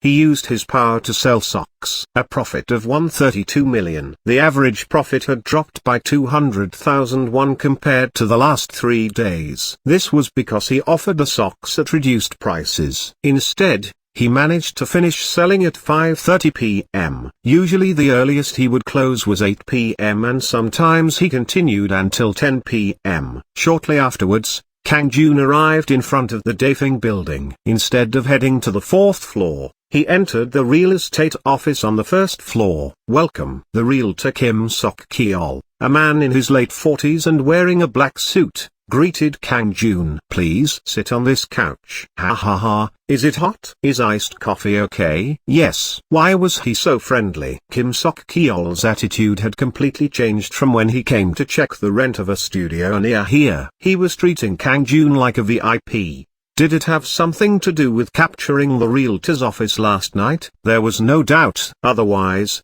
his attitude wouldn't have completely changed overnight. Anyway, this was great. It would be easy to get the information he wanted. Kang Jun sipped the coffee and asked, "Can I know the price for the Dafeng building?" Kim Sok Kyol instantly checked his monitor and said, "The selling price for this building is approximately 28 billion won!" Exclamation mark. 28 billion won. Chapter 33, Person Who Wins Everything. 3. This chapter is updated by Novels PL. Of course, he had been prepared before coming. It was probably going to be expensive. However, he was dumbfounded when he heard the amount was 28 billion. 28 billion won wasn't an easy amount of money to grasp even after winning the lottery due to taxes. How could he save 28 billion? Then Kang Jun suddenly shook his head. He shouldn't panic just yet. He now had the ability to make money. Indeed, I just need to gather it. He had the management skill raw in customers. So earning 28 billion wasn't an impossible task. Soon he would move to an area of the market with a larger floating population and sell goods other than socks. Once he had enough capital, he would operate several stores. In particular, his skill would be amplified in a gosiwon, PC room, karaoke, coffee shop, karaoke bar etc., and he could sweep in the money. Of course, the number of industries would increase in the future. Once he returned to Mung, he would occupy the nearby shopping street. The problem was time. Even if he could earn money, it would be time-consuming to save 28 billion. In the meantime, wouldn't Sovereign Herod with enormous resources come to attack him? He had Irun and Haeyun, so it wouldn't be easy. However, there was still a considerable chance that he could be defeated. The realtor Kim Sok Kyol seemed to read Kang Jun's troubled expression and said, "Boss Nim, you might not be able to buy the building with your money, but there is the bank. Usually you can get a loan for 70% of the value of the Dafeng building. A 70% loan is possible. Of course, if the deposit money is considered, then it might be possible to get up to 80%. In this case, the interest rate is a little higher." Kang Jun gave him a long look. Then Kim Sok Kyol gave an explanation. As the price is lowered, there would be an upturn in the market. The banks would be affected by the appraisal value. In the case of Dafeng, the building already had a 1 billion won loan, so Kang Jun could get an additional loan. As a result, Kang Jun only needed to gather approximately 1 billion won. Of course, this takes into account the credit history of Boss Nim. If you have good credit with a bank, then you can obtain better conditions. Indeed, Kang Jun laughed. Credit. He probably didn't have a good credit history. There was no communication when he had a part-time job and his card balances were sometimes overdue. He had never had a full-time job, so he wouldn't have a good credit rating. But it was possible to get a collateral loan even with a bad credit rating. There would just be adverse conditions. Yes, I will also occupy a nearby bank in the world of Hwonmung. There might be something good. Just like the realtor Kim Sok Kyol, the bank staff might suddenly become friendly to him if that happened.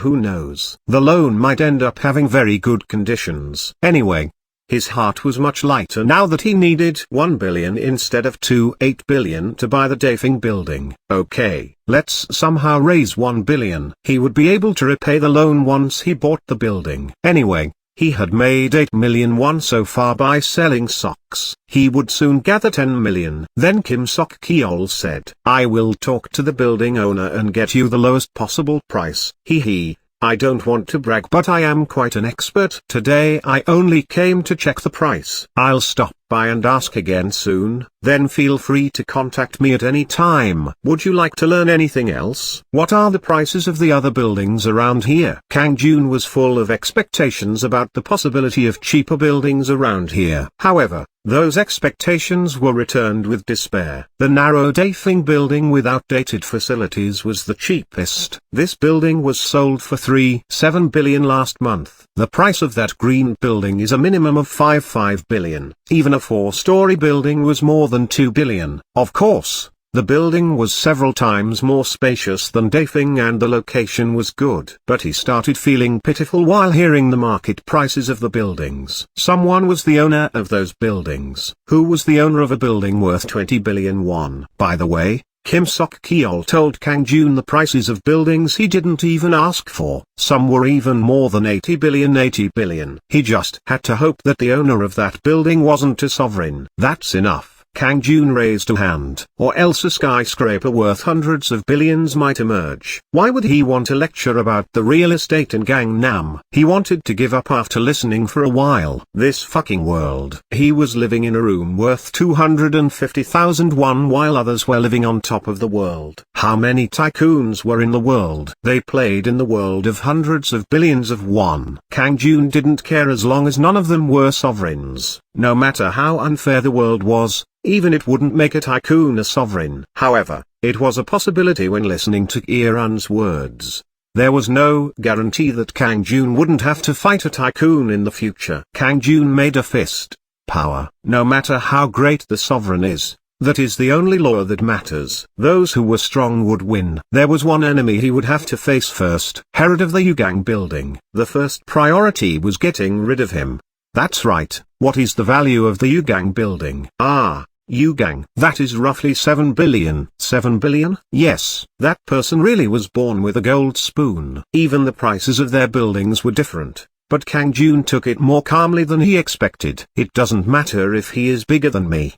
His pride refused to give up. He would not be defeated by Herod coming for him. I will win. By all means. He would not be defeated by any sovereigns. After a while, he returned to room 406. Kang Jun sat on the bed and talked to Hae Yun sitting on the chair. His name is Young Kwang Hyeon. He is 35 years old and divorced. The building was given to him from his parents. Now he lives alone on the 5th floor of the Yugang building. Despite going to study abroad in the United States, he went to jail for sexual assault and drug charges. The divorce seemed to happen then as well. Hae-yun received information about Sovereign Herod from the ghosts in the area. 35 years old, divorced and had a lot of money. He had an expensive foreign car and was rolling in money. The ghosts had quite a bit of information. It was common for him to bring 2 or 3 women to his bed and to have orgy parties with his friends. He also previously had sexual assault and drug charges. It was clear that he had a horrible personality. But that wasn't important right now. The important thing was that he was a sovereign. In other words, he had the same abilities as Kang Jun in Mung. Continue to gather information about him. Even very minor details. I understand. Leave it to me. I have an iron grip on the ghosts. Hae-yun smiled confidently. Chapter 34, Way of the Sovereign. 1. This chapter is updated by Novels PL. The next day at noon, there was a large and luxurious bed. A man and 2 women were sleeping. All of them were naked. The room was littered with bottles and underwear. It was easy to guess what happened here last night. The man opened his eyes. He was a handsome man in his 30s. My head hurts. I drank too much last night. He got up and staggered around to get water. Snap, snap. The cold water refreshed his spirit. At the same time, the messy room caught his eyes. The 2 women were still asleep.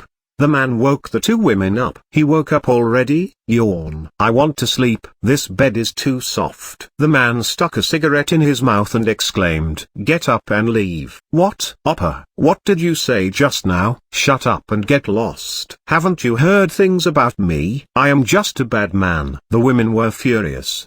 The man from last night seemed completely different to the person in front of them now. Of course, the girls didn't follow him because of kindness. They came because he paid 1 million per person. Fuck, I have the worst luck. The women grumbled as they clothed themselves and left. The man didn't show any interest as he smoked a cigarette on the sofa in his living room. After a while, the man got up and looked out the window. Noon. The streets were crowded with people. It was lunchtime, so workers were looking for restaurants. But the man's eyes were on the surrounding buildings, not the people. The reason was his recent mission. Mission 5: Scout the neighborhood to find a nearby hostile sovereign. Compensation. Experience. 1000 nodes. That's right. He was Young Kwang Hyeon, a sovereign in the world of Mung. I thought the whole dream and reality thing was ridiculous at first. I became a sovereign in a place called Mung. There was a meaningful smile on young Kwang Hai-eon's face. He was a power runner and had rugged muscles. These muscles. I didn't even exercise to gain these muscles. A perfect, muscular body that ordinary people would find hard to reach. Even his energy increased. This was all due to the power of Mung. After passing the first mission of gathering 100 black magic energy, he had gone through the flesh construction process. The second mission required constructing a barrack. The compensation for this was 500 nodes and inferior knowledge about goblins and orcs. Thanks to the barrack, he could summon the goblins and orcs. They were disgusting monsters that normally only appeared in fantasy books. He honestly found them so disgusting that he didn't even want to look at them. However, strong troops would make the sovereign more powerful. So he had 2 barracks and he upgraded them to stage 3. The stage 3 barracks could accommodate 30 monsters each. It was also the third mission. The problem was the cost to summon the monsters. Fortunately, this could be covered by his taxes. Every time he entered Mung, he would be paid 1,000 nodes as taxes for his territories. Thanks to that, young Kwang Hai-eon managed to summon 30 goblins and orcs in each barrack. That was mission 4. He got the title of Sovereign Herod as a reward. A sovereign with a total of 60 creatures. He also received the Wyvern Ring that made the wearer immune to fear and confusion. Wyvern Ring. Rating, only 1. A sign that you are a sovereign in Mung. Strength +5 when worn. Immune to fear and confusion when worn. Sovereign title, Herod. His power rose tremendously thanks to the power of the ring. Furthermore, his level rose. He had never done a combat mission, yet he was still OV6. He had no intention of fighting directly with monsters in the future. He had no reason to risk death in fights when he could just raise his level through the missions. He would leave the fighting to his subordinates. A sovereign was meant to give commands. He thought about it. This time, I will add 1 more barrack after entering Mung. I'm not sure how strong the sovereign in the area is, but it will be game over with my forces. It would be enough with the tax money. Complete victory. Once he found the location of the hostile sovereign, his troops would sweep through in minutes. So he had to make a plan. Suzuki, a man wearing a black hood, appeared in front of him. The man lay down and cried out, "I seek an audience with Lord." Young Kwang Hai-eon glanced at him and asked, "Colt, do you know where the hostile sovereign is?" Colt could exist in both reality and Mung. He was an intermediate ghost that immediately swore his loyalty after young Kwang Hai-eon became a sovereign. "I didn't find them yet. The wandering ghosts in the area don't know. Look for any even slightly suspicious buildings. We have to find that person first." "Yes, Lord." Colt disappeared somewhere. That evening, Kang Jun came back from selling socks to find Hae-yun waiting in room 406. "Today a subordinate of Herod was asking the ghosts about you. Herod has started to act. Sooner or later, he will start attacking. He hasn't found this place yet. Like I said, I have a hold on all the ghosts. They won't say anything." Kang Jun was delighted. "Okay. Well done Hae-yun. I did great. Right? Of course. Well done." Kang Jun stroked Hae-yun's head. Hae-yun's eyes started sparkling. "Then buy me something delicious. Tell me what you want." "Sweet and sour pork." "I understand." Kang Jun happily called a Chinese delivery restaurant. Today he would eat a delicious meal with a ghost. Hae-yun had done something big for him, so it was worth spending money. In this world, the ghosts were a source of information. All of them were controlled by Hae-yun, so the information belonged to Kang Jun. Herod didn't know anything, but Kang Jun knew about him. This alone would create an opportunity to reverse the situation. The next evening, Kang Jun signed an additional contract for room 401. Kim Yongji, who originally lived in room 401, was moved to another room, so the problem was easily solved. It was necessary to spend money on room 401 in order to build a research institute in Mung. His subordinates would become much stronger if he built a research institute. 11 p.m. It was finally time to enter the world of Mung. Kang Jun lay down on the bed and said to Hae-yun, "I might call you later. I'll be waiting." "Then please sing a lullaby." Good night, our baby. Kang Jun's eyes closed as he heard the lullaby. It was like Hey Yun was singing a sleeping spell as he quickly fell asleep. The door to Juan Mung is open. You have entered the world of Juan Mung, his base located in room 406. Unlike earlier, there was another person standing next to Kang Jun, a youth with neat blue hair down to his waist, pale skin that couldn't be seen on a human, sharply glittering grey eyes. Eyeshadow seemed to be used to paint dark circles around his eyes. A gloomy but fascinating appearance. What was the identity of this youth? It was hard to know who he was. At that moment, he saw Kang Jun and bowed down. Carry-on. Seeking an audience with Lord Irun. You are Irun. Irun was a rotting, elderly corpse with black hair. But this change. He looked good for a corpse. Kyuk, I've regained my real face now that I am part of your household instead of a shadow sovereign. I'm glad to hear that. Then your abilities have become stronger? Irun scratched his head and said, my capabilities are currently at level 1. However, my level will slowly rise in the future. Slowly? Yes. The amount of experience I get compared to Lord Sovereign is small, so my leveling speed will be slow. This is a rule in Juan Mung. According to Irun, the only ones with the right to level up quickly in Juan Mung were the sovereigns. Then those guys can also raise their level? Kang Jun pointed to the rations that were waiting in front of the base. Yes. Of course, they will become stronger in battles. Increasing their level and skills will be very useful to Lord. Kang Jun was surprised. Even the monsters summoned to the barrack could level up. Irun's eyes flashed as he continued speaking. But the most important thing is the level of the sovereign. One of the fastest ways to grow stronger is for the level of the sovereign itself to rise. This is the best way to survive in Juan Mung. Kang Jun laughed. Irun didn't need to tell him this. That's natural. Why else would there be sovereigns?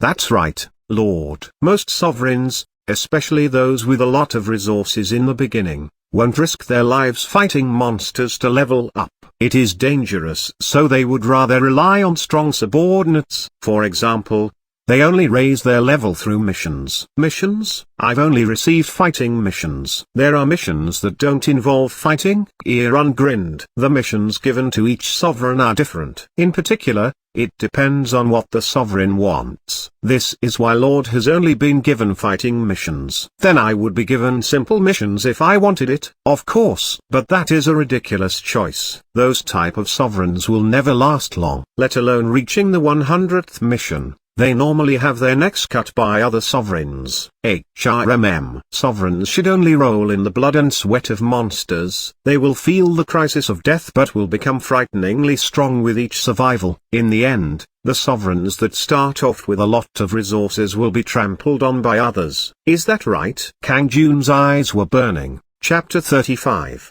Way of the Sovereign. 2. This chapter is updated by Novels PL. Irun just smiled. Therefore, you must select a difficult mission. Of course, I'm not asking you to be reckless. You should choose the most difficult missions that you can realistically accomplish. I also want to do that. Kang Jun simply nodded. Irun was better than he thought. Sovereigns born with gold spoons would be reluctant to perform dangerous missions. He would be able to push back those sovereigns. Then what is the best place to raise my level? Should I just attack and occupy the buildings nearby? Then Irun touched a crystal ball in room 406 and a 3D map was displayed. The 3D map showed a 100-meter radius around the Dafeng building. In order to ensure the survival of the sovereigns, the early threats are very easy to overcome. However, the other buildings are different. It isn't easy to gain knowledge about the monsters. It is destroying doors like the Dafeng building. The monsters will also be quite challenging. Of course, generally, the more dangerous monsters are in the high-rise buildings. High-rise buildings? Then skyscrapers with dozens of floors will be extremely scary. At that moment, Irun replied with an anxious expression. There is no guarantee that even a dragon won't emerge. Dragon? There is really such a thing? Demons, evil spirits, dragons. There might be even worse monsters. This is the world of Juan Mung. Lord, damn. I have to be careful. It wouldn't be easy taking over another building. Dangerous missions were good, but they needed to match his capabilities. Therefore, I recommend you target buildings with 4 floors for the moment. I understand. I will take note. However, Dangerous monsters can also be found in ordinary homes, in parks or on the streets. You should always be alert. Don't worry, I will be vigilant. Every day was a struggle for survival. How could he be careless? He didn't have the luxury to be careless. There was no room for Kang Jun to let his guard down. He was committed to doing his best. Then shall we try attacking the Sung Kwang building? Sung Kwang was a building with 4 floors, facing the Dafeng building. According to the realtor, the price of the Sung Kwang building was 37 billion. Yes, Lord. This building is the base of a sovereign, so it is likely that monsters in the area will come to plunder it. Some troops should be left behind for defense. I will do that. This was the current status of his troops. 2 Ration infantry, 3 Ration archers, 3 giant Rations, 2 Gillim Ratigas. He decided to leave 2 Ration archers, 2 giant Rations and 1 Ratigas behind as defense. How about upgrading the barrack to stage 2 and building a research institute in room 401 before leaving? I thought of that as well. It cost 100 nodes to upgrade the barrack in room 403 to stage 2. 200 nodes were spent to build the research institute in room 401. Upgrade to a stage 2 barrack, 1%. Construction of the research institute, 1%. The 300 nodes he received from Mission 5 were exhausted. I need quite a bit of money to summon more troops. Occupying the Sung Kwang building will get you money and treasure.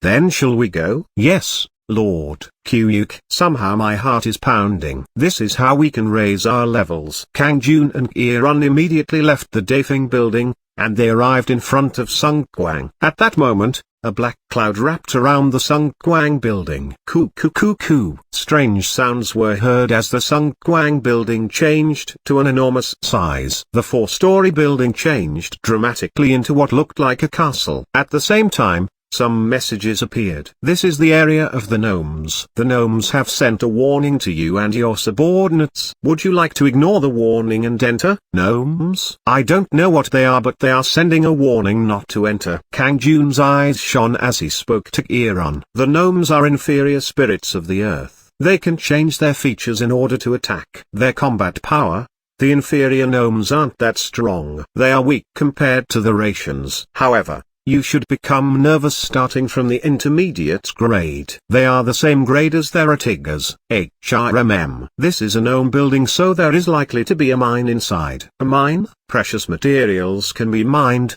including the essence of earth. If you are lucky, then even rarer materials can be obtained. Essence of earth? He needed them to continue summoning strong subordinates like the Ratigas. Okay, I will ignore the warning. Crack that barrier. Yes, Lord. In the meantime, a thick barrier had formed in front of Sung Kwang building. Sung Kwang building's barrier, 100%. However, it was the target of the destructive power of the 2 Gillim Ratigas. Kwang. The strong attacks of the Gillim Ratigas. The giant Ratigas furiously struck at the barrier with huge logs. Quack quack quang, quack quack quack quang, siuak, siuak. The Ration archers diligently shot their bows. Sung Kwang building's barrier, 78%. The durability of the barrier quickly plummeted. At that moment, shadows appeared in front of the barrier. There were approximately 10 shadows. The shadows transformed into various beasts. Quang, how dare you defy our warning? Grrrr. Get rid of the intruders. Irun's gaze met Kang Jun's eyes. They both nodded. Sweep all of them up. Yes, Lord. Kang Jun instantly used a skill, Aura of the Wind. Unlike Aura of Earth, this skill increased his attack speed and movement speed. This meant he would have a faster offensive. Kang Jun quickly shot forward. Quang. The gnome that looked like a lion rushed towards him with an open mouth. Kang Jun easily avoided it and used the wooden stick. Bam bam. K. The stick hit the gnome twice before it died. Despite the outward appearance, its physical attack power was low. Experience has been gained. 2 nodes have been gained. The gnome was so weak that not a lot of experience and money was gained. However, 2 nodes was still better than nothing. Irun also perfectly dealt with the gnomes. Irun used his daggers and also easily killed them. He displayed the characteristic agility of a dark elf. It was like he had a passive Aura of the Wind skill. 1 node has been gained. 2 nodes have been gained. These messages appeared every time Irun killed a gnome. The experience that Irun acquired belonged to Kang Jun. Kang Jun killed 8 gnomes and Irun killed 4 of them. The 12 gnomes were instantly turned to powder. Meanwhile, the Ratigas and Rations were still focused on the barrier. The barrier of Sung Kwang building has been destroyed. A gnome treasure chest has been obtained. Oh, a treasure chest. He acquired one treasure chest after the barrier broke. Kang Jun opened it to find blue coins and an axe. 30 nodes have been gained. Solid iron axe has been obtained.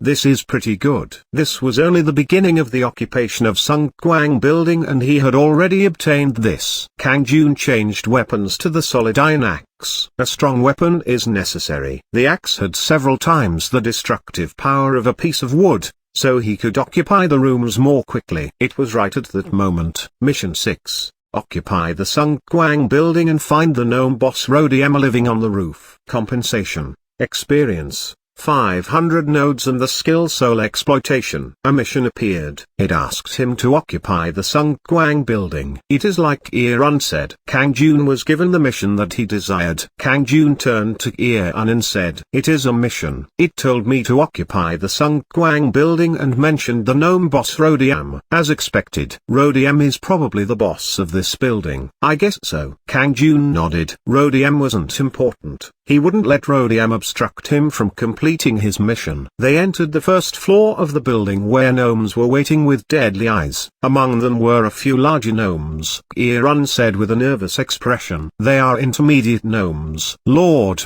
you must be careful." Kang Jun's hands clenched tightly while staring at the intermediate gnomes. "We will occupy the first floor, then go to the basement before heading back up to the second floor." "Yes, Lord." Chapter 36. Way of the Sovereign, 3. This chapter is updated by Novels PL. Sung Kwang Building, Paris Bakery on the first floor. Kang Jun, Irun, the Ratigas and Giant Rations were fighting against the gnomes. QWE. "How dare you invade the area of the gnomes? I won't forgive you." An intermediate gnome in the shape of a human monster with 4 arms. The arms were holding a sword, axe, spear and shield. An enemy that could brandish 3 weapons freely while defending with a shield. However, that was just the outside appearance. Kang Jun moved quickly due to aura of the wind and instantly arrived in front of the intermediate gnome. Kang Jun avoided the dizzying flurry of offensive weapons and kneed the arm holding the axe. Pak, cock. The intermediate gnome screamed and hesitated,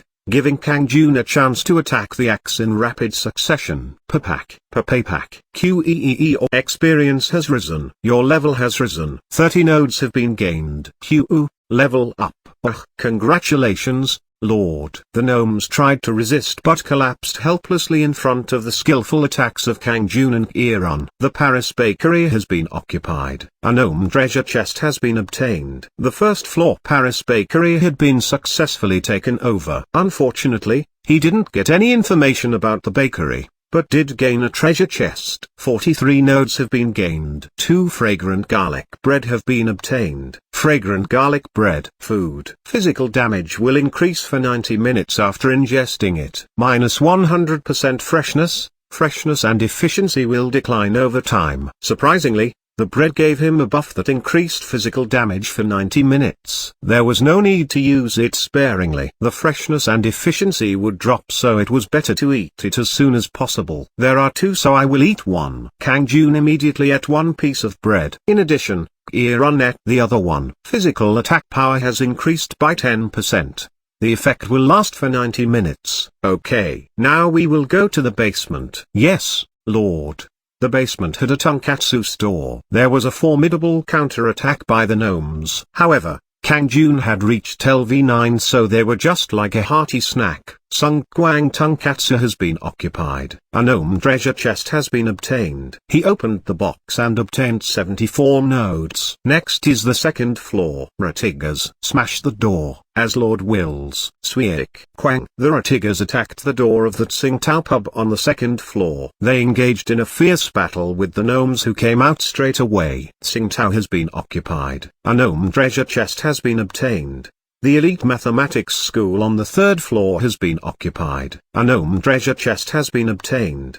The elite mathematics school on the fourth floor has been occupied. A gnome treasure chest has been obtained. They all instantly collapsed in front of Kang Jun. When it came to experience and tenacity in battles, Kang Jun fell behind Irun. Thanks to that, Kang Jun easily reached LV11 and Gear-un LV2. Kang Jun gained 3 levels but Gear-un barely gained 1. Just like he said, he only obtained a very small amount of experience. You ha ha ha. You ha ha ha. Level up. Yet Gear-un shouted with joy as he gained a level. Kyuk, Lord. I finally leveled up. Tears even formed in his eyes. He had been stuck at LV1 in the past. A lot of time was spent as a shadow sovereign. No. There was also the many years he spent in hell. Although he unfortunately didn't become a sovereign, he was able to join the household of one and level up again. Depending on his efforts, his level would continue to rise in the future. Gear-un's heart felt like it was going to burst. Kang Jun just smiled. Congratulations Gear-un. I also have to congratulate Lord. Today you have gained 3 levels. It is the result of willingly taking risks. That's correct. It is just getting started. Lord has to become much stronger. Of course, after opening all of the gnome's treasure chests,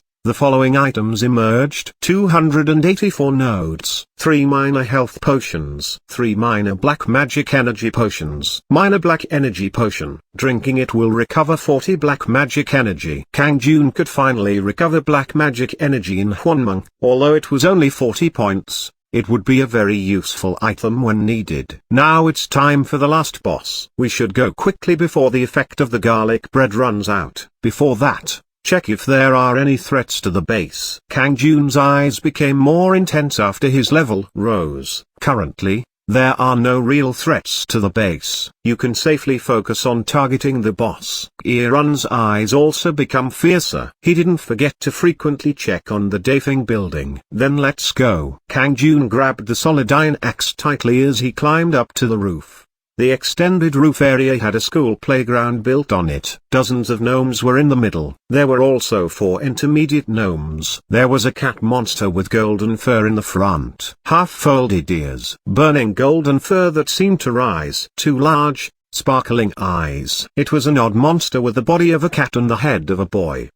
You managed to climb up to here. But this is where your luck runs out. I am Rodiam. I will let you know what it means to invade the area of the gnomes. They were words that were intended to cause fear. It was unexpected that such words would emerge from the mouth of a cute cat. However, Kang Jun and Gear-un's eyes widened the moment they heard he was Rodiam, the gnome boss, the boss of Sungkwang building. Is that cute guy really Rodiam? Lord, you should be vigilant against cute looks. Don't worry. Kang Jun nodded. Just like Gear-un said, he absolutely couldn't let his guard down. Rodiam was a boss monster, so he would have formidable attack power. Not surprisingly, Rodiam's body then changed into a giant monster with the head of a cow. He was over 4 meters tall. 2 red horns formed that reminded Kang Jun of the devil. Gear-un paled. Monitor. Shit, isn't he fairly big? Kang Jun was distracted by the fact that he grew to over 4 meters. It was questionable if a blow from an axe would damage it. Gear-un's eyes flashed as he said, the Minotaur is a giant monster with the brute force of an ogre. A monster that absolutely can't be present in a low-rise building like this. Despite the appearance, the actual combat capabilities won't be that great. The surface might look like that, but he is still a gnome. I can face him. Rodiam's mood seemed so worsen as he heard Kang Jun and Gear-un's mocking words. QWE. Gnomes rise. Show these cheeky intruders your fury. QWE. Spread fears among the intruders. Quang. Show the anger of the gnomes. The gnomes came flocking. Kang Jun hurriedly exclaimed. Gear-un, lead the troops to handle the mobs. I will deal with the boss. Yes, Lord. Please go. Gear-un started to give commands as Kang Jun moved. Ratigas, forward. Archers, aim at the intermediate gnome in front. Giant ration. No one should escort the archers while no 2 should support the Ratigas. Quackwang. Siuak. Papapak. In an instant, 1 intermediate gnome broke and returned to the earth. 2 gnomes were laying still on the ground. Kang Jun was filled with admiration. He is better at that. The Ratigas, giant rations and ration archers moved naturally like they were Gear-un's limbs. I should go quickly. The sovereign directed the commander, who in turn led the soldiers. Gear-un was a competent commander. Kang Jun could feel very reassured with a commander like that. Gear-un gave a leisurely smile. Lord, leave these wannabes to me. Please be careful. I understand. Don't worry. In the meantime, Kang Jun confronted Rodiam, who was a large minotaur. Kikaku, let me show you what a real weapon is. Rodiam held up a large battle axe. Kang Jun was filled with tension. That is an oversized weapon, whether it was transformed or not. He couldn't ignore the strength that would come from that oversized body. It was the same for the weapon. One blow would evidently have considerable strength. Rodiam mercilessly wielded the battle axe. Whing, whing, whing, whing, whing. Surprisingly, the speed was very rapid. Swick, whing, whing. A vertical and horizontal offensive. It struck twice in succession. Kang Jun hurriedly bent over, but the battle axe struck his left shoulder. Quack, uck. His tattered left shoulder and arm caused him a lot of pain. Shit, health, 208 290. He lost 80 health from just one hit. Snap. Kang Jun reflexively retreated as he removed a potion from his pocket and poured it into his mouth. Kikaku. Do you think you can escape? Rodiam came chasing after him. He isn't randomly singing. He isn't an ordinary opponent. Kang Jun looked at the axe being swung back and forth. The attack patterns should be read so that he could find any gaps to attack in. Kang Jun drank another potion to completely restore his health. 290 290. He needed to maintain the best conditions to knock down the opponent. Kang Jun avoided the axe and calmly waited for an opportunity. Rodiam wielded the axe more violently as Kang Jun kept dodging. Are you going to continue to avoid it? Whing, whing. However, Kang Jun effortlessly avoided receiving any damage. He had somewhat grasped the attack pattern. In addition, his movement speed was quicker due to aura of the wind. Otherwise the axe would have already hit him in the head. QWE, please get hit. That's right. Whing, whing, whing, whing. A barrage of strikes from the battle axe. Now Kang Jun was familiar with the pattern. Kang Jun moved like flowing water as he dodged the axe strikes. Bam, bam, bam, bam, bam, bam. The knee, thighs, chest and sides. He struck in those locations. Qyuuk, damn it. Rodiam seemed confused as he moved backwards. At that moment, Kang Jun continuously slammed against both of Rodiam's wrists. Kuyuong. The axe fell to the ground. Before Rodiam could grab the axe again, Kang Jun relentlessly hit his head. Pak.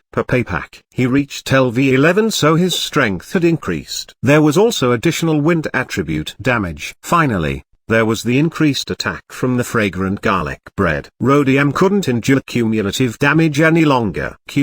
How annoying. Rodiam's huge body fell. At the same time, black smoke poured from his body like a fountain. Quack. The body of the Minotaur shrank as the smoke emerged. After a while, there was a bloody cat monster moaning on the ground. Now your true form has returned. Let's go. Kang Jun nonchalantly raised his axe, causing Rodiam's body to tremble. Spare me. Chapter 37, Way of the Sovereign, 4. This chapter is updated by Novels PL. Spare you? That's correct. Please spare me. Rodiam pleaded with a tearful expression. Kang Jun was dumbfounded. You just tried to kill me. Why should I let you live? You are the one who invaded this place. I was just defending myself. His words weren't wrong. However, Kang Jun still had a cold expression. Then you must know the reason for your death. I've come to occupy this place. I have to kill you for this place to become my territory. I will be a loyal subordinate if you spare me. You are deserving of becoming my master. His shoulders shrank back. The face of a dejected cat. Rodiam looked really pitiful, but the two wide eyes were quite serious. Kang Jun glanced at Kieran. Kieran, will it be an advantage to leave him alive as my subordinate? At that time, Kieran had 10 gnomes shivering in front of him, 2 intermediate gnomes and 8 inferior gnomes. After Kang Jun defeated Rodiam, they had stopped resisting and sat down. Kieran walked over and whispered with a smile on his face. This is a windfall. You should keep the treasure. This person is a treasure. Most advanced gnomes would rather die than be someone's subordinate. Their pride is very strong. Such an absurd thing happened because of your charisma. My charisma? Of course. Rodiam won't even look at someone with less than 6 charisma. My charisma is a little bit higher. Come to think of it, my pride didn't mind bowing to Lord at all. The senior ghost Yun probably had similar thoughts. All of us became your subordinates because of your high charisma. That was the case. Kang Jun had 8 charisma points. Furthermore, the demonic dragon's ring had an option of +3 charisma. That was a total of 11 charisma. Therefore, he managed to get Kieran, Hyun and now Rodiam as a reward. Even though he met them by chance, they entered his household due to the power of charisma. This is the reason. There was a satisfied smile on Kang Jun's face. It was worthwhile to have lower strength, agility and intelligence in the beginning in exchange for high charisma and good luck.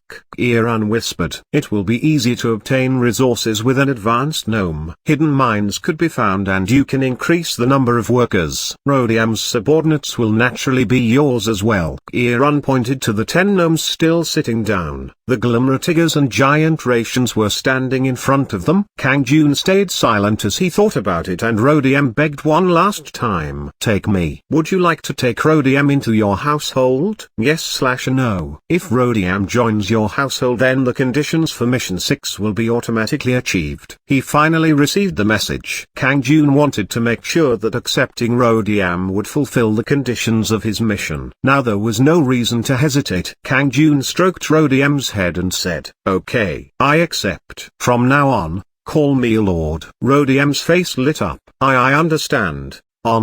What is with that odd dialect? It is an honorific. I will use honorifics now that you are my lord. Rodiam attached the honorific on whenever he talked to Kang Jun. Rodiam has joined your household. Rodiam will become your faithful subordinate in the world of Mung. At that moment, Rodiam's body recovered from its injuries. Rodiam jumped to his feet before bowing low again. "I give my allegiance to Lord.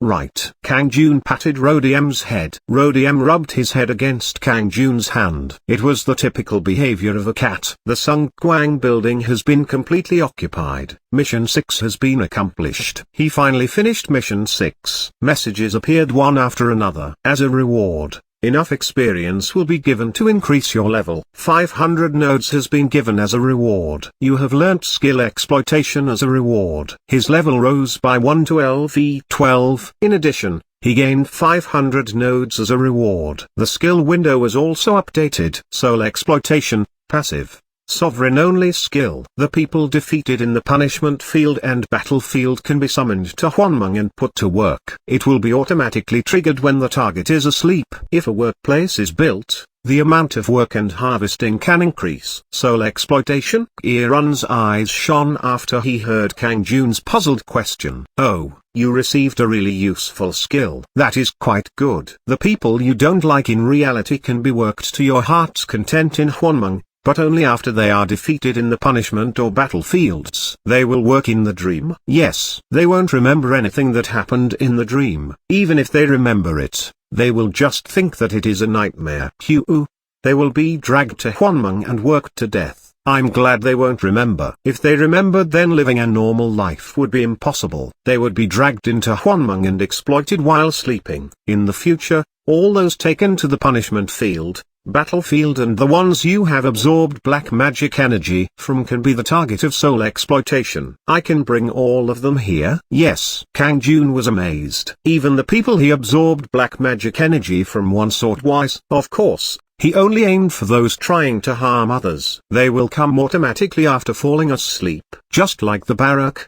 There is a limit on the capacity without a workshop. Lord can select a destination or exclude them. The imported workers had weak attack power so they were mainly used for basic chores, production activities, harvesting, logging, mining, etc. However, they also played a role in defending the base if an enemy invaded. It was at that moment the skill soul exploitation has been automatically activated. There is no workshop so a maximum of 2 people can be summoned. Cho Sang-jin has been summoned to the base. Hwang Sung-gil has been summoned to the base. Cho Sang-jin had been drinking alcohol and fell asleep early today. Usually he was active during the night and sleep in the day. However, he fell asleep at 10 p.m. today due to his drinking. He was surprised to suddenly find himself standing in a strange place. Fuck, where is this place? Then both eyes suddenly widened. Sung-gil Hyungnim. Why is Hyungnim here?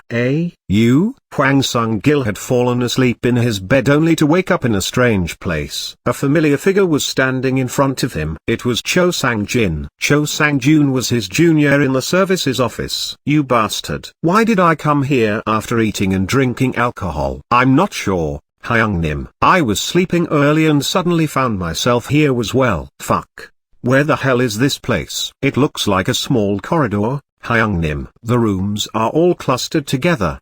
My body feels so heavy. In front of them was a room labeled 406. They couldn't open the door to look inside, and there was a strange pressure on their bodies, making them unable to move properly. Meanwhile, Kang Jun was on the roof of Sungkwang building and could see through a hologram of the base. Irun looked at their appearance and said, "It looks like you have already secured 2 people, Lord. Now they should be put to work." But what type of work? Kang Jun felt strange as he looked at Cho Sang-jin and Hwang Sung-gil. Both of them had tried to commit acts of violence against Kang Jun. At that moment, Rodiam approached and said, "Leave the work to me. There is a hidden mine. Hidden mine? Right there.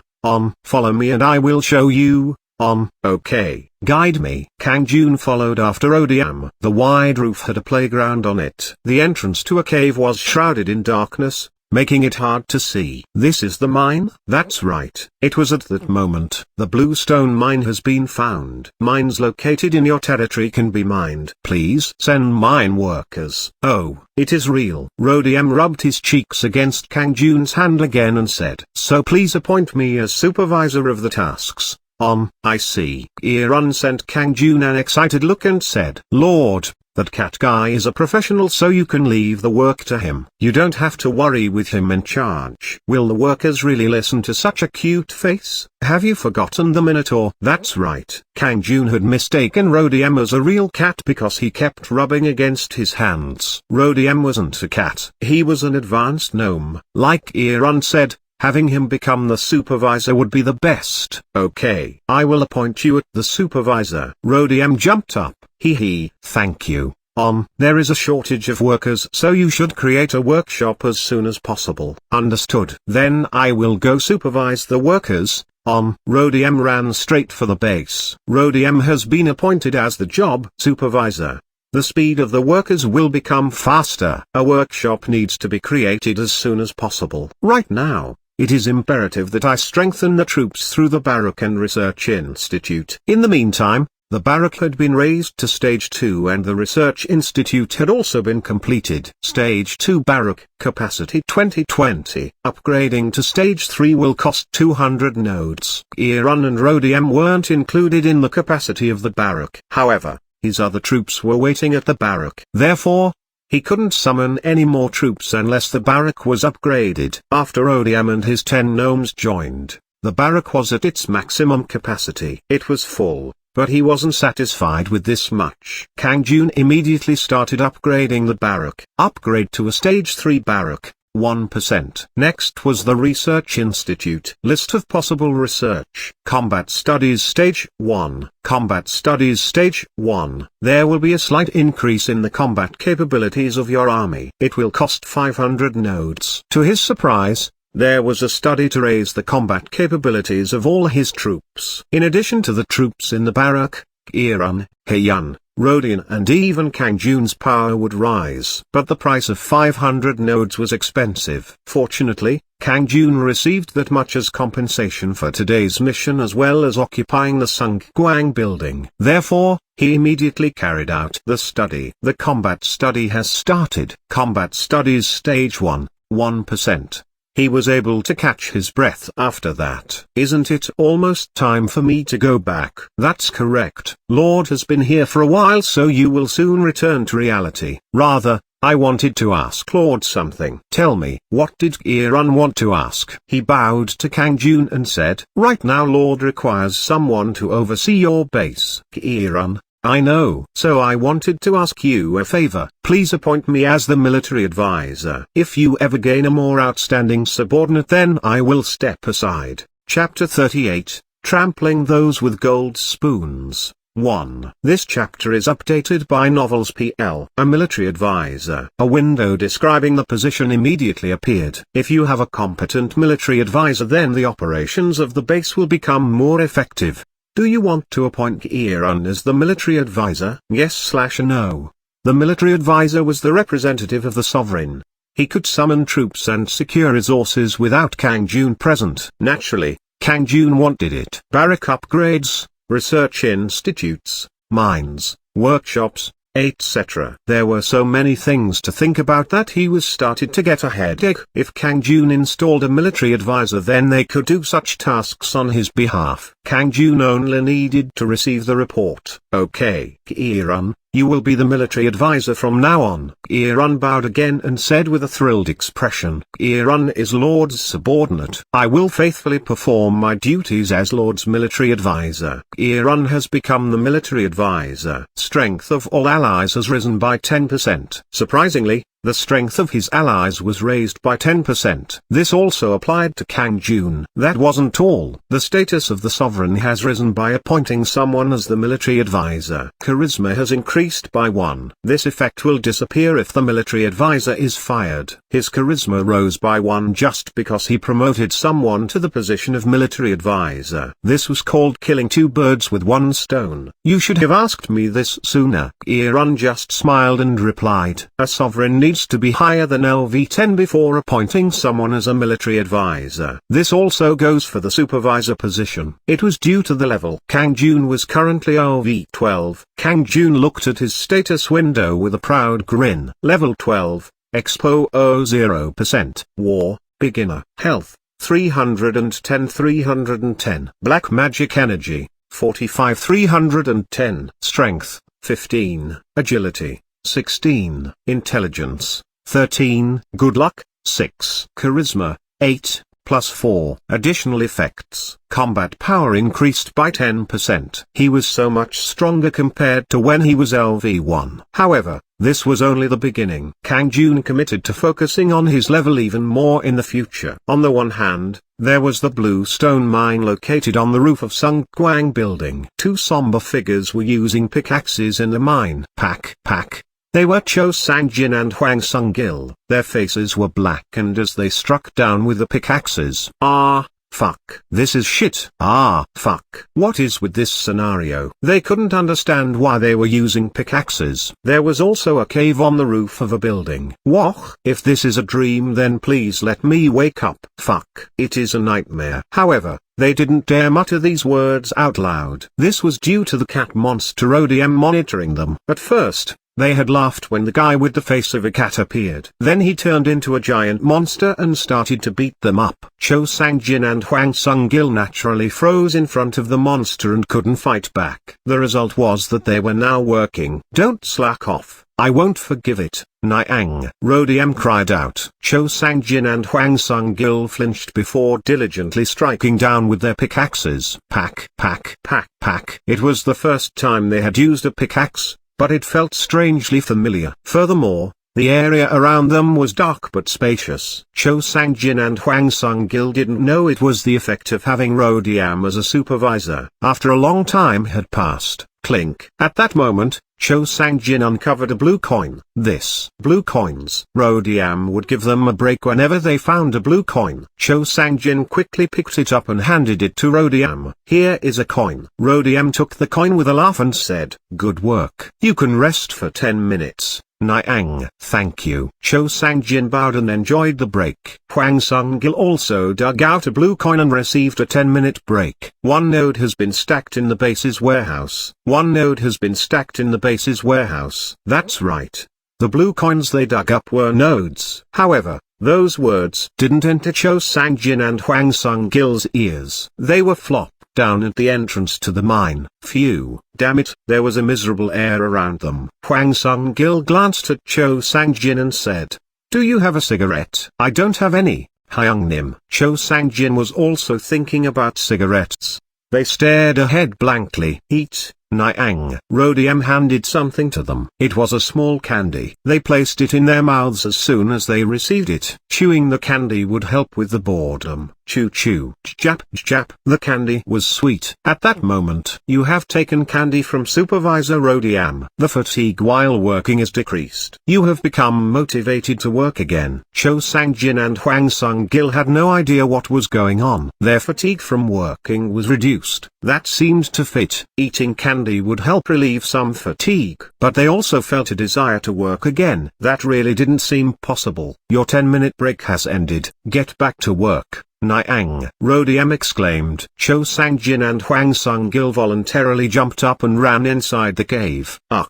It is strange. Why do I want to pick up a pickaxe? My hand spontaneously moved towards the pickaxe. That damn cat must be doing something to us. Hyungnim. I was thinking the same thing. Bloody cat. It can go to hell. Then Rodiam's ears pricked up and he asked, "What did you just say, Nyang?" "Ah, nothing. I would never." At that moment, Rodiam changed to an enormous size. Don't lie to me. Do you want to die? Cho Sang-jin and Hwang Sung-gil freaked out. I did it. I was wrong. Kyuk. I was wrong. I won't do it again. Rodiam returned to his original appearance. You will die if you do it again. Get back to work. Nyang. Yes, I understand. I'll work hard. Cho Sang-jin and Hwang Sung-gil starting moving their pickaxes again. Pack. So a day passed in their dream. Yugang building, 5th floor. Like always, Young Kwang Hyeon woke up at noon but he was in a bad mood. Mission 5, scout the neighborhood to find a nearby hostile sovereign. Compensation, experience, 1000 nodes. He had failed to fulfill the mission. Last night, he had raided a nearby building and lost some forces. It was the 6-story Rose building across from Yugang. He sent scouts to check if there was a hostile sovereign there but the 10 goblins and 10 orcs didn't return to his base. They were annihilated by the monsters lurking inside the building. He never thought there would be unidentified monsters inside the Rose building instead of a hostile sovereign. Of course, Young Kwang Hyeon didn't directly participate in the scouting. A hostile sovereign can be dangerous. He would use his subordinates. If his troops were sacrificed then he could just summon more. Enough taxes were being collected for Mugang building to supplement his funds. Thanks to that, he built a 3rd barrack and a research institute last night. Therefore,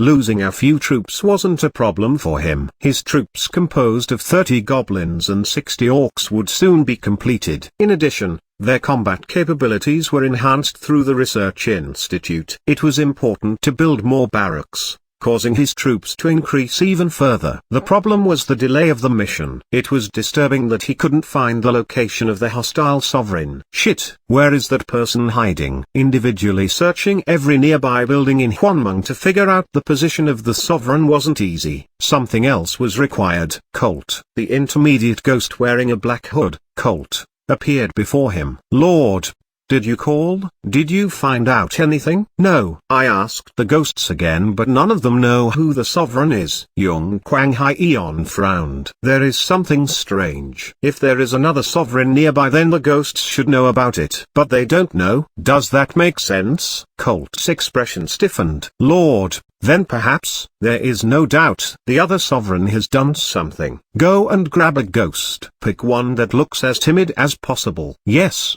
Lord. But what are you thinking? I will question them myself. In the end, I will pull the truth from their mouths. Young Kwang Hyeon smiled as he visualized the punishment field. He killed inside the punishment field. He would do it until they spoke. A mere ghost wouldn't be able to withstand pain like that. Colt bowed with a pleased smile. It, as expected from Lord. I never thought of that. Now I will go and grab someone. Colt turned and disappeared into the shadows. After a while, he returned. His hands were clutching the neck of a young female ghost. I'm back, Lord. Well done. Young Kwang Hyeon immediately used the punishment field. Then he summoned 5 orcs to the punishment field to brutally kill the female ghost. Sob. Spare me. I was wrong. I will speak. Ang. The female ghost sobbed with fear. Young Kwang Hyeon nodded. Tell me. Speak honestly. In fact, the female ghost told him everything she knew. The look in Young Kwang Hyeon's eyes changed as he heard her words. Then a cold smile formed on his face. Dafeng building. It is an old building where losers live in the Gosewon. He finally found it, the location of the hostile sovereign. At the moment, he received a message stating that mission 5 was completed.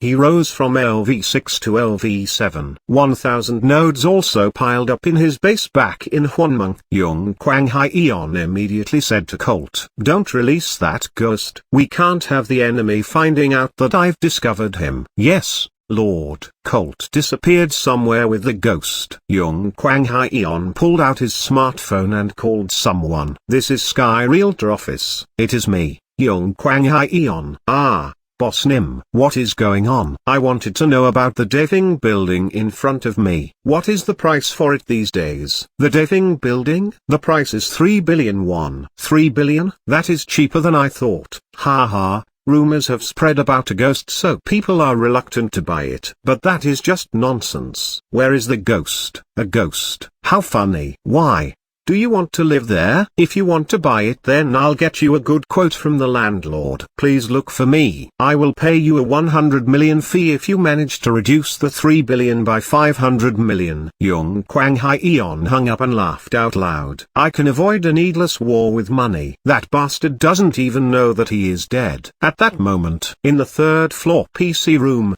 Hae Yun's expression stiffened. After being given an introduction by Kang Jun and Sang Minutes, Hae Yun received a 5 hours per day part-time job at the PC room. Thanks to her, the place was always crowded even during the day. What did you just say? Seo Young has been taken. She hasn't come back after going to the Yugang building. One of the ghosts hurriedly rushed to tell her the news. The female ghost Seo Young was gone. Hae Yun's instincts warned her. It is serious. Maybe he figured out this location. She wanted to go and rescue Seo Young, but the Yugang building was inaccessible to Hae Yun. Hae Yun could only exert force in the Dafing and Sung Kwang buildings that Kang Jun occupied. It would be dangerous if she went outside these areas. I need to tell Kang Jun. Kang Jun came back from the market at 6:30 p.m. After hearing the news from Hae Yun, Kang Jun immediately ran towards the real estate office on the first floor. Welcome. Haha. Are you hot? Sit and drink a cold coffee. Today the realtor was the kind Kim Sok Kyol. However, Kang Jun wasn't in the mood to drink cold coffee right now. I won't have any cold coffee. Instead, has someone made an inquiry to purchase this building? Kim Sok Kyol glanced at Kang Jun with surprise. Haha. You are very quick. You have already heard the news. I only just found out. It is really being sold? Yes, probably. Do you know who is buying it? Do you know the Yugang building? It is the owner of that building! Exclamation mark. Kang Jun's expression became stiff. Young Kwang Hyeon, like Hae Yun said, he must have figured out my identity. There was no other reason for suddenly buying the Dafing building. If Young Kwang Hyeon owned the Dafing building, then all of Kang Jun's work would go to waste. Shit, I have no money. He needed money to buy the building before the hostile sovereign did. Was this the power of a gold spoon? I won't obediently step back. Those who were strong would win. Kang Jun exited the real estate office and stared coldly at the Yugang building. Chapter 39. Trampling Those with Gold Spoons. 2. This chapter is updated by Novels PL. Young Kwang Hyeon couldn't destroy Kang Jun's base at the Dafing building immediately. The Gosewon rooms would be maintained as Kang Jun's territory for the remainder of the contract period. But once the contract was over and the areas belonged to Young Kwang Hyeon, Kang Jun would receive a severe disadvantage. All of this was due to the power of money. He owned a 7 billion won building, so it wouldn't be a problem for Young Kwang Hyeon to purchase the Dafing building. However, Kang Jun also had money 5 million won. Of course, it was petty cash to Young Kwang Hyeon. Still, if Kang Jun used it correctly, then it would be a powerful weapon against Young Kwang Hyeon. Young Kwang Hyeon, you must think that you are quite powerful. Don't get so carried away with thoughts of victory. Kang Jun had a sly smile on his face. It is nonsense. Even if you buy the Dafing building, the fight isn't over. Kang Jun had no intention of giving up his base in the Dafing building. His base, Barrack and Research Institute were there. Still, he decided to prepare for the worst. A new base. It was possible for a sovereign to have more than one base. There could be thousands of bases if the sovereign had enough money in reality. However, creating a new base was a somewhat cumbersome procedure. A period of time to gather the money to rent or buy the base in reality was needed. Then he would need to wait until the door to Mung opened. The base could only be built once he entered Mung. The problem was that the sovereign needed to fight the monsters near the new base alone. That could be a dangerous thing. Of course, those with a lot of money like Young Kwang Hyeon could create new bases with very favorable conditions. There was no risk if they owned the building, and the large resources meant they could easily build barracks or research institutes. Kang Jun's case was entirely different. Even if he had 5 million won, that would only allow him to rent a studio apartment with good facilities. Even if it was just one room, it was still better than a gossip one. If the room was empty, then he could move in the same day that the contract was signed. Eco Studio Apartments. It was newly opened and the facilities were fantastic compared to the dating gossip one. There was a bathroom space with a spacious shower and sink included. The bed looked very comfortable to sleep in. Now Kang Jun was earning money, so there was no need to sign a contract with a cheap gossip one. Anyway, there weren't many cheap places around the gossip one. Ho ho. A very handsome man. This place is clean and has very good facilities. Are you an office worker? The owner of the studio apartment, a woman in her 30s, welcomed Kang Jun. Yes. Is there an empty room? Even though it hasn't been long since we've opened, many rooms are already gone. How about room 307? It costs 520,000 won a month, but I will give you a discount of 20,000 won for your first month. When can you move in? Most of the rooms were booked.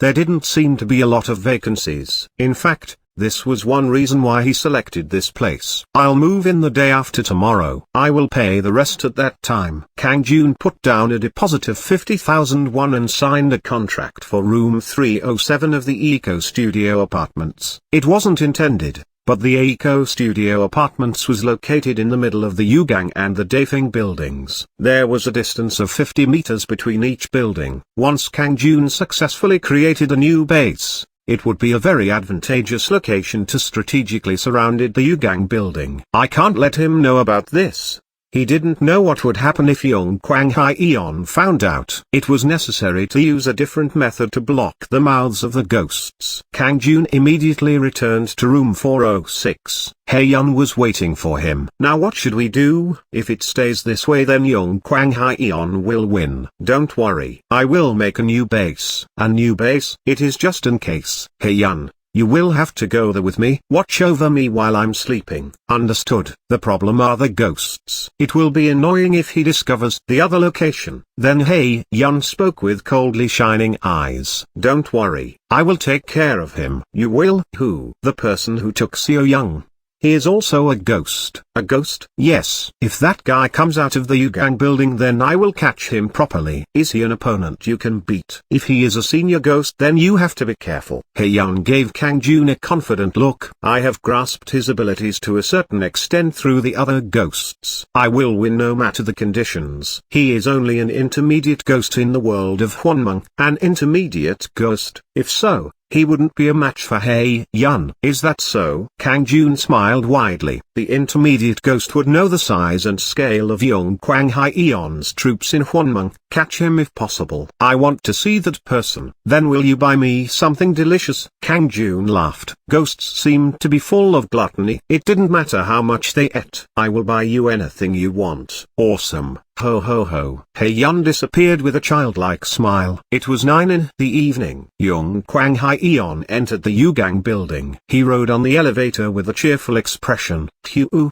now it is over for him. He wasn't my opponent from the beginning. The owner of the Dafeng building was willing to sell for 28 billion won. There was a 1 billion won loan on the building, so a deposit of 4 billion was required. Currently, the amount of cash he held was 2 billion won. Even if he didn't have enough cash, a bank loan would solve the problem. So the owner had agreed to sign the contract tomorrow. Things would progress from there. This is the 4th floor. Meanwhile, the elevator door opened. I pressed the button for the wrong floor. He had pressed the button for the 4th floor instead of the 5th. He instantly tried to close the elevator doors when he saw a woman standing in front of him. She was a slim woman in her 20s wearing a nurse's outfit. She worked in the plastic surgery clinic. The woman backed out of the elevator. Ah, this is going up. Her voice was also cute. At that moment, a light flashed in Young Kwang Hyeon's eyes. He pressed the button to keep the elevator door open. Ah, why am I so dizzy? The nurse Choi Mi-young suddenly shivered and lost strength in her legs. However, that wasn't all. She was suddenly moved to a dark space. The man she just saw in the elevator was standing in front of her. At the same time, grotesque monsters appeared around him. Ack! Where is this? Choi Mi-young screamed and fled, but she was immediately caught by the monsters. Her shoulders, arms and thighs were carefully bitten by the monsters. Ugh! Spare me! please. Young Kwang Hyeon came up to her and said, from now on, you are my slave. Do you understand? Middle dot middle dot middle dot middle dot middle dot middle dot. Choi Mi-young couldn't answer. However, she felt an eerie feeling from Young Kwang Hyeon and unconsciously nodded. Yes. Please spare me. Huo. I will spare you. However, you must die once. I hope you remember what happened today if you ever decide to betray me. Young Kwang Hyeon sent a signal to the orcs. The orcs ripped apart Choi Mi-young's body, starting with her feet. Thus, Choi Mi-young died. However, she opened her eyes like it was a dream. She was standing in front of the elevator on the 4th floor of the Yugang building. Young Kwang Hyeon gave her a wicked smile from inside the elevator and beckoned. Come. Huh? What? Choi Mi-young's eyes were full of tears. She instinctively shook her head. Young Kwang Hyeon just coldly laughed and said, it seems you should experience it once more. Choi Mi-young was once again trapped in the dark space and killed by the terrible monsters. And once again, she was in front of the elevator. Young Kwang Hyeon called out, come. Yes. Choi Mi-young couldn't refuse. She was engulfed in fear. The door is closing. Going up. Inside the elevator, Young Kwang Hyeon whispered into Choi Mi-young's ear. Who are you? Choi Mi-young flinched and replied, your slave. Hugh. Don't forget it. You have voluntarily become my slave. Yes. Choi Mi-young entered Young Kwang Hyeon's place on the 5th floor. Wait in bed after having a shower. Yes, Master Nim. Choi Mi-young couldn't say anything else. She was paralyzed by fear. Swah. Young Kwang Hyeon sat on the couch and stared in the direction of Choi Mi-young, who was having a shower, with sinister eyes. Hugh, why didn't I think of this sooner? He could turn all the women in this world into his slaves. He looked at the latest fashion magazines spread out on his table. The pages were filled with sexy models and celebrities. Should I make all of them my slaves? At that moment, a man in a black hood appeared before him. Lord, what is it, Colt? Why did you show up when I didn't even call you? Young Kwang Hyeon said with an unpleasant expression. He didn't want anyone else watching his private life, even if that person was his subordinate. Colt lay flat on the ground and said, I beg your forgiveness, Lord. However, if black magic energy is abused in such a manner, then your charisma might fall. Young Kwang Hyeon was startled by the words. He had 4 charisma points. It was a fixed stat, so it didn't increase when he leveled up. Really? Of course, your charisma will fall after a few more uses. I was concerned and decided to warn you. It won't be easy to get subordinates if your charisma falls. I also can't be a subordinate of someone with less than 4 charisma. Young Kwang Hyeon waved his hand and interrupted Colt. Shut up. Did I ask you to speak so much? I'm really sorry,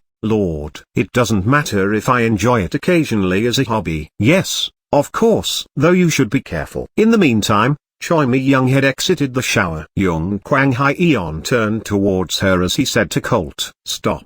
Go to your fellow guests and check what that guy is doing. Yes, Lord. Colt bowed and left Young Kwang Hyeon's residence.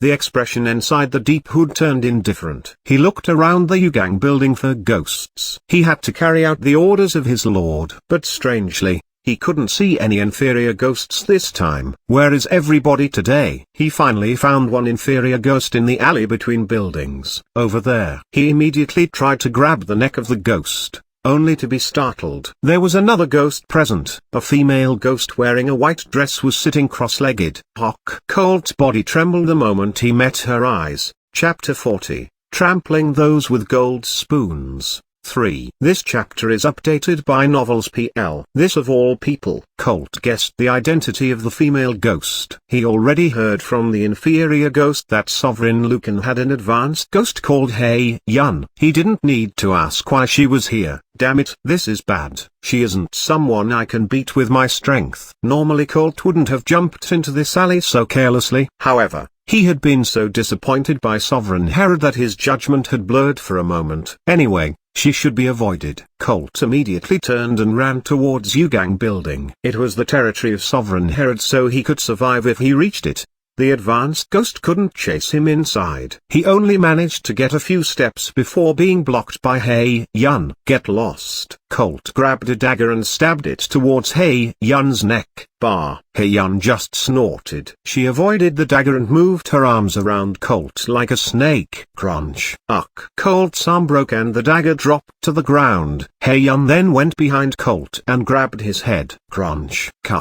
His neck was broken and Colt's body slumped. Hei Yun dragged Colt by his hair into the Dafing building. The inferior ghosts watching from a distance trembled with fear. After a while, they arrived at room 406. Kang Jun was resting after a shower when someone knocked on the door. Knock knock. Who is it? Hei Yun. I have him. Coming. Hei Yun opened the door and entered. Her hands were holding Colt's bloody head. Anyone seeing this scene would freak out. However, Kang Jun didn't even blink. It wasn't surprising. But Hei Yun and Colt's spiritual bodies couldn't be seen by ordinary people. Even if Hei Yun could look human in the Dafing building, there was no need to worry about this being revealed to others. What's wrong with him? Is he dead? I just briefly stunned him. Although the neck was broken, a ghost couldn't die. They needed to be destroyed. Wake up. Hei Yun snapped Colt's neck back into place. Crunch. Colt's body trembled. He painfully opened his eyes. His head was pushed back to reveal a surprisingly naive-looking youth in his early 20s. Ugh, this place? Colt gave a pain moan. Then he stared at Kang Jun with a shocked expression. Are you Sovereign Lucan? That is what I am called. I can see your Sovereign's appearance with one glance, Colt said while bowing. I can guess why you caught me. But don't think that you will find anything out from me. I'm not a good person, but I'm not bad enough to betray my lord. Kang Jun simply stared at Colt. There is no need for anything else. I want to know the status of Herod's troops. You will tell me. Colt didn't say anything and closed his eyes. Hei Yun huffed angrily. I will show him an even more bitter taste. Kang Jun raised his hand. Wait. Hei Yun, I will take care of Colt. So don't touch him. Yes. Hei Yun nodded and stepped back. Meanwhile, Colt looked at Kang Jun with confusion. How did you know my name? That isn't the only thing I know. You are greatly disappointed with your lord, Herod.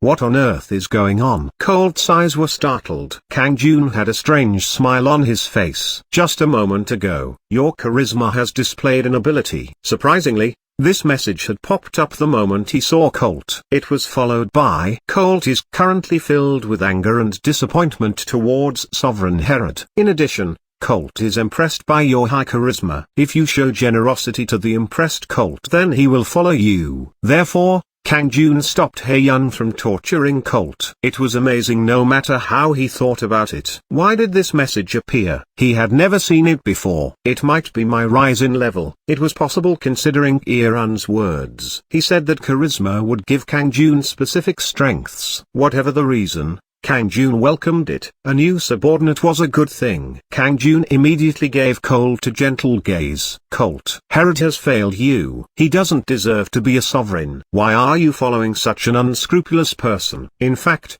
Kang Jun didn't know why Young Kwang Hyeon was unscrupulous. He just said it based on the contents of the message. That alone made Colt's expression change to astonishment. Then he sighed with resignation. Phew, I really didn't know he would do that type of thing. How dare he use black magic to enslave and rape innocent women. Sob. It is the one thing I can't tolerate, Colt cried out while shedding tears. Meanwhile, Kang Jun's expression had turned crazy. Young Kwang Hyeon, that garbage fucker. Black magic energy could only neutralize a person, but using the punishment or battlefields could turn them into slaves. Kang Jun knew about this more than anyone else. Kang Jun never thought that Young Kwang Hyeon would use it for such despicable goals. It would be the same in the future. Sob. I might be a ghost wandering the world, but I lived happily with my wife a long time ago.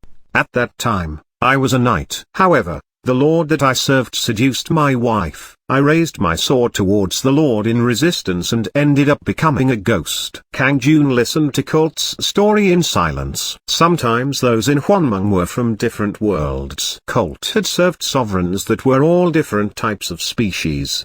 His cherished desire was to serve a good sovereign. Of course, Kang Jun had heard similar things from Iran. Anyway, It was easy to see why Colt was so furious and disappointed with Yung Kwang Hyeon. See, they are habits I can't stand. Yung Kwang Hyeon had charges for sexual assault and drug use before, and this unscrupulous behavior had continued after he became a sovereign. Just wait, Yung Kwang Hyeon. Sooner or later, I will send you to hell. Right now, it was time to accept Colt as a subordinate. Kang Jun gave Colt a soft smile. How about it, Colt? If you want, I will accept you into my household. Colt's eyes shook violently. He seemed genuinely distressed. Are you serious? You will really take me? Of course. At that moment, Colt has joined your household. Colt will become your faithful subordinate in the world of Mung. Kang Jun grinned. Colt, you are now part of my household. Don't call that trash Herod your lord anymore. Yes, Lord. I will devote my loyalty to Lord. Colt bowed with a tumultuous expression. On the other hand, Hye-Yun was watching with a surprised expression. In the end, she just smiled and said, then he is my direct subordinate, right? Be nice, don't bother him unnecessarily. Hye-Yun might look innocent, but Kang Jun knew that the ghosts feared her for a reason. Sure enough, Hye-Yun gave Colt a sharp look. What are you doing? Report anything you know to Lord. Yes, I understand. Colt proceeded to tell Kang Jun everything he knew about Herod. The next day at 12 p.m., Yung Kwang Hyeon had spent a late night with Choi Mi-young and was only waking up now. Choi Mi-young left in the morning. She probably had to work at the clinic downstairs. Originally, he would have worried about Choi Mi-young pressing charges against him for sexual assault. However, Yung Kwang Hyeon didn't worry. She was currently a thoroughly subdued slave. That damn Colt dared betray me. Yung Kwang Hyeon grinded his teeth together. A message had appeared last night while he was busy with Choi Mi-young. Colt has left your household for Sovereign Lucan. He had been engrossed in Choi Mi-young's body at the time, but now he was filled with angry thoughts. Oh duck. He left a golden spoon for someone covered in dirt. Yung Kwang Hyeon had an ominous feeling but shook his head. Carl, QQ. Those ridiculous bastards. I'll show them who I am. All of them will bow like dogs before me. He laughed at the thought of stepping on them like bugs. After a while, Yung Kwang Hyeon stopped to get a check from the bank. Today he would gain ownership of the Dafing building. Interestingly, the owner of the Gosewon was the landlord. QQ. The owner of the Gosewon has decided to hand over the building. Then I will close down the Gosewon. It would be easy to win the war in Mung without shedding any blood. He gave an elated smile as he drove towards the realtor's office. He braked and waited for the light to change. Ying. His smartphone rang. The caller was the real estate agent. Yung Kwang Hyeon answered with a smile. Oh, I've almost arrived. I just stopped by the bank on the way. I am sorry, Boss Nim. Why are you sorry? The owner of Dafing has decided to think a little bit more about the contract. What? Why did their mind change all of a sudden? I am embarrassed. It seemed that someone else offered the owner more money. Then we will also offer more money. 3 billion won. I will give it without any conditions if the contract is signed today. My phone call isn't being received. It seems like it will be hard to finalize the contract today. But don't worry. I will somehow persuade them tomorrow or the day after. What are you on about? Are you going to be like this? Aren't you receiving a commission fee? Don't speak those words and sign the contract today. That is a little hard. Boss Nim. Shut up. You incompetent bastard. Just wait there. He was furious at not being able to sign the contract today. Yung Kwang Hyeon decided to use the punishment field. I will step on that incompetent person.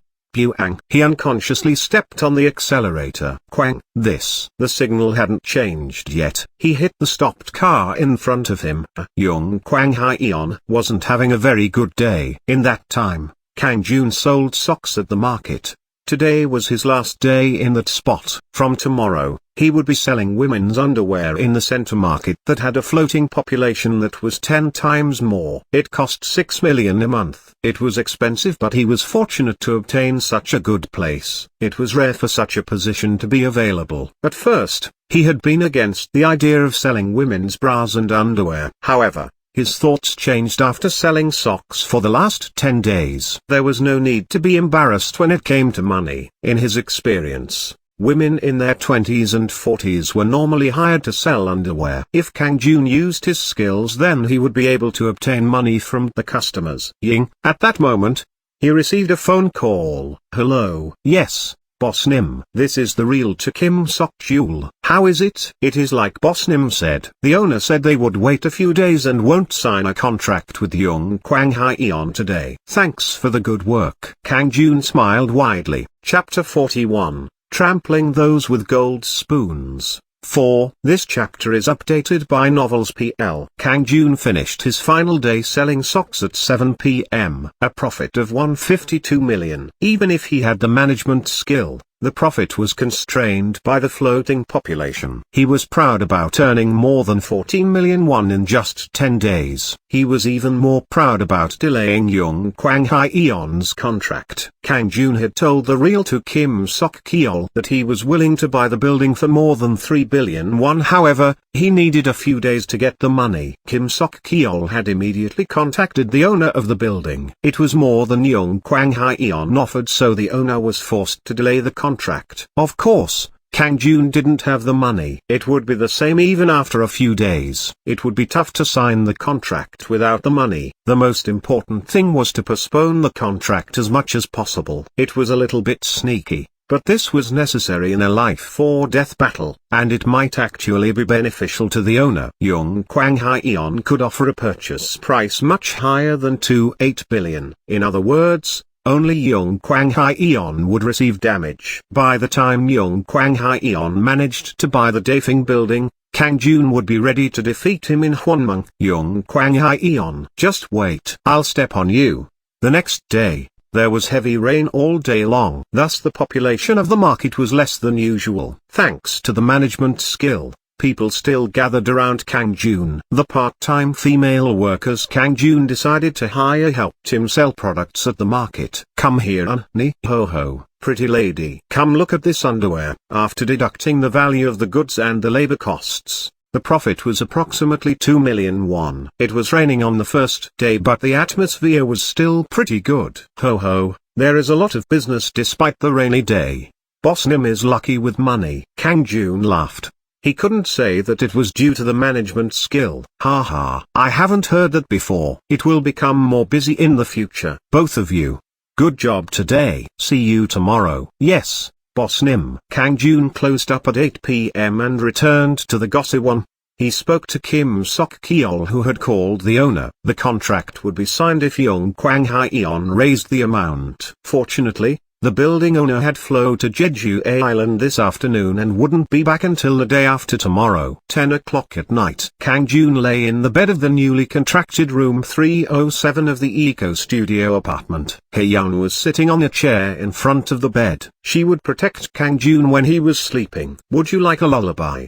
Please. Kang Jun fell asleep while listening to Hyeon's lullaby. The door to Hwonmung is open. You have entered the world of Hwonmung, a strange but familiar room. As expected, Kang Jun was standing in Eco Studio Apartments room 307 after waking up in Hwonmung, an empty room, a dark corridor. Still, everything was better than when he first started in room 406 of the Daefing building. The demonic dragon's ring was on his left hand. He had 3 bottles of health recovery potion and 1 bottle of black magic recovery potion. His right hand was holding the solid iron axe. Above all, he was LV12. And one more thing, Lord. It is Iran. I was surprised to see a new territory rise. So Lord must be planning to create a base there. He was the military advisor. Thanks to that, Iran could send messages like there was a telepathic link. Of course, surprisingly, Kang Jun could also communicate through the same method. It was natural. Kang Jun briefly explained the situation. He had heard the status of Herod's troops from Colt. In addition,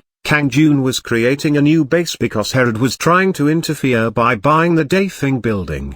As expected from Lord. I wouldn't have thought about a new base. It is a wonderful plan that will prepare for the worst. But Herod knows the location of the Daefing building, so he might decide to attack the base there. Can you stop it? Lord, don't worry. Although Herod has many troops, he has no information about our side. That is enough to defeat them. Herod had 35 orc infantry and 15 goblin archers.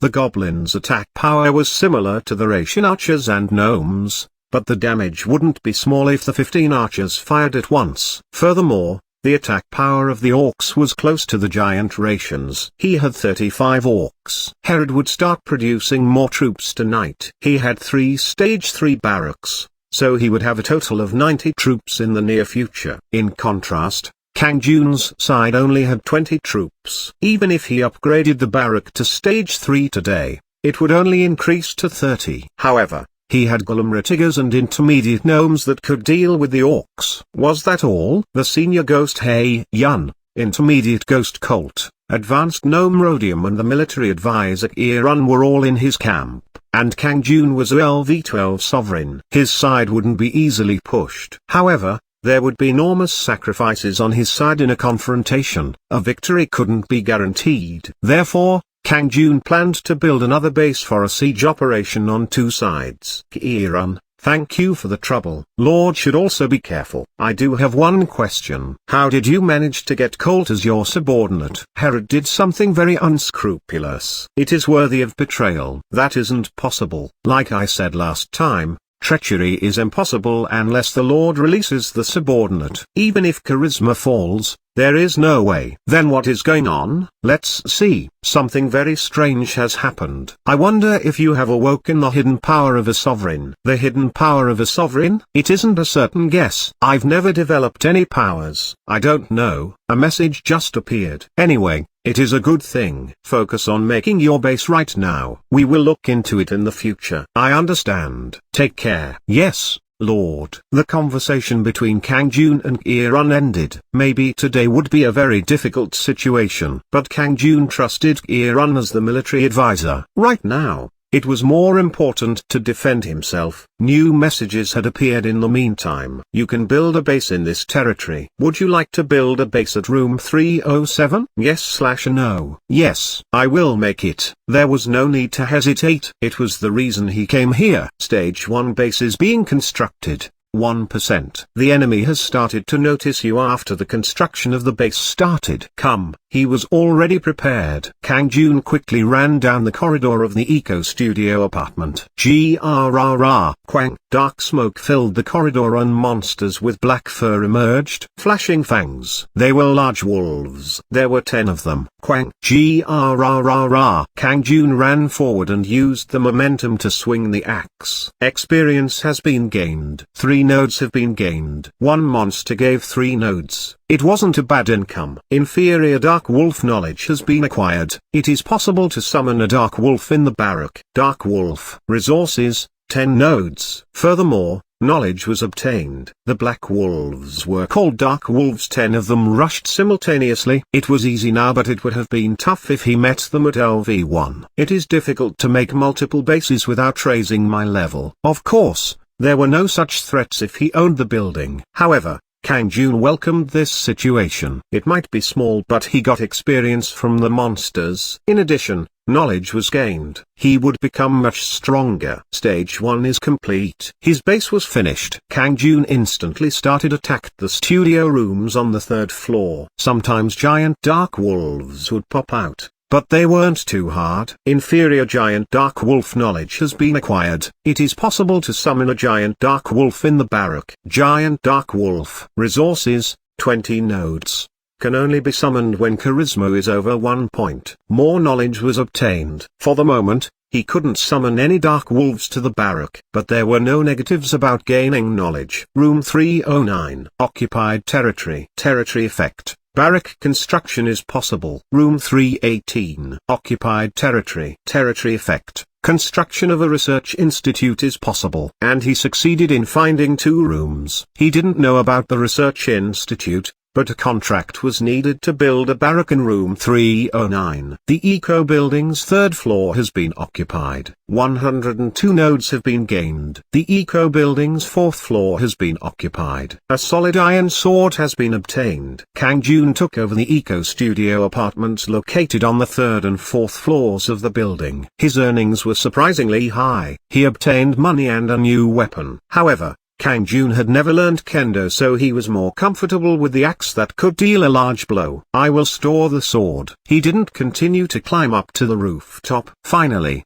he went down to the seafood noodle restaurant on the second floor, the pub on the first floor, and the kendo school in the basement. Strongest Kendo Dojo. The name seemed plausible, but no sword-wielding monsters emerged. Only dark wolves appeared. Naturally, they were just snacks for Kang Jun. The strongest Kendo Dojo has been occupied. The eco building has been occupied. A rare treasure chest of good luck has been obtained. A rare treasure box of good luck? This wasn't the first time he had found a treasure chest. Yet this was the first time Kang Jun had found one with such an unusual name. What will be in here? Kang Jun excitedly opened the chest. A glittering gold scroll was inside. Heaven's Blood Sword Style. Learning Restriction. Sovereign. What is this? It was a name that seemed like it would appear in a martial arts novel. The blood part of the name gave him a feeling of horror. There was a restriction that only sovereigns could learn it. Of course, Kang Jun was a sovereign, so he could learn it. Quack. He opened the scroll and a brilliant light poured out. A sword style that contains the invincible strength of the heavens. However,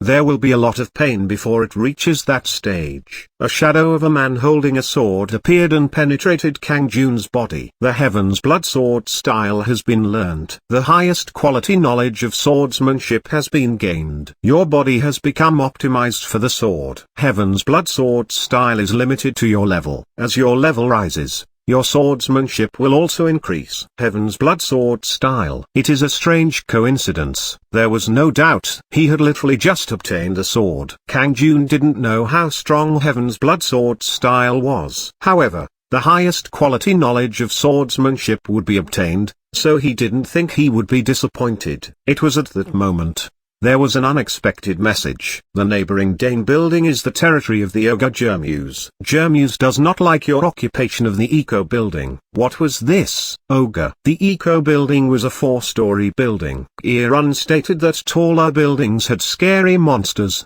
so Kang Jun had avoided the high-rise buildings. The problem was that the Dane building next door had 7 floors. The boss there was an ogre called Jermuse. Shit, ogre. He heard of an ogre before. The fearsome ogre that appeared in movies and fantasy novels. He didn't like that someone had occupied the adjacent building. Jermuse requires 500 nodes as tribute. If you accept, then you will no longer be threatened or perceived as a hostile presence. He will also protect the eco building, where your base is located, from outside attacks. Offering tribute to Jermuse will permanently reduce your charisma by 1 point. Would you like to offer a tribute? Yes/no. Chapter 42. Trampling Those with Gold Spoons. 5. This chapter is updated by Novels PL. Should I give a tribute? The ogre wouldn't attack and the base would also be protected from external invasions. Kang Jun didn't think it was necessarily a bad offer. Of course, his pride wouldn't easily let him bow his head to an ogre. If it wasn't for the penalty, then he probably would have given 500 nodes to hire the ogre as a mercenary. If the ogre was protecting his base at the eco building, then Kang Jun could lure Young Kwang Hyeon's troops over. 500 nodes were worth defeating Young Kwang Hyeon without losing any of his troops. It was literally releasing his hand from his nose. The ogre could maintain its pride and Kang Jun could get the task done. However,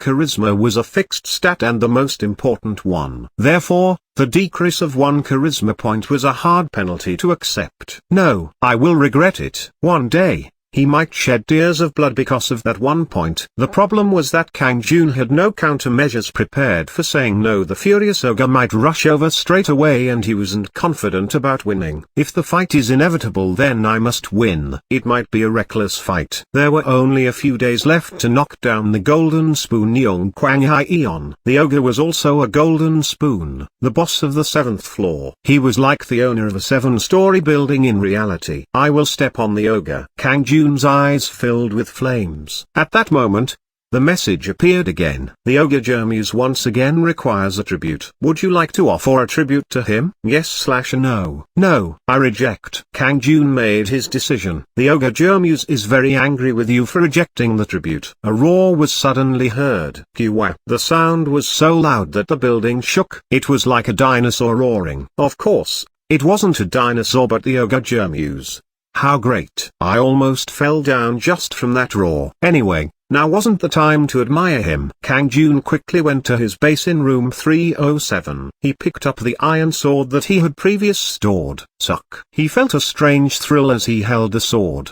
What was this feeling? The sword felt so familiar. It was like Kang Jun had been training in swordsmanship for a long time. It was incomprehensible, but swordsmanship felt more familiar than taekwondo. Is it because of that? After learning Heaven's Blood sword style, Kang Jun's body had changed into the best condition for the sword. This will be worth it. Then a message appeared. Mission 7. Repel the Ogre Jermuse. Compensation. Experience. 1000 nodes. Warrior's Sword. Rare. In the end, a mission showed up. A mission to repel the Ogre Jermuse. Enormous rewards. A huge 1000 nodes. It also gave a rare grade weapon, the Warrior's Sword. I have to defeat him anyway, so it is better to do it for a mission. It wasn't wrong to say that a sovereign was given a mission they wanted. But if the difficulty was raised like this from the beginning, what would mission 100 turn out to be? Common sense told him that mission 100 would be much harder. Let's just think about the current mission. It was something he brought upon himself, and it wasn't a bad thing that the mission was difficult.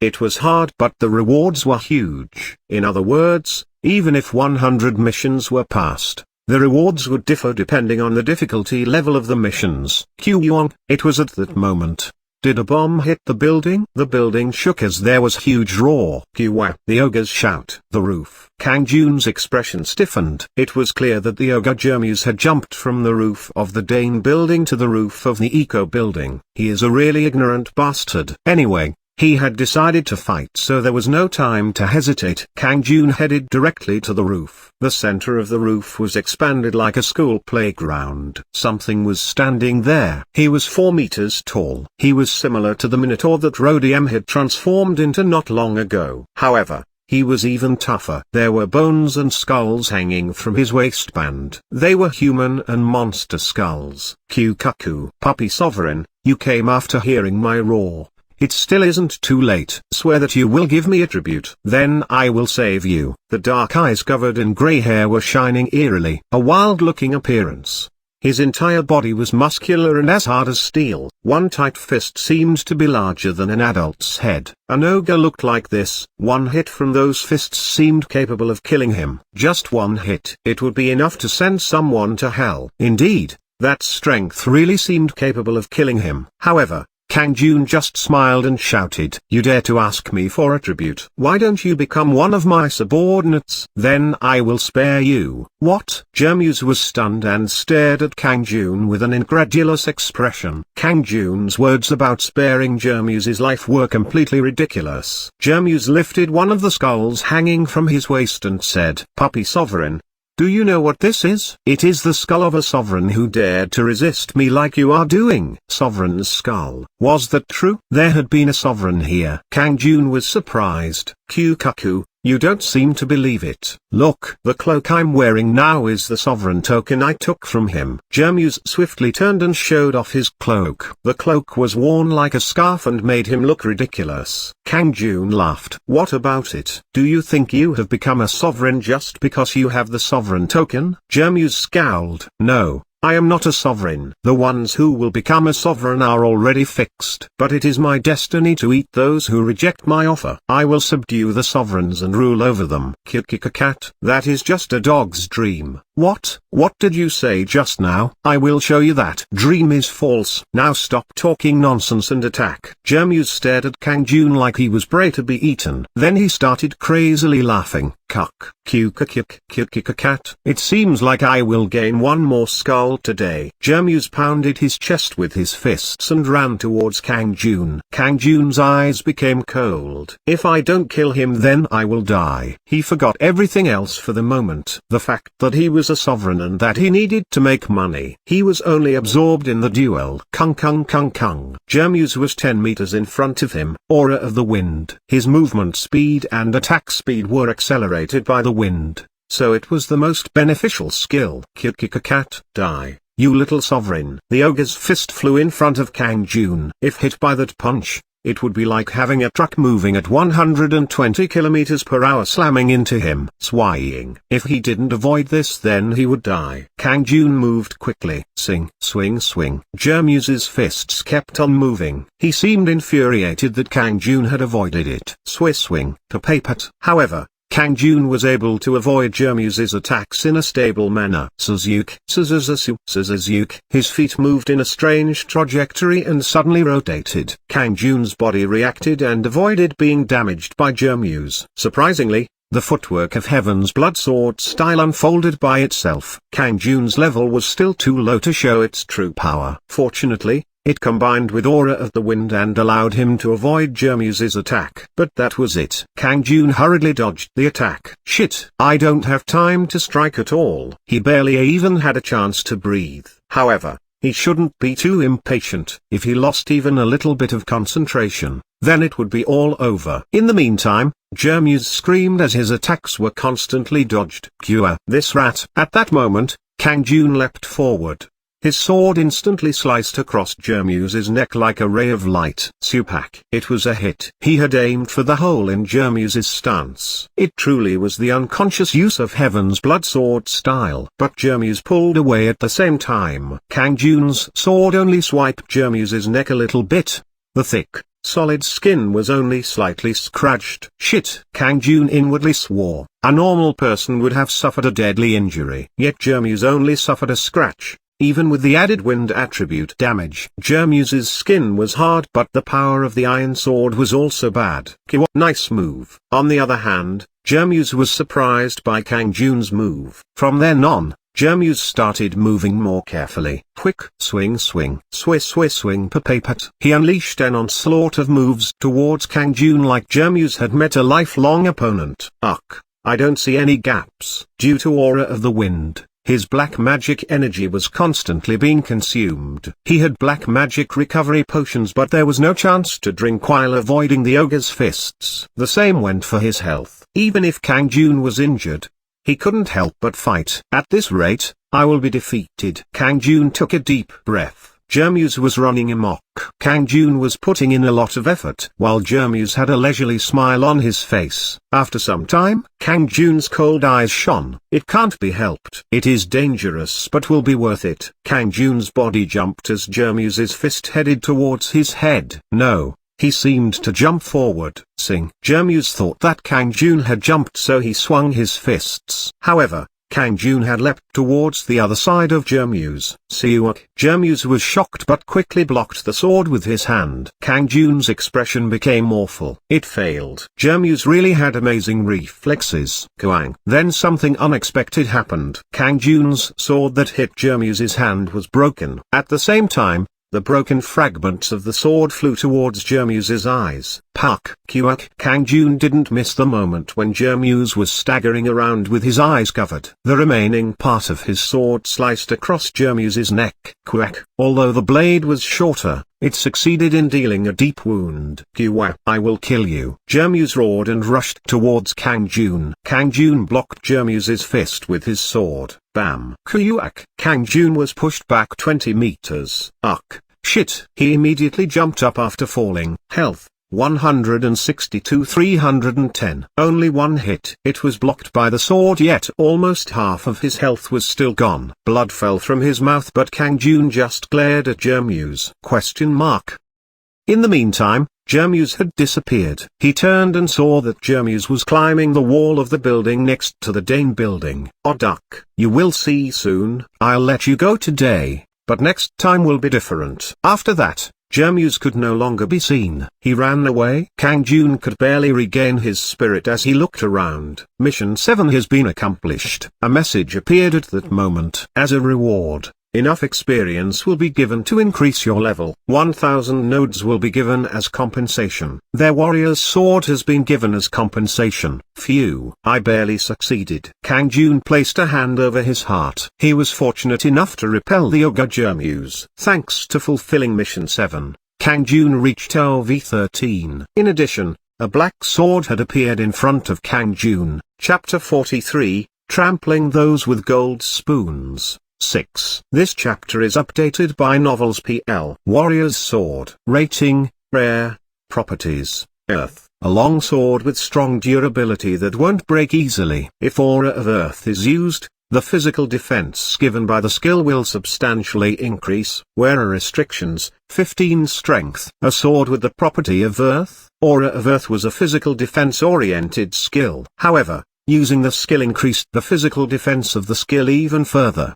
The last time he used Aura of Earth was when he was fighting Iron. Serious damage from Iron's dagger only caused a slight scratch. Yet now the physical defense would soar even higher. Would his body become like iron? Maybe Kang Jun could now defend against the ogre's power. It has restrictions on who can wear it. 15 Strength. Fortunately, Kang Jun currently had 16 points in strength. It was possible for him to equip it. Anyway, I'm glad that this sword won't break easily. Of course, he had been able to repel the ogre Jermuse thanks to the broken sword. But in the future, there was no guarantee that such luck could be repeated again. There is no time. I should defeat him now. The ogre Jermuse had escaped with an injury. On the other hand, Kang Jun gained 1 level and his maximum health was restored.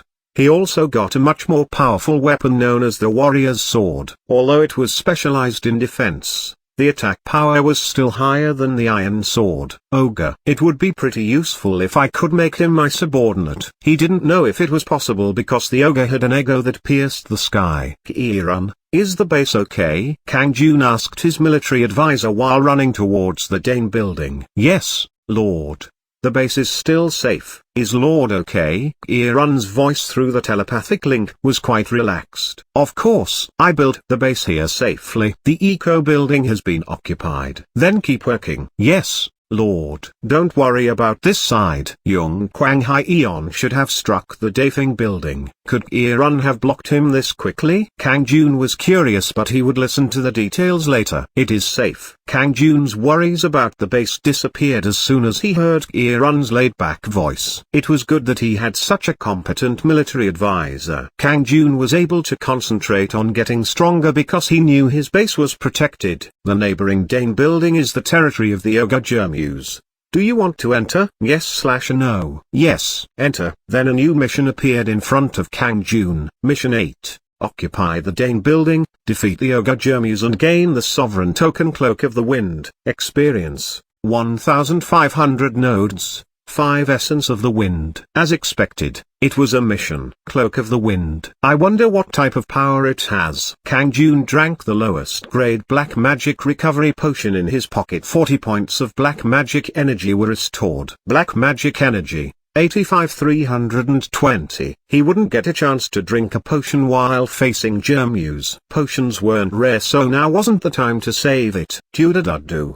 At that time, the ground shook and a barrier formed in front of Kang Jun. Dane Building's barrier, 100%. It looked much harder than the barrier that recently appeared around the Sung Kwang building. He had the Ratigas to help him then but now he was alone. Could he smash it? Pak. Kang Jun struck the barrier with the Warrior's Sword. Dane Building's barrier, 97%. It decreased by 3%. The building's barrier boasted a tough durability. Yet it was reduced by 3% with one cut. Amazing. I can break it very quickly by myself. This was because Kang Jun's level rose, as well as the highest quality Heaven's Blood Sword style increasing his power. Along with the destructive power of the Warrior's Sword, he was able to show much higher capabilities. But at that moment, ping, siuak, arrows came flying from above the barrier. Kang Jun could see monsters with the head of a rat and the body of a monkey. They were very familiar to Kang Jun. Ration archers? The ogre Jermuse had rations as subordinates. Kikiki. The enemy. Roar. Fight the enemy. The ration infantry rushed through the barrier. Giant rations also appeared. There was a strange smile on Kang Jun's face. He had a 10% increase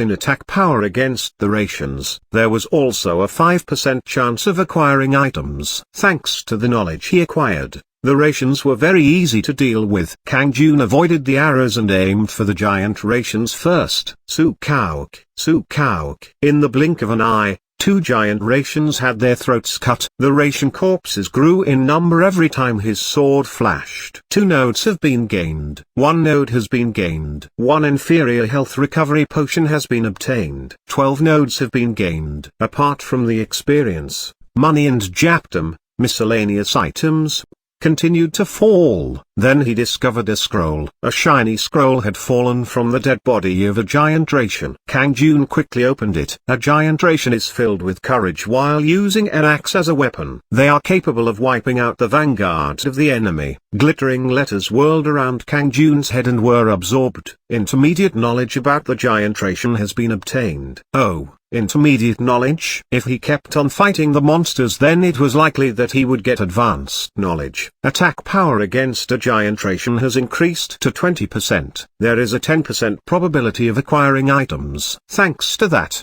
his attack power and chances of obtaining items rose. From now on, a giant Ration warrior can be summoned from the Barrack. Giant Ration warrior. Resources: 80 nodes. It is possible to summon if you have 2 charisma points. Kang Jun was pleasantly surprised. Giant Ration warrior. It was at that moment. You ha, Lord. It is wonderful. You have obtained intermediate knowledge about the giant Ration. The information was updated in the Barrack, so Kieran already knew about it. Lord no longer needs to be afraid of Herod's troops. A giant Ration warrior can easily deal with 2 or 3 orcs. The Glimmer-Tiggers were his most powerful soldier, but they were not easy to summon because the rare item Essence of Earth was required. However, the giant Ration warriors only needed money. Isn't there a limit to the capacity of the barracks? You can afford to upgrade it to stage 3. In addition, we lost a small number of troops today, so we can fill it with giant Ration warriors. I will soon build a barrack in this base as well. The problem is funding. The funds of the first base are almost depleted. Don't worry about money. I have 1,500 nodes here. 1,580 nodes were currently piled in room 307 of the Eco Studio apartment. Kang Jun earned money from every monster he killed. Then he received 1,000 nodes from the mission. Kieran replied with a greatly surprised voice. 1,500 nodes? When did you get that much money? Don't tell me you finished a mission during this time? Anyway, I am busy, so take care of it. Then leave the operation of the second base to me, Lord. Okay. Kang Jun readily accepted. Kieran has been appointed as the military advisor of the second base located at room 307 in the Eco Studio apartment. It was easy to delegate these type of things. Spending money to summon troops gave him a headache. Kang Jun would rather go out and hunt some monsters. The barrier of the Dane building has been destroyed. Kang Jun hadn't stopped attacking while having the conversation with Kieran. He destroyed the barrier as well as the Ration archers. He immediately captured the first floor. Next was the basement,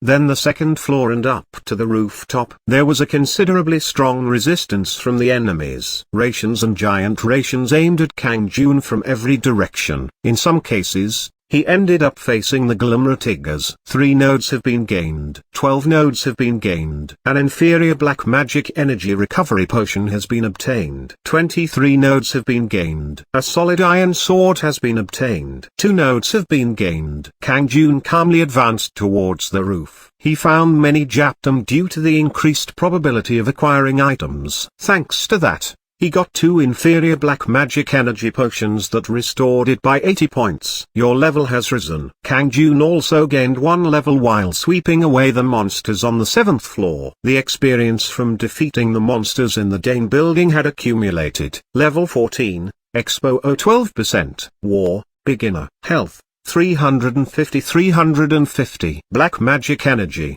85 330. Strength, 17. Agility, 18. Intelligence, 15. Good luck, 6. Charisma, 8, +4. Additional effects. Military appointment. Combat power increased by 10%. Stage 1 combat studies. Combat power increased by 10%. I will fight with him again. Kang Jun destroyed the door to the roof. The ogre Jermuse was silent for some reason. Was it due to the injury he suffered before? If so, he would be much easier to deal with. Quang. The door to the roof was finally broken and revealed a large, vacant lot. In the center of the roof was Jermuse. Kiwa. How dare you come here? You have decided to die. Surprisingly, Jermuse was fine. In the meantime, he must have taken a potion because his eyes were normal and the wound on his neck disappeared. Cat. Die. You little sovereign. Do you think you will have such good luck again? Jermuse picked up something from the ground. It was a big helmet. Was he trying to protect his head so that the same thing didn't happen again? In addition, there were gloves on both hands. It seemed like he was prepared to deal with Kang Jun. Ready. As soon as he put on the helmet and gloves, Jermuse swiftly rushed towards Kang Jun. Kang Jun held the warrior's sword and used a skill, Aura of Earth. Unlike before, Kang Jun decided to increase his physical defense. It really was different. A light brown film covered his entire body. It hadn't appeared the previous times he used Aura of Earth. Cat, die. In the meantime, Jermuse had reached him and aimed a punch at him. Kang Jun didn't bother blocking and swung his sword. Kuang. The glove and sword collided. He blocked it. Although his arms shook from the shock, Kang Jun didn't take a step back. Jermuse seemed surprised at the unexpected situation. At that moment, Kang Jun's sword sliced against Jermuse's side. A deep cut. Jermuse was shocked by the pain. However, he soon smiled. Did you change your weapon? In the end, nothing will change. Jermuse resumed his storm-like offensive once again. Swing, sing, whing whiing whing. Kang, kakang. The gloves and the warrior's sword kept on colliding.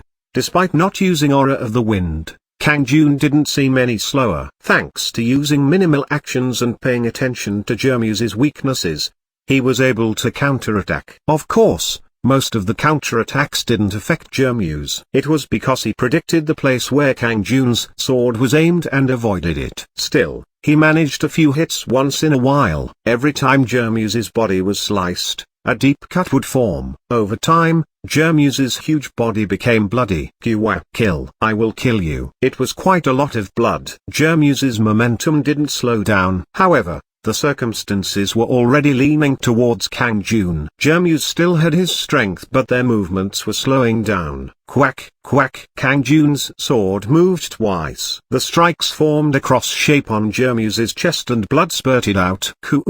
Jermuse held his chest and staggered. He sank to his knees with a thud. Suck.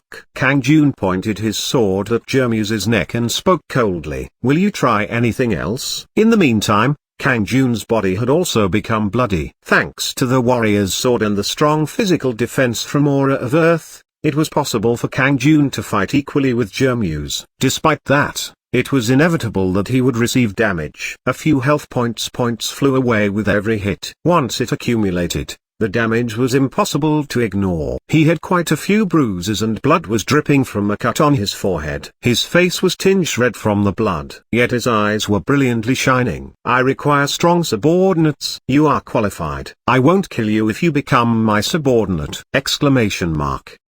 Jermuse's eyes shook wildly through his helmet. Silence. The fact that he didn't refuse meant he was thinking about it. Kang Jun pulled out 2 health potions and poured them on Jermuse's wounds. I will treat your wounds, or you will die. Unlike Jermuse, Kang Jun would recover as soon as he leveled up. But now he was worried about Jermuse. The problem was that the wounds on his chest were so deep that he could die before making a decision. Therefore, Kang Jun poured the potions on the wound. Jermuse's body trembled. Kang Jun couldn't see his face because of the helmet, but Jermuse seemed shocked. Suddenly, Jermuse's body moved forward. Kung. The ground shook. Was he dead? That wasn't it. Jermuse had slammed his head against the ground. Lord. Jermuse immediately raised his head. He untied the cloak from around his neck and handed it to Kang Jun. You are eligible to become my lord. This is something I don't need, so I hope Lord will accept it. Chapter 44, Trampling Those with Gold Spoons. 7. This chapter is updated by Novels PL. Would you like to take Jermuse into your household? Yes/no. If you accept, then the conditions for Mission 8 will be automatically achieved. In the meantime, such messages showed up. Kang Jun nodded as he received the cloak from Jermuse. From now on, you will be part of Sovereign Lucan's household. I will swear my loyalty to you, Lord. Jermuse took off his helmet and bowed politely to Kang Jun. Jermuse has joined your household. Jerma will become your faithful subordinate in the world of Juan Mung. At that moment, a glowing light surrounded Jermuse and his body was restored. Kang Jun was also covered in a brilliant light. Mission 8 has been accomplished. A large amount of experience has been given as compensation and you have gained 2 levels. It wasn't just 1, but 2 levels. LV16. Thanks to this, Kang Jun's body was neatly restored. 1,500 nodes will be given as compensation. 5 Essence of Wind will be given as compensation. 1,500 nodes and a rare Essence of Wind. Irun should know about this. As a result, he had 3,500 nodes piled up in his second base. With this much money, wouldn't he have caught up with Young Kwang Hyeon who had the advantage of tremendous resources? No, maybe Kang Jun was still losing when it came to resources. Colt mentioned that Young Kwang Hyeon collected hundreds of nodes in taxes every time he entered the world of Hwanmung, a 5-story building. It was 6 floors if he included the basement. Therefore, that was over 2,000 nodes received as taxes every time. This was all without having to kill a monster. Huge resources, high quantity of troops. The power of a golden spoon was terrible. However, Kang Jun had the Heaven's Blood Sword style and the Yoga Jermuse. Furthermore, he was LV16. Despite Young Kwang Hyeon having the ability to summon orcs and goblins with his huge resources, Kang Jun was no longer afraid. To be honest, Kang Jun didn't see Young Kwang Hyeon as an opponent anymore. Rather, he was scared of sovereigns with a more terrifying power. Those people who existed in the high-rise buildings. The problem was surviving a war with them. Kang Jun touched the cloak Jermuse gave him and stared in every direction. Numerous buildings stretched out endlessly like the sea. Various single-family homes, villas, commercial buildings, high-rise apartments. The skyscrapers seemed to reign high in the sky above everything else. Kang Jun's expression changed as he gazed at the skyscrapers. Is there a sovereign in such a place? Or is there really something like a dragon? The thought of a sovereign made him sweat. Would a tycoon in reality become a sovereign in Hwanmung? Even though they were all golden spoons, they were on a different standard from Young Kwang Hyeon. They would have infinite resources and a huge supply of troops for raids. He wouldn't be able to resist. If so, would he rather face a dragon? That also wasn't possible. A dragon had absolute power in a fantasy novel, so it might be scarier than a sovereign. The conclusion was clear. A tycoon sovereign or dragon boss. There were formidable existences that Kang Jun might encounter one day. The only way was to become stronger. If he wasn't stronger than them, he would die. There is no support. The strong will survive. Until the end. Kang Jun grabbed the cloak tightly. Jermuse watched Kang Jun staring at the skyscrapers. Determination filled his eyes and he said to Kang Jun, Lord, I don't know what Lord's goal is, but please consider me your spearhead. I will keep fighting for you until my time of death. Kang Jun just smiled. I have high hopes for you, Jermuse, and I am grateful for this cloak. Jermuse scratched his head. Q-kick. I didn't get any effect from the cloak, so I just wore it to look cool. Obviously there would be a large difference if a sovereign wore it. Go ahead and try on the cloak, Lord. Yes. Cloak of the Wind. Rating, only 1. A sign that you are a sovereign in Hwanmung. Agility +5 when worn. When using Aura of Wind, its black magic energy consumption will be reduced by 20%. Sovereign title, Xyphos. The cloak that Jermuse took was a sovereign token for the sovereign called Xyphos. However, Jermuse killed him and the sovereign token ended up in Jermuse's hands. However, he was a monster, so the sovereign token had no effect on him. That's why he tied it like a scarf or handkerchief around his neck. Once Kang Jun wore the cloak, it adjusted nicely to his size. A blue cloak that emitted a soft light. Kang Jun's agility rose by 5 points after he put it on. Agility, 20, +5. Thanks to the Cloak of the Wind, he had the agility of someone who was LV21.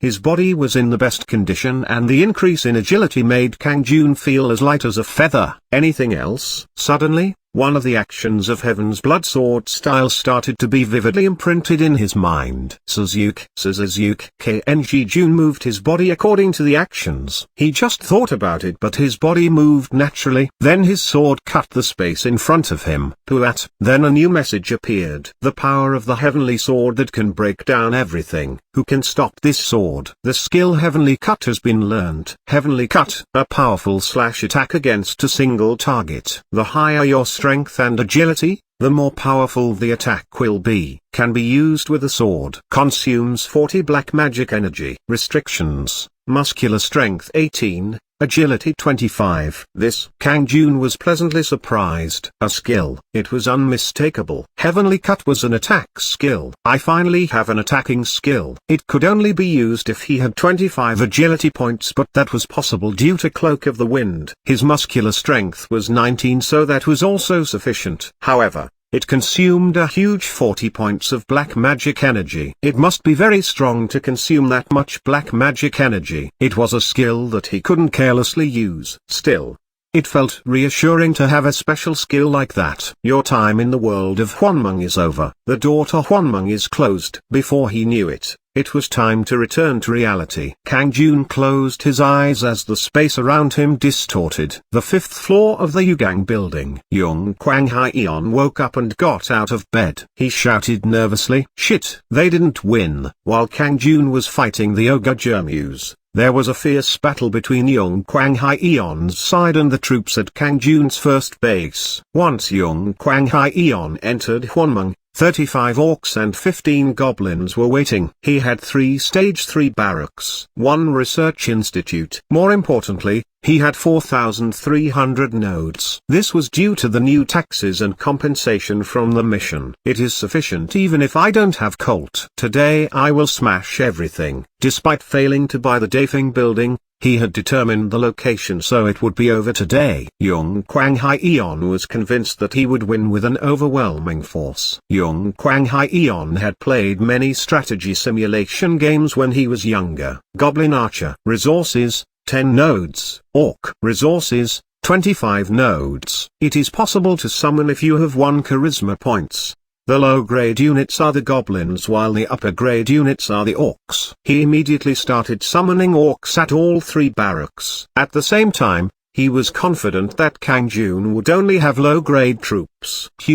Sovereign Lucan doesn't receive any taxes. Therefore, his money is very low. He probably only has 1 barrack, so the summoning rate of his troops will be slow. That was what Colt used to say. Therefore, Yung Kwang Hyeon was sure that he would overwhelmingly win. However, the fight turned out differently. The first troops he sent to scout were wiped out by the sudden appearance of a Minotaur and intermediate gnomes. In addition, they used guerrilla methods by attacking and retreating. In the end, he had to focus on defense rather than attack. Of course, he continued to summon orcs. He managed to call 80 orcs and 10 goblins. Just as they were gathered for an assault, the door to Hwonmung closed. Shit, I missed it. On the other hand, he felt uneasy for some reason. He never expected that Kang Jun, who lived in the Gosewon, would have a strong subordinate like the Minotaur. That is the only way. I need to quickly buy the building. He immediately called the realtor. Yesterday he had used the punishment field,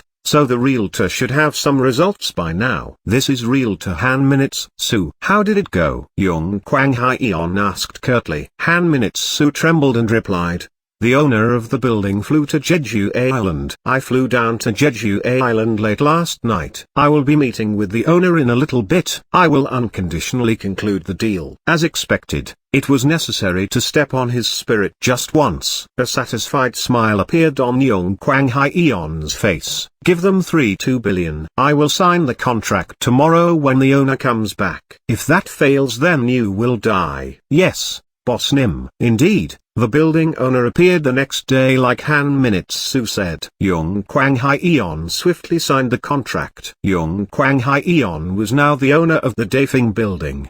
The next day, Yung Kwang Hyeon finished the ownership transfer of the Dafeng building. At the same time, he closed down the Gosewon while offering the residents compensation. They were given a refund of 500,000 won, so no one complained. There were only 3 rooms left. Rooms 401, 406 and 413. They were contracted to Kang Jun. The problem was that he couldn't be found. He couldn't nullify the contract without the consent of the other party. Cowardly bastard. Did he run away scared? It is no use. You will meet your end in Mung tonight. As soon as Young Kwang Hyeon owned the Dafeng building, he could see Kang Jun's current status through the 3D map as well as receive taxes from the area. It was only a matter of time until he won. Meanwhile, Kang Jun was at the Eco Studio apartment. He signed contracts with rooms 309 and 318. Hae-yun was also staying here. During the day, he focused on selling underwear at the market and he rested at night. He received a call from the realtor that Young Kwang Hyeon had bought the Dafeng building, but he didn't care. The game was already finished. The time for the decisive battle had arrived. The door to Mung is open. You have entered the world of Mung, Chapter 45, Trampling Those with Gold Spoons. 8. This chapter is updated by Novels PL. Young Kwang Hyeon immediately looked at the Dafeng building after entering Mung. Suzasu. The Dafeng building had become his, so the interior was clear through a 3D map. Even the enemy barrack was visible. There was a stage 3 barrack. However, there were only 20 troops waiting in the barrack. The base contained a blue-haired young man and the cat-headed monster that bothered Young Kwang Hyeon last time. Strangely, he didn't see Kang Jun, or as he was known, Sovereign Lucan. What? Where is he? Did he run away? It was obvious that he was hiding somewhere because he was scared. Pathetic bastard. Does he think he will survive? It will be the end once his base is broken. Young Kwang Hyeon immediately mobilized his entire army. A complete assault. Go to Sovereign Lucan's base and shatter it. Chwick. Yes, Lord. Kekakik. I understand. 80 orcs and 10 goblins triumphantly marched towards the Dafeng building. They entered the Dafeng building but didn't receive any counterattack. The first, second and third floors were passed without any resistance. It was natural. It was because those areas were under Young Kwang Hyeon's domain. As the orcs entered the fourth floor, Ratigas and giant Ration warriors popped out and engaged them.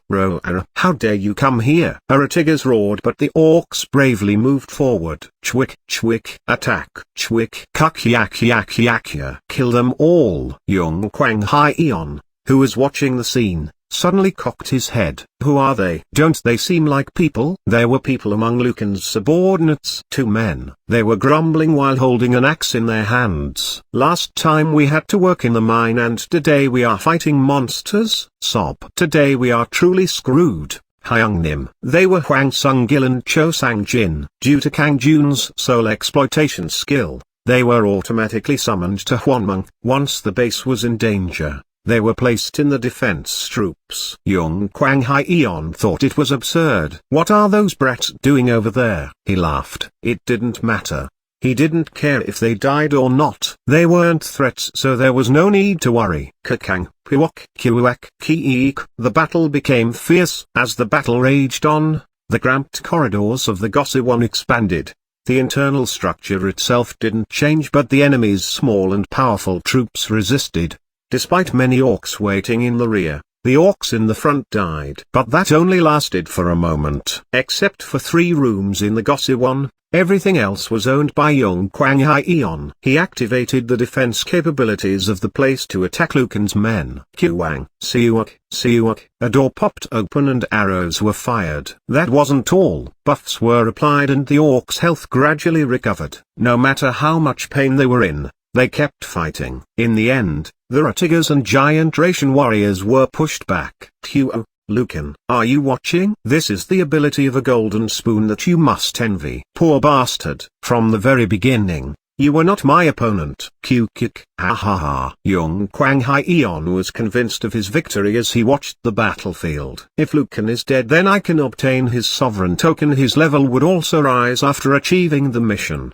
Am I becoming too strong? Everything was going smoothly so far. There was nothing to fear in the world. Now he only needed to wait. So there was a leisurely smile on his face. After solving today's problem, he would enjoy the real world in the future. Now that I have that nurse, should I aim for a doctor next? Female plastic surgery doctors tended to be beauties. Young Kwang Hyeon recalled the nurse's defeated expression. Gulp. My mouth is watering. This war would soon be over and the door to Juan Mung would close. It was at that moment the enemy has appeared. The barrier is under attack. What does that mean? The enemy. Who was it? Currently, all of Lucan's forces were trapped in the Dafeng building, so it didn't make sense that the Yugang building would be attacked. Yet this ridiculous situation was actually happening. Suzusu. At that moment, he expanded the area being attacked on the 3D map. Kiwa. There was a huge roar as a monster punched the barrier. It was an ogre. Hok. That guy. Yung Kwang Hai Eon freaked out. A giant ogre normally seen in movies had appeared. Of course, Huanmeng was a dream world. It was a world where such monsters could show up. The question was why an ogre suddenly appeared to attack Yugang's barrier. Quang quang quang quang. The barrier's durability fell at a frightening rate every time the ogre's fist hit it. Yugang building's second stage barrier, 87%. Yugang building was owned by Yung Kwang Hai Eon so he could strengthen the barrier. He didn't worry about money and upgraded it. Yet the ignorantly strong ogre just sneered and smashed the barrier. Yugang building's second stage barrier, 76%. The durability kept falling. At this rate, it was only a matter of time before the barrier broke. Yung Kwang Hai Eon hastily issued a command. Pull out. Withdraw right away. Kill the ogre destroying the barrier. Now wasn't the time to destroy Lucan's base. He can do that at any time. If he left the ogre alone then the Yugang building would be shattered. The orcs withdrew and hurriedly headed to the Yugang building after Yung Kwang Hai Eon's order. At this time, the durability of the barrier was already at the bottom. Yugang building's second stage barrier, 12%. The ogre wasn't alone. A silver-haired man was aiming a black sword at the barrier. Yung Kwang Hai Eon's eyes widened as he saw the person. That guy. He already knew what Kang Jun looked like. This was the first time Yung Kwang Hai Eon saw him directly but he instantly knew his identity. How did Lucan get an ogre? Yung Kwang Hai Eon lost his spirit. Kwang. At that moment, the barrier around the Yugang building faded away. The barrier of the Yugang building has been destroyed. Kiwa. The ogre Jermuse roared towards the group of orcs. Shwiek. Chwick. The orcs were scared and stopped. It was the most feared enemy of the orcs. The predatory ogre was right in front of them so they froze. Yung Kwang Hai Eon shouted after he saw the scene. You stupid bastards. Attack the ogre. Attack now. It is a command. After giving several orders through the crystal ball, the orcs flocked with their axes. Then Kang Jun said towards Jermuse, can you handle it alone? Q-kick. Of course. Lord doesn't have to worry about me. Despite there being 90 enemies, Jermuse didn't even blink. Q-wa. A storm struck the orcs. Of course, the storm was from Jermuse's fast movements. Bam. Bam bam. Bam. Keek. Q-week. Jermuse used his gloves.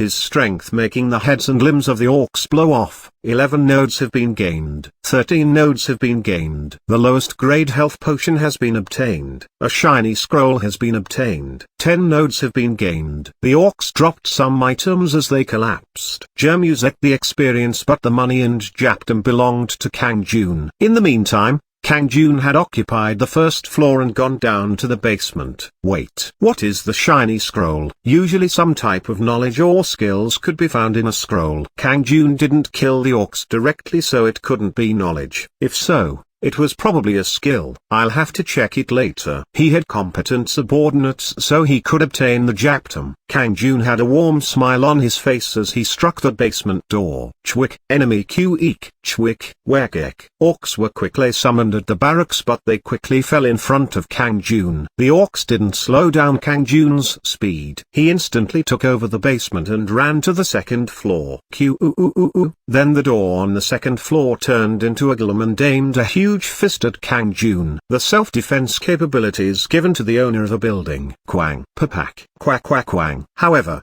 Kang Jun wielded his sword as swiftly as the wind and crushed the door. Yung Kwang Hai Eon, who was watching from the 3D map on the 5th floor, felt his mouth gape open. His legs started trembling. The second floor has been occupied by the enemy. The second floor was occupied. It was only one person. The dirtbag that he had ignored so much. He couldn't believe it. He didn't want to admit it. It was ridiculous. Yet that was the reality. The third floor has been occupied by the enemy. Yung Kwang Hyeon panicked as a message appeared stating the third floor was occupied. Ugh, this is ridiculous. How does a poor person like that have such skills? Despite the circumstances, he still wanted to deny Kang Jun's abilities. However, the situation kept becoming more frightening. Defeat. That's right. It was a defeat, not a victory. Losing to an insignificant person who only spent 250,000 won for a room. He was the owner of the Yugang and Dafing buildings. The combined value of the two buildings was more than 10 billion. He couldn't believe it. Ugh. This can't be happening. Never. Yung Kwang Hyeon didn't want to lose. He prayed for a miracle, even if it meant selling his soul to the devil. He wanted to escape this situation somehow. It was at that moment. Do you need help, Herod? Who? Where did the voice suddenly come from? Yung Kwang Hyeon looked around in surprise. Don't be surprised. We have come to make you a good offer. Who are you? It doesn't matter who we are. The important thing is your survival. Surely you don't want to be destroyed like this. Ugh. What do you want to talk to me about? We will help you. Defeating your enemy. We have that kind of power. The situation is urgent right now. If you don't hurry then you will die. Yung Kwang Hyeon's expression hardened. That's right. The third floor had just been occupied. The fourth floor would be captured shortly after that. How will you help me? And what do you want? 10,000 nodes. 10,000 nodes? I don't have that type of money. We know that you don't have that type of money. But it won't be hard to raise that type of money in the future. That's right. Considering that he would now get the taxes of the Dafing building as well. Obtaining 10,000 nodes wouldn't be hard. Decide quickly. He is almost here. A new message appeared.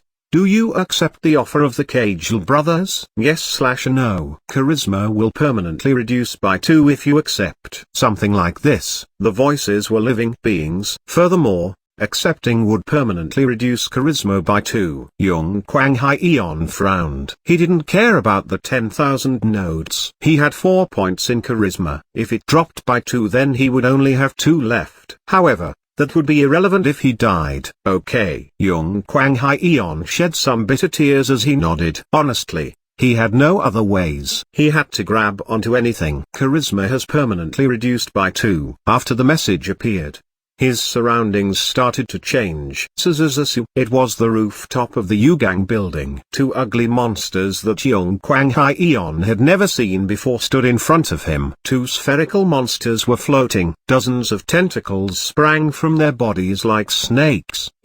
They are just things. They seemed to be called the Cagel brothers. It was at that moment, Kwatang. The rooftop door shattered and a man appeared. He was holding a black sword and wearing a blue cloak. Of course, he was Kang Jun. What are those things? Kang Jun was puzzled. He had reached the 5th floor but Yung Kwang Hyeon was on the roof. Furthermore, there were monsters present. Mission 9. Kill the Cagel brothers. Compensation. Experience. 2,000 nodes. 5 Essence of Darkness. A mission. He hadn't received a mission while destroying Yung Kwang Hyeon's base. It was because the risk was too low. Now that a mission had been generated, it meant the combat power of the 2 monsters was high. If so, he needed to use something first. Aura of the Wind. Kikaku. Insignificant human sovereign. Kikiki. If you give us your sovereign token. Kang Jun had reached them while the spherical bodies were talking. Heavenly Cut. It was the first time he was using this skill. The opponents were formidable so it was worth using 40 black magic energy. Flash. Their warrior's sword split the space in front of him. Sukauk. It was the end. One of the 3-meter wide spherical bodies was sliced in half. The mutilated body fell to the ground and black smoke scattered from it.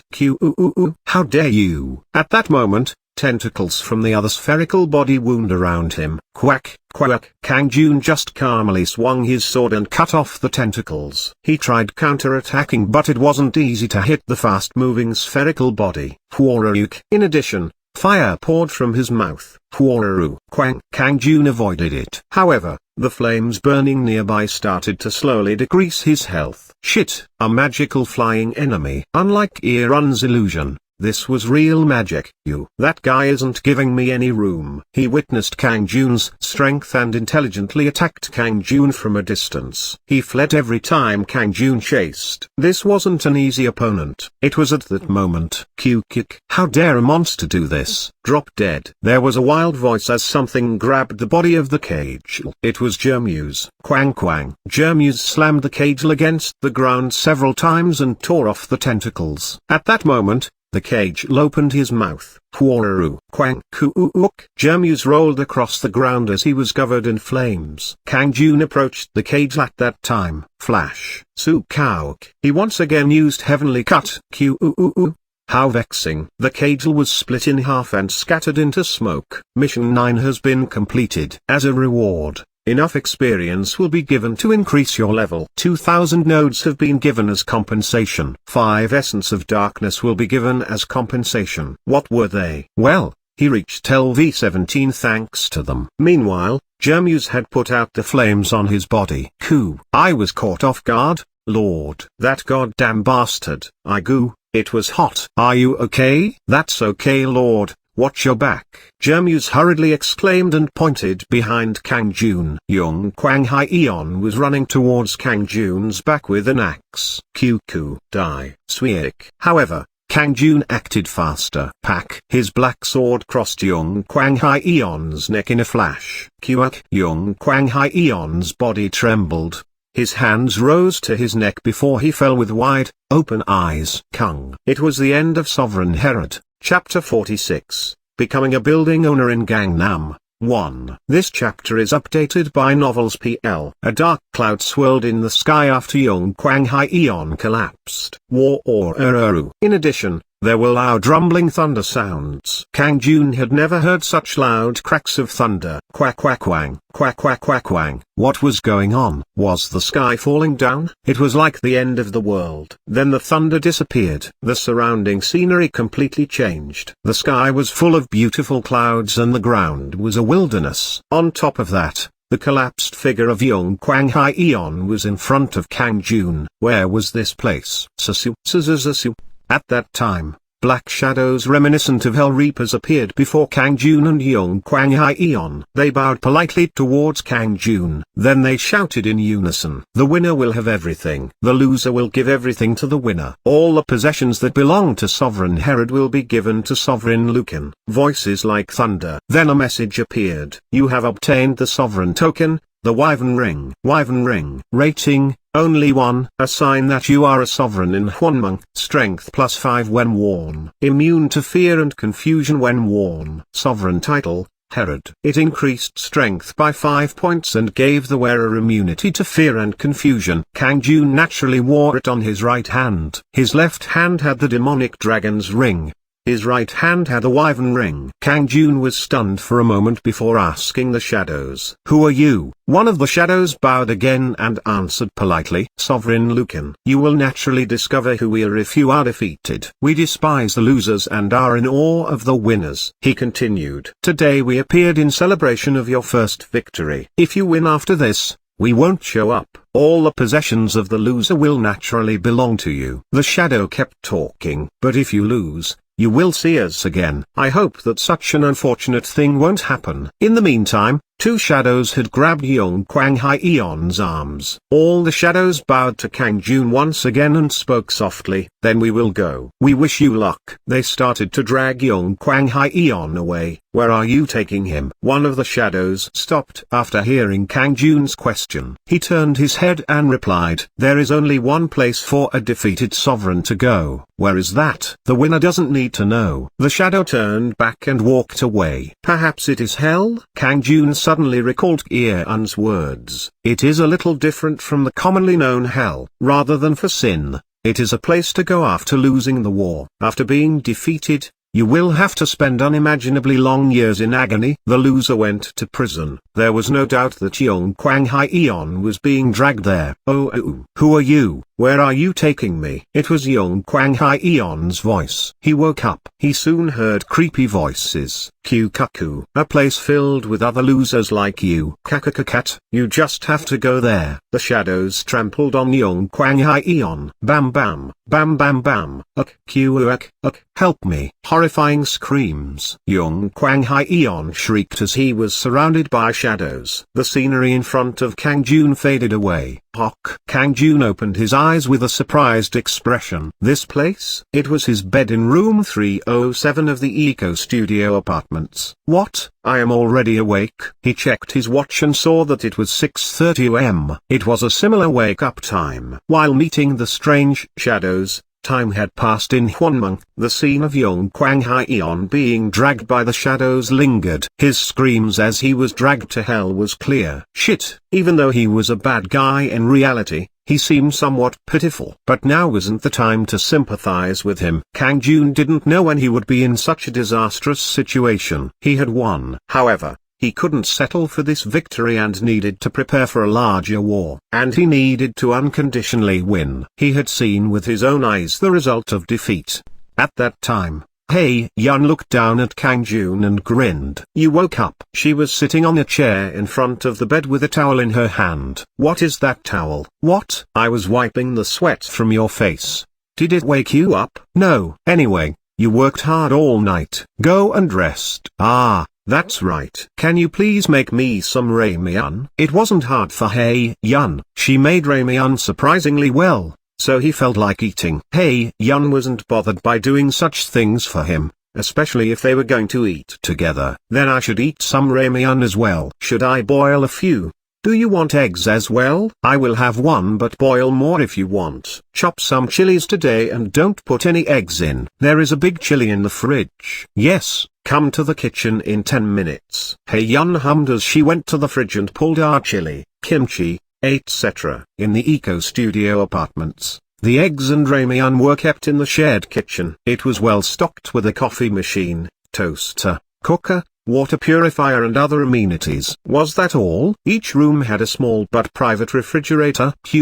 As expected from an expensive place. I will eagerly earn money today. The studio room was expensive compared to the gossip one. Until this moment, Kang Jun hadn't imagined a higher quality of life. He was told that all of Herod's possessions would go to him, but he thought it was only in the world of Hwonmung. He never imagined that property in reality would be handed over. Although it would take time, collecting money to buy a building wasn't very hard. He was determined to receive the monthly rent in reality as well as taxes in Hwonmung. At that time, his smartphone rang. Cheeing. Kang Jun exited the bathroom at the sound and was confused. Who is it? It is early in the morning. He didn't know the phone number of the caller. He would block it if it was spam. Hello. It is Young Kwang Hyeon. Where you are right now? Exclamation mark. Who? Young Kwang Hyeon? Kang Jun was startled. He was very curious about Young Kwang Hyeon. He heard that a defeat in Hwonmung meant death in reality. The supposedly dead Young Kwang Hyeon was talking normally. He isn't dead? Or was this a prank by someone? However, the voice heard from the smartphone was clearly Young Kwang Hyeon's. Let's say he wasn't dead. Why was he calling? Wasn't the game finished? Kang Jun asked stiffly. What do you want? Haha, the reason is natural. I have to give all my possessions to you after being defeated in Hwonmung. The lawyer will take care of the gift tax and other legal elements, so you don't have to worry! Exclamation mark. What was he saying? Giving Kang Jun all his property? There was something strange about Young Kwang Hyeon's voice. He was very polite. Young Kwang Hyeon normally spoke with a unique, arrogant tone. That's right. He was a completely different person. Then please come to the 5th floor of the Yugang building. I look forward to seeing you. Anyway, it will end up being your home. Young Kwang Hyeon hung up. Kang Jun sat idly for a moment. Hand over his property? Was that really true? All the possessions that belong to Sovereign Herod will be given to Sovereign Lucan. The words that the shadow people shouted. It meant the possessions in both worlds. It was obvious they were referring to reality and Hwonmung. The 5th floor of the Yugang building. Kang Jun headed there after eating the ramen. Ding dong. The door opened as soon as the doorbell rang. "Welcome, I've been waiting for you." Young Kwang Hyeon smiled and welcomed Kang Jun in a clean suit. What are you? Are you really Young Kwang Hyeon?" Kang Jun stared at Young Kwang Hyeon. Young Kwang Hyeon shrugged and replied, "Of course not. As you know, Young Kwang Hyeon had gone to the place where all those defeated are located." Unbelievable. He wasn't the real Young Kwang Hyeon. "Then you are?" "I am taking this appearance in order to deal with some complex matters in the real world." "One of the shadows?" "A shadow?" "Well, I don't know what you mean." For reference, I don't know anything about myself either. I just do as I'm instructed. Young Kwang Hyeon continued talking with a smile. "Ha ha ha, it is natural to be confused the first time, but it isn't complicated. You have won and will be given the spoils." He guided Kang Jun to the living room. A woman in her 20s wearing glasses was sitting on the couch in the living room. Tidy hair, a black dress, a perfect face. But there was something mysterious in her eyes. Kang Jun felt an unknown thrill when he saw her. Was it the beauty too perfect to be human? That wasn't it. He instinctively felt something. He never felt it when he saw Hae Yun. What was her identity? Young Kwang Hyeon introduced her. "This is Han Yeon-soo, a lawyer from the Black Dragon law firm. She will handle all the legal issues." Han Yeon-soo got up and extended her hand. "It is nice to meet you, Lee Kang Jun." "Nice to meet you." Kang Jun shook her hand with an uneasy look. A strange energy could be felt from her hand. Han Yeon-soo smiled a little at Kang Jun's expression. "Don't be nervous. I am a neutral existence." "The same is true for the Black Dragon law firm." "A neutral existence?" "You will find out eventually, so I'll tell you now. You might have guessed it already, but I am not a human. However, you don't need to be wary. The purpose of the Black Dragon law firm is to support sovereigns who win. In particular, we ensure that the loser's assets are passed to the winner without any fuss. Kang Jun didn't know what to say and just sipped his cup of coffee. "For example, there can be tax problems. According to the laws of South Korea, 50% of your property needs to be paid as gift tax. If so, that would violate the rule of Mung that the winner receives everything." Kang Jun nodded. "So that means you will take care of it." "I understand." "Then what am I supposed to do?" "There is nothing you can do. Just appoint me as your legal representative and I will handle it." "So what is the fee?" "We don't receive any fees from you." "No, we would actually spend money to support you." Once again, the purpose of the Black Dragon law firm isn't to make money but to support the victorious sovereigns. "I understand." It was confusing. However, Kang Jun had a lot of work to do in Mung, so the current situation was enough. Rather, the existence of Han Yeon-soo and the Black Dragon law firm gave it a realistic feeling. The winner would receive the loser's properties without any legal problems.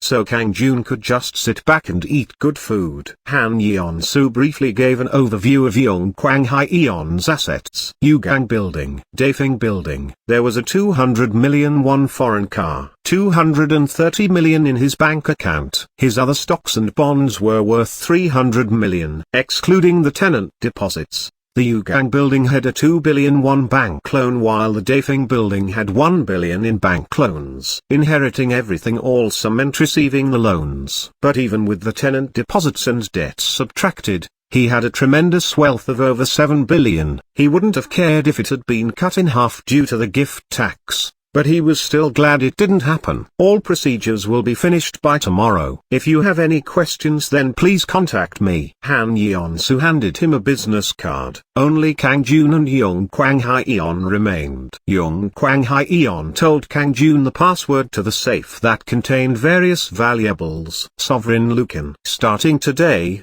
this is your house. The same is true for the Dafeng Building." "Then I will be going." Young Kwang Hyeon left the place. Kang Jun was alone. "So this will be my home from now on?" That wasn't all. Kang Jun was the owner of the Yugang and Dafeng buildings, a Gangnam building owner. He was now the owner of 2 buildings. Chapter 47, Becoming a Building Owner in Gangnam. 2. This chapter is updated by Novels PL. Phew. I can't believe it. This is really all mine. Kang Jun sat on the couch and looked through the property report that Han Yeon-soo gave him. Dafeng Building was recently sold for 3.2 billion won and Yugang Building had a market value of 7 billion. there was an annual 350 million rental income. Then it was roughly 30 million a month. So even if he just sat down, he would receive 30 million won a month. Of course, the auction income was decreased due to the interest on the 3 billion in loans and the taxes on the rental income. But even so, this was enough money to last a lifetime for an average person. Damn. This is why people become landlords. Kang Jun felt somewhat bitter. People lived differently in this world. Somebody who worked to death might barely get 800,000 to 1 million won a month, while others could just sit around and earn several hundred million a month. The owner of a building would be on top. Young Kwang Hyeon was born with a gold spoon from the beginning. But Kang Jun knew the woes of living on the bottom better than anyone. So he was both happy and pained to become a building owner. However, he didn't obtain it for free. He risked his life fighting monsters and raising his level. This was the loot he received from winning in the war. If he had been defeated by Young Kwang Hyeon, Kang Jun would be the one suffering in hell right now. Barrack. Kang Jun continued looking at his assets. 230 million won bank deposit. It would be transferred to Kang Jun's account tomorrow, and there was 300 million won in stocks and bonds. This would be disposed of and put into his account as cash. This was what Kang Jun wanted. Kang Jun had no idea about stocks or bonds. It was possible for it to drop, so it was better to have it as cash.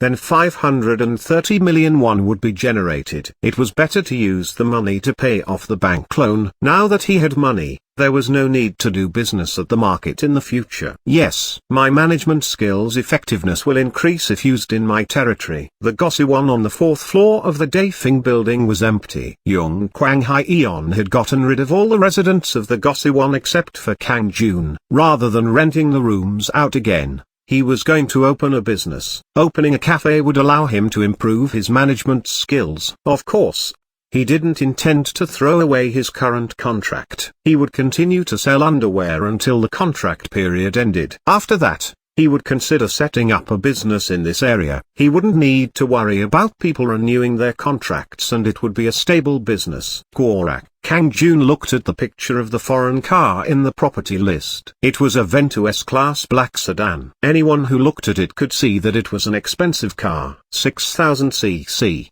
grade 5 fuel economy, 6 kilometers per liter. It was literally throwing oil on the road. I will sell the car. It was burdensome for him to drive such an expensive car. Kang Jun preferred SUVs over sedans. He would buy an SUV if he needed a car. However, he would certainly receive some damages if he sold it as a used car. He would hold it for the moment. Kang Jun didn't need to sell the car right away, so he would think about it slowly. Should I look at the house? Kang Jun got up from the couch and looked around the house. There was a living room, 5 bedrooms and 2 bathrooms. There was a marble floor, separate kitchen and large balcony. The appliances were top of the line. I am living alone in a place like this. Most of the personal items related to Young Kwang Hyeon had disappeared. Only the expensive-looking jewelry and decorations remained. Now that the fake Young Kwang Hyeon was gone, Kang Jun would have to dispose of the expensive things he didn't need. The house was neatly cleaned and could be used today. Wasn't there a safe? There was a safe in the dressing room connected to the bedroom. Young Kwang Hyeon had given him the password, but he didn't know what was in it yet. The 6-digit number was entered and the door opened. There were 10 bundles of 500,000 won. It was a total of 5 million won in cash. Money is everywhere. Since it wasn't on Han Yeon-su's list, it was money that couldn't be discovered by the National Tax Service. Perhaps that was why he left it in the safe instead of his bank account. By the way, there was something other than money in the safe. What is this? It was a bag containing an unknown white powder. There was also a strange capsule. Syringe.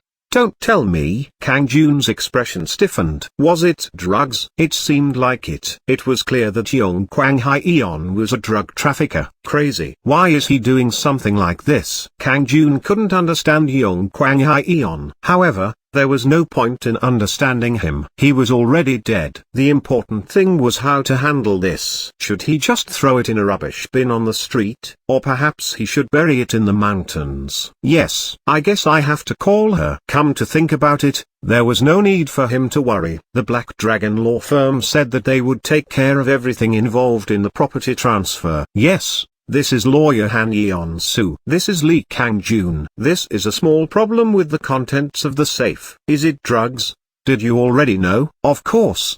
The cash and drugs inside the safe are owned by Lee Kang-jun. What does that mean? You can use the drugs yourself or make money by selling them. If you want to sell it, then I will do it for you. Kang-jun was dumbfounded. A law firm was telling him that they would sell drugs. What would you like to do? If you use drugs or sell them, then there is a danger that charisma will fall. Of course, charisma won't fall with just 1 or 2 occurrences. However, it is likely in the long run. She said that charisma could fall. Of course, Kang-jun had no intention of taking drugs or selling them even if charisma didn't fall. I won't do any of that. Can you get rid of it for me? It is possible. I will visit tomorrow evening, so I will handle it then. Is 7 p.m. tomorrow evening okay? Yes. I'll see you then. Kang-jun ended the call. He left the drug-related items in the safe. In addition, he changed the password for the safe. Damn. I'm in a bad mood now. It was 9 in the morning before he knew it. Kang-jun hurried to the market. He was a building owner, but he still had things to do. 7 in the evening. Kang-jun ended his business early because of Han Yeon-soo's visit. However, Han Yeon-soo was already on the couch watching TV and eating ramyeon with Hae-yeon. Hae-yeon welcomed Kang-jun. Have you come back? A guest has arrived. She is lawyer Han Yeon-soo. The house was owned by Kang-jun, so Hae-yeon could become a human inside it. Han Yeon-soo also got up to greet him. You came at exactly 7 p.m. I just arrived 30 minutes early.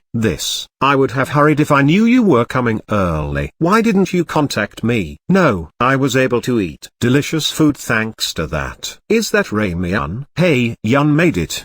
The taste is delicious. Is it okay? Of course. Please enjoy it. Kang-jun felt like laughing as he watched Han Yeon-soo finish the ramyeon with her chopsticks. She looked like a common lawyer, but he couldn't be fooled by that appearance. Han Yeon-soo wasn't human. What was her other identity? After a while, Han Yeon-soo handed Kang-jun a thick bunch of papers. It is all handled, so please check it now. There were papers that included the building registration, residence registration, account transfer details, car registration certificates, certificates for various tax bills, tenant status, etc. It took Kang-jun a while to look through all of it. By the way, it was strange that Kang-jun didn't get confused while reading through all the documents. Even though he just skimmed through, he could clearly remember the name and phone number of various tenants. Why is my memory so good now? Is it because of intelligence? That's right. His strength, agility and intelligence rose with every level. He didn't know how much smarter he had become, but it clearly couldn't compare to before. Yes, I will have to start reading in the future. Hopefully he wouldn't only be fighting sovereigns. A little refinement was needed. Han Yeon-soo cocked her head as Kang-jun smiled. What is that smile? Nothing. Rather, all this was possible in one day? Of course. Our Black Dragon law firm doesn't just operate in Korea, but around the world. This much is nothing. Han Yeon-soo said proudly. Kang-jun kept smiling. I'm glad to hear that. Then please take care of this with me. He handed over the black bag full of drugs to Han Yeon-soo. You just want to get rid of it? That's right. Han Yeon-soo held the black bag between both hands. Quack, quack. The large bag became smaller until it disappeared without a trace. Is that all? How did you do that? Magic. Ah, the average person would be surprised. But Kang-jun wasn't. He had already noticed that Han Yeon-soo had a mysterious power. Fortunately, she was neutral, so they didn't need to be enemies. Han Yeon-soo picked up her bags and said, Then I wish you luck. I hope to see you again next time. Kang-jun would need to beat another sovereign before seeing her again. If that didn't occur, then Kang-jun wouldn't see Han Yeon-soo again. Han Yeon-soo suddenly sent Kang-jun a strange expression. To be honest, I hadn't paid much attention to Lee Kang-jun. The Black Dragon law firm had expected Young Kwang Hae-yeon to win, but the result was quite unexpected. Kang-jun laughed quietly. Maybe you'll see me again. Ho ho, you are full of yourself. Then I will buy you a drink. Yes. Kang-jun saw Han Yeon-soo to the elevator and then returned. Now that the legal process was completed, Kang-jun had become the complete owner of the Yugang and Daefeng buildings. When combined with what was in the safe, his total cash was 600 million won. Moreover, The house was very wonderful. It was like a mansion. However, these possessions weren't permanent. They could be taken away at any moment if he ever lost a war. Kang Jun made a fist as he recalled Yong Kwang Hyeon being dragged by the shadows. I need to start again. Kang Jun called Colt. The black-hooded Colt showed up and bowed. Did you call, Lord?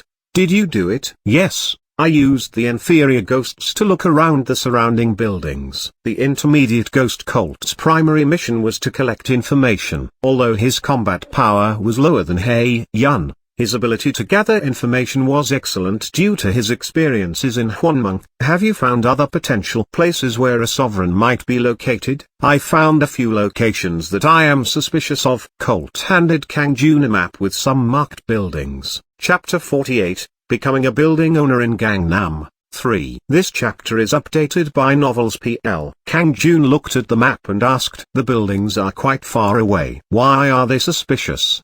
The ghosts and I are unable to access them. In that case, it is likely to be a sovereign's territory. A sovereign affected both reality and Mung, so Colt's words weren't wrong. Ghosts also weren't permitted to access Kang Jun's territory. Colt continued. In case an enemy sovereign investigates, I told my subordinates to report if any suspicious ghosts comes near Lord's area. That's good. By the way, are there no other suspicious places except for these ones? Colt scratched his head. The inferior ghosts can't investigate 7-story or higher buildings. Therefore, we only surveyed the 6-story or less buildings located nearby. 6 stories? Yes. If Hei Yun goes directly, then she might be able to investigate more. Hei Yun, who was listening, nodded. Then I will investigate the 7-story or higher buildings. Colt continued with a worried expression. But the buildings with more than 10 floors are impossible to approach. If there is a strong presence, then you might not be able to come back. A strong presence? It is unknown if there is a dragon,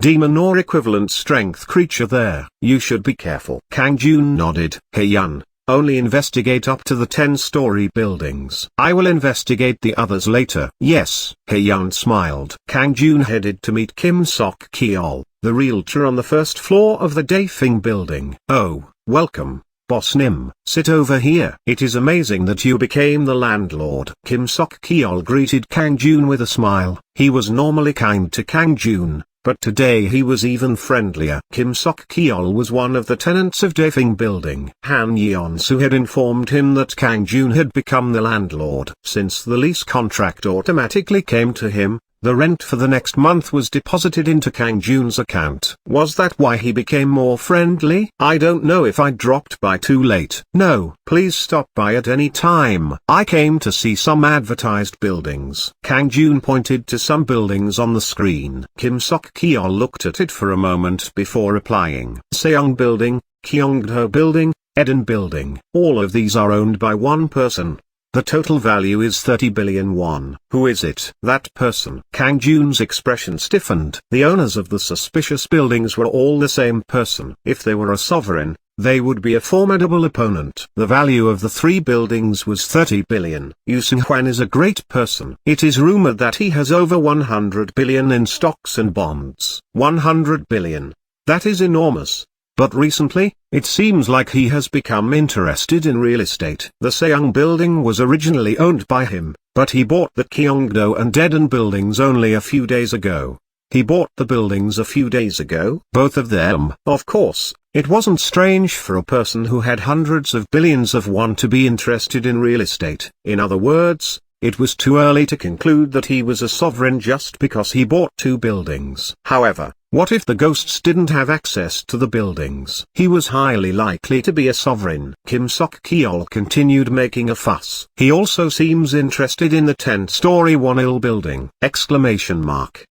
Rich people really were different. He was trying to buy a 10-story building. He is famous for his self-management, such as no drinking, no smoking and working hard. He has also appeared on TV. Kang Jun nodded. He is definitely a great person. Yes. In fact, it is said that he is wildly popular in the stocks market. He is lucky. Anyway, I don't have any stocks. There is only real estate. Ha hat.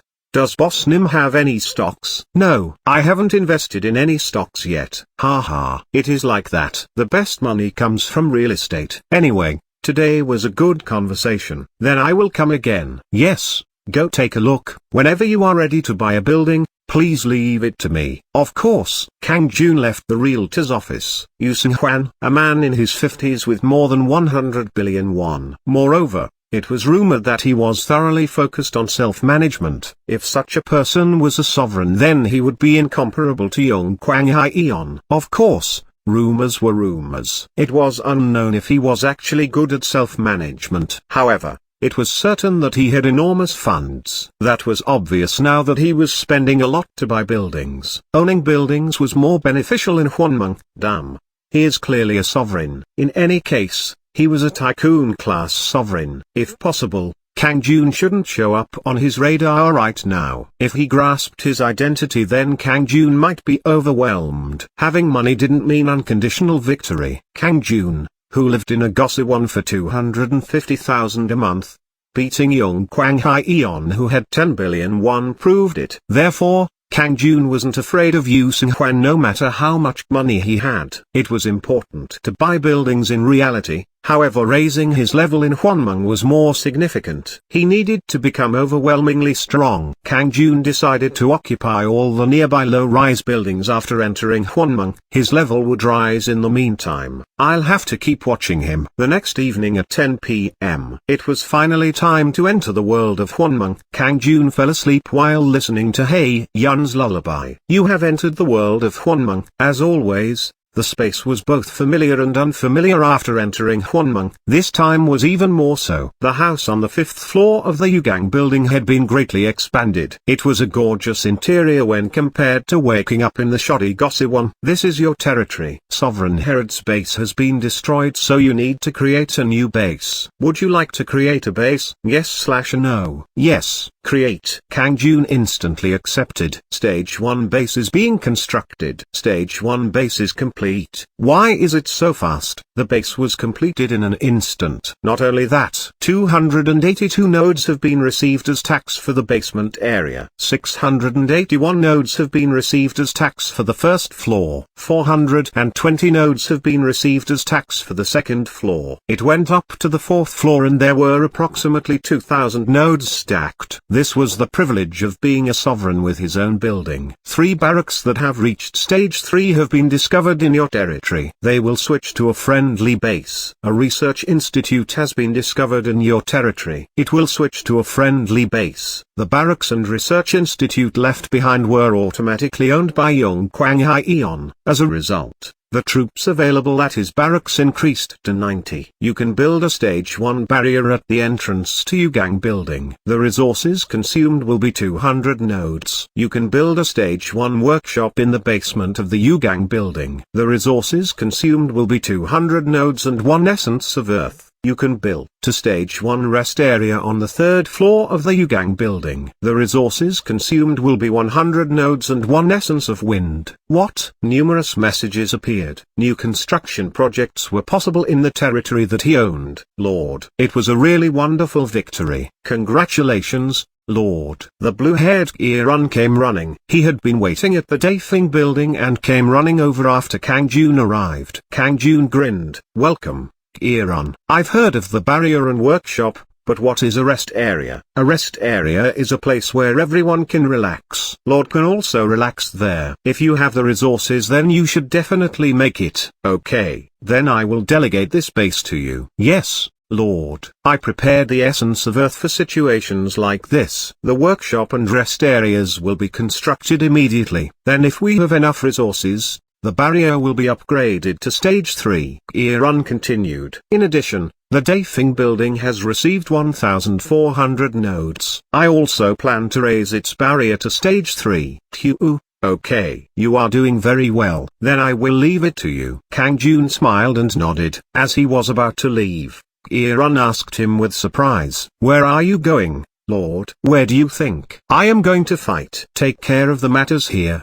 He didn't intend to be complacent with just 2 buildings. Kang Jun was going to become stronger. Irun smiled. I understand, as expected of Lord. Please be careful. Try to only attack the low-rise buildings nearby. Of course. And watch the Seung. Gyeongdo and deadened buildings carefully. Kang Jun told Kye-run the information he discovered in reality. Kye-run's expression stiffened. It is very likely that Yu Seung-hwan is a sovereign. We should be careful not to catch his attention, and to raise our strength as much as possible. I will do that. Then take care. Yes, Lord. Don't worry about the bases. Kang Jun exited the Yugang building and heard cheering. Kye-ha, Lord. Have you come out? Jermuse, help Kye-run with the bases while I'm not here. Please take me. I would like to help, Lord. I will be stubbornly waiting. I will call you if it is necessary. You should be here so that I can fight with confidence. Yes, Lord. I will follow your words. There was nothing he could do, so Jermuse bowed. It was at that moment the enemy was appeared. The giant Racian warriors standing guard hurriedly exclaimed, "Enemy?" At that moment,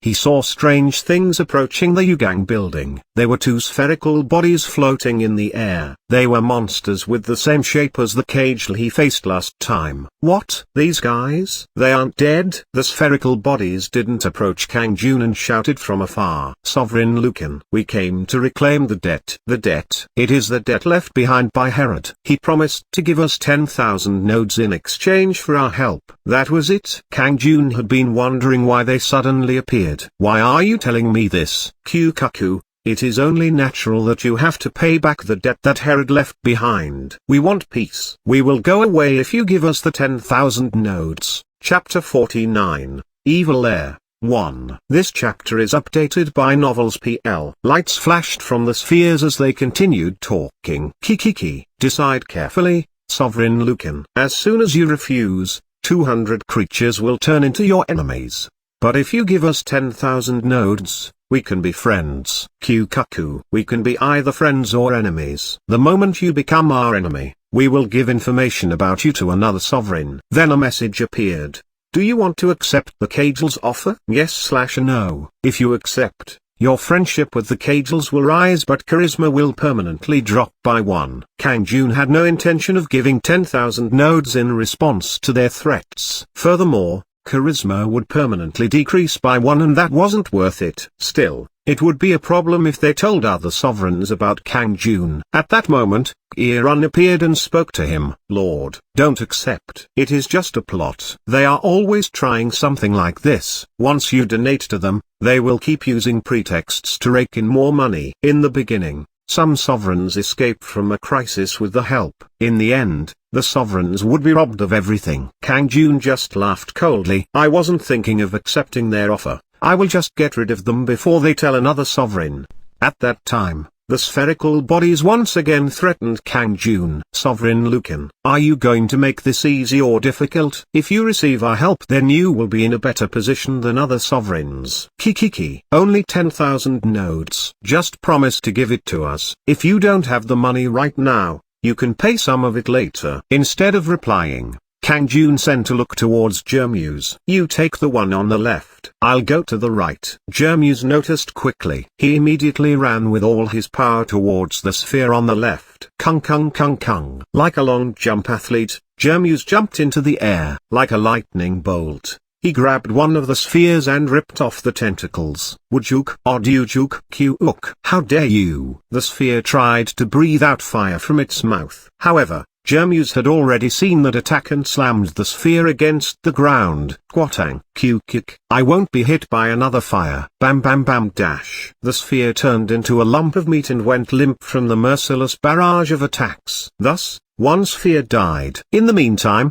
Kang Jun had used Heavenly Cut against the other sphere. Kyuk. You will see soon, Lucan. You will regret today's decision. All the sovereigns nearby will find out about you. The spherical body cursed Kang Jun and disappeared. Kang Jun stared after it with a grim expression. They can't just come from nowhere. I need to find that place so I can chase him. They had come back after being killed last time, so he couldn't feel relieved. Kye-run nodded. Their lair can't be too far. I will look for them. At those words, his eyes started to shine weirdly.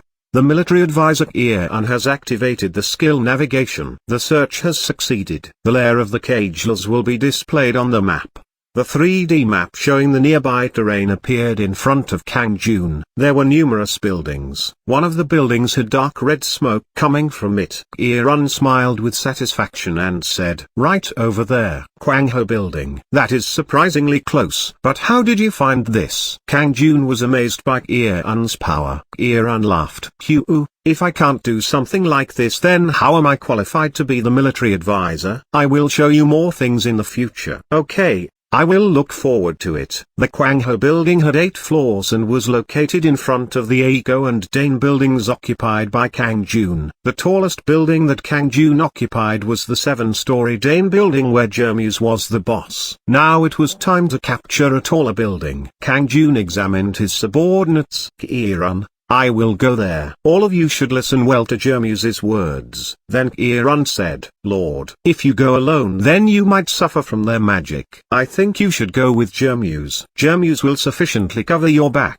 Then Jermuse laughed. Ha ha ha. It is like the military advisor said, Lord, please take me. In fact, Jermuse was polite to Kang Jun but rude to Irun. Irun just gave a unique smile.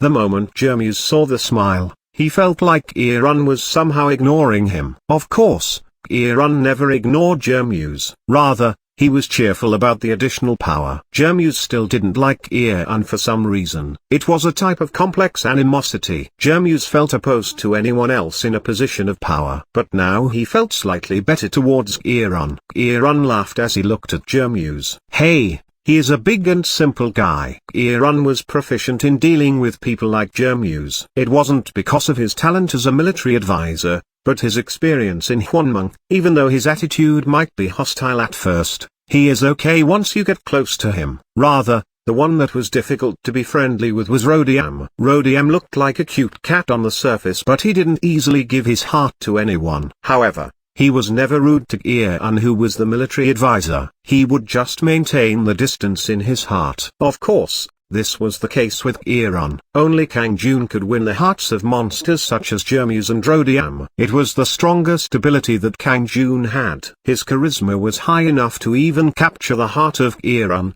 who was experienced in Mung. At that time, Rodiam rushed in front of Kang Jun. Lord, take me too. I will use heal. Heal? You can use healing magic? The power isn't very good but it will be helpful when fighting monsters. Then Rodiam stretched out his hands and recited the spell. A bright light emerged from Rodiam's hands and wrapped around Kang Jun. You have received a recovery aura. 3 health points will be restored every second. It will last for 15 seconds. Oh, Kang Jun exclaimed after seeing the messages. 45 points in 15 seconds. It was better than an inferior health potion, especially since he didn't have the time to drink potions when encountering a strong boss. It would be very reassuring if Rodiam was with him. Okay, that will be helpful. Kang Jun patted Rodiam's head. Rodiam was in a good mood and rubbed his cheeks against Kang Jun's hand. Leave it to me. Then let's go. Kang Jun headed to the Kwang Ho building with Jermuse and Rodiam. Then something popped into his mind and he stopped walking. Oh, wasn't there a scroll last time? This scroll? I held it for Lord. Irun pulled out the scroll that he had forgotten about. Kang Jun received it. Shining scroll. It was the scroll that dropped when Jermuse killed the orcs. What will come out? It would be useful if it was a combat skill like Heavenly Cut. That was the reason why Kang Jun stopped for the scroll before going to fight the monsters. However, something unexpected came out when he opened the scroll. You can interfere with the business of a hostile sovereign. Once this skill is used, customers won't easily gather in the target area. You have learnt the skill Drive Away Customers. Inferior, Drive Away Customers. Kang Jun was disappointed. Of course, management skills were useful in reality but he currently wanted combat skills. However, Irun was actually glad. Lord, don't be disappointed. Drive Away Customers is a very important skill. At first it isn't very good, but if the rating is raised,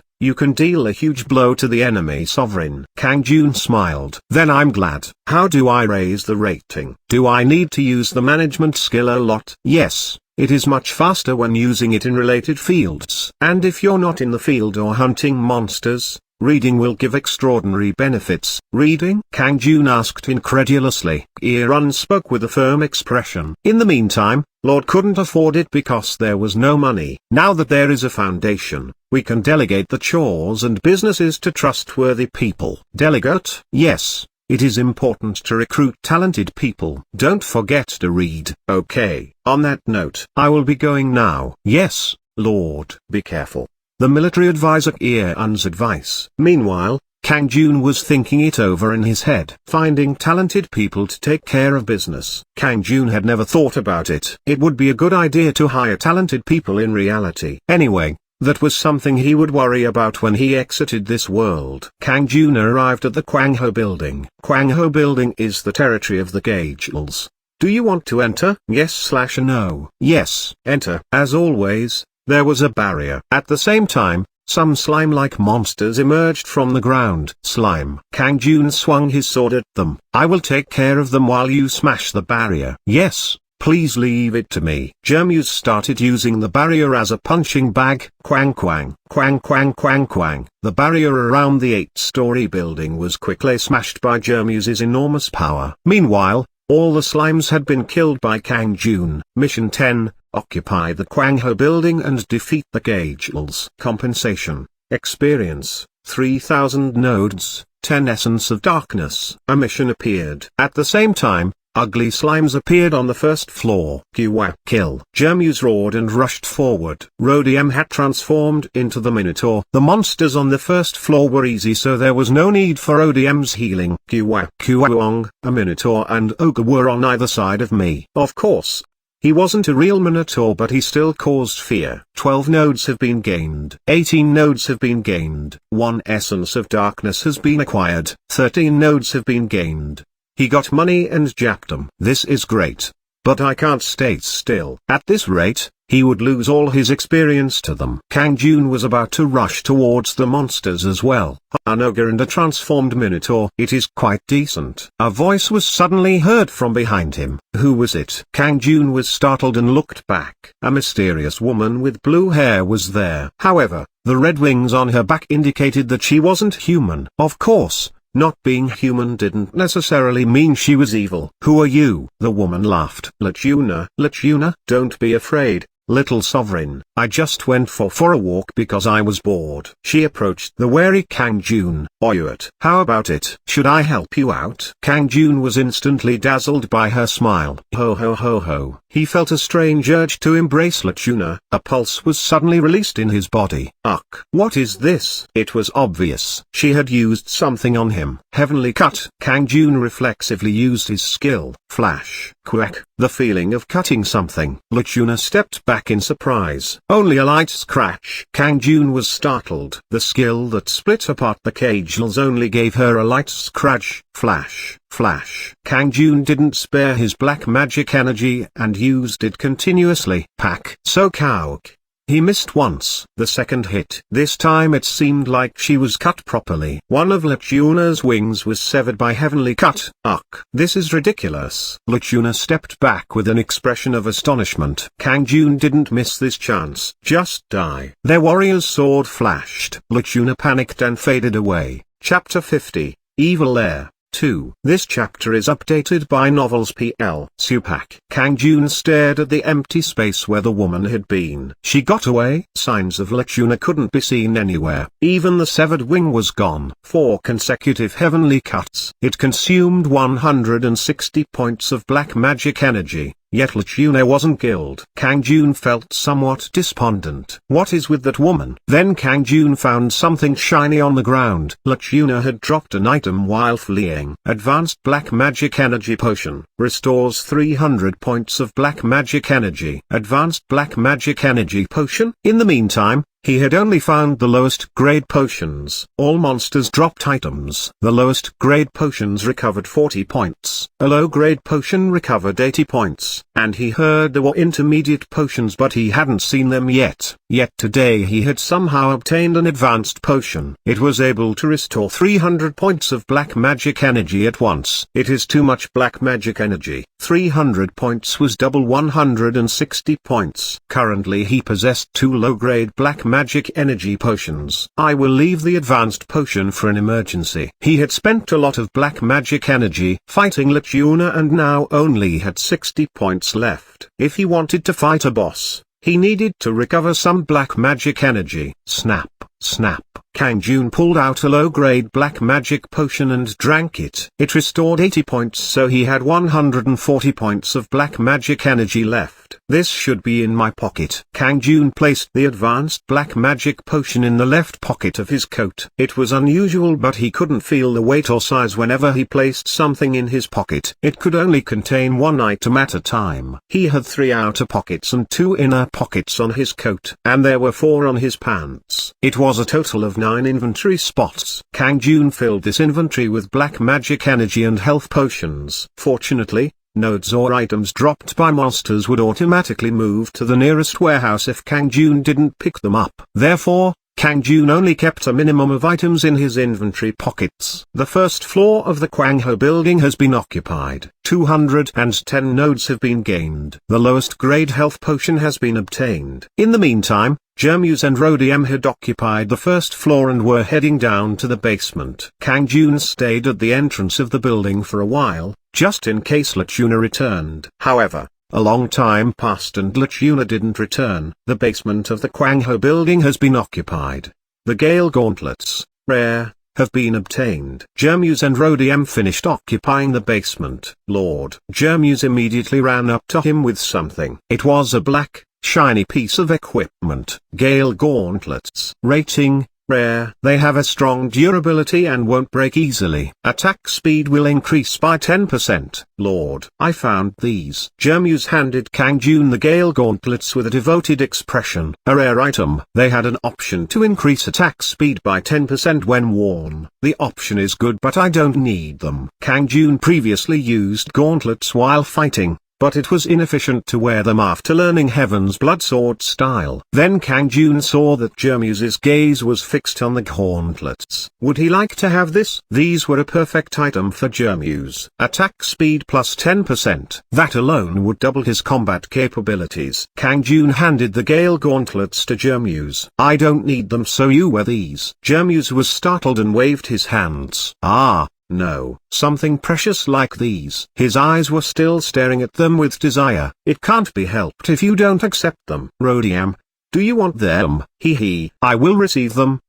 As Rodium approached, Jermuse was shocked and snatched the gauntlets from Kang Jun's hands. Lord, this weapon isn't suitable for a cat. I will use them well. Lord. Jermuse grinned as he held the gauntlets. Kang Jun just smiled. Put them on. Yes. Jermuse threw his old gauntlets on the floor and equipped the Gale Gauntlets. Shaycock. The sparkling, black gauntlets looked great. How is it, Hugh? My power is soaring, Lord. Jermuse's eyes became intense. Kang Jun nodded. Then shall we head towards the second floor? Yes, Lord. Jermuse cried out excitedly. On the other hand, Rodium was annoyed at Jermuse. Those are mine. Give them to me. Niang. Q-kick. This cat guy. Follow behind quietly. Jermuse kept on rubbing his gauntlets. Rodium formed 2 tight fists. I won't give them to you, Niang. They aren't for you. They suit me better, Niang. For reference, Rodium used on as an honorific while Niang was for those he thought were lower than himself. Kang Jun laughed as he saw the huge ogre and small cat arguing with each other. What are you doing? Don't fight and pay attention. Yes, Lord. Understood. Jermuse and Rodium regained their focus after Kang Jun's lecture and immediately rushed towards the second floor. The second floor of the Kwang Ho building has been occupied. 302 nodes have been gained.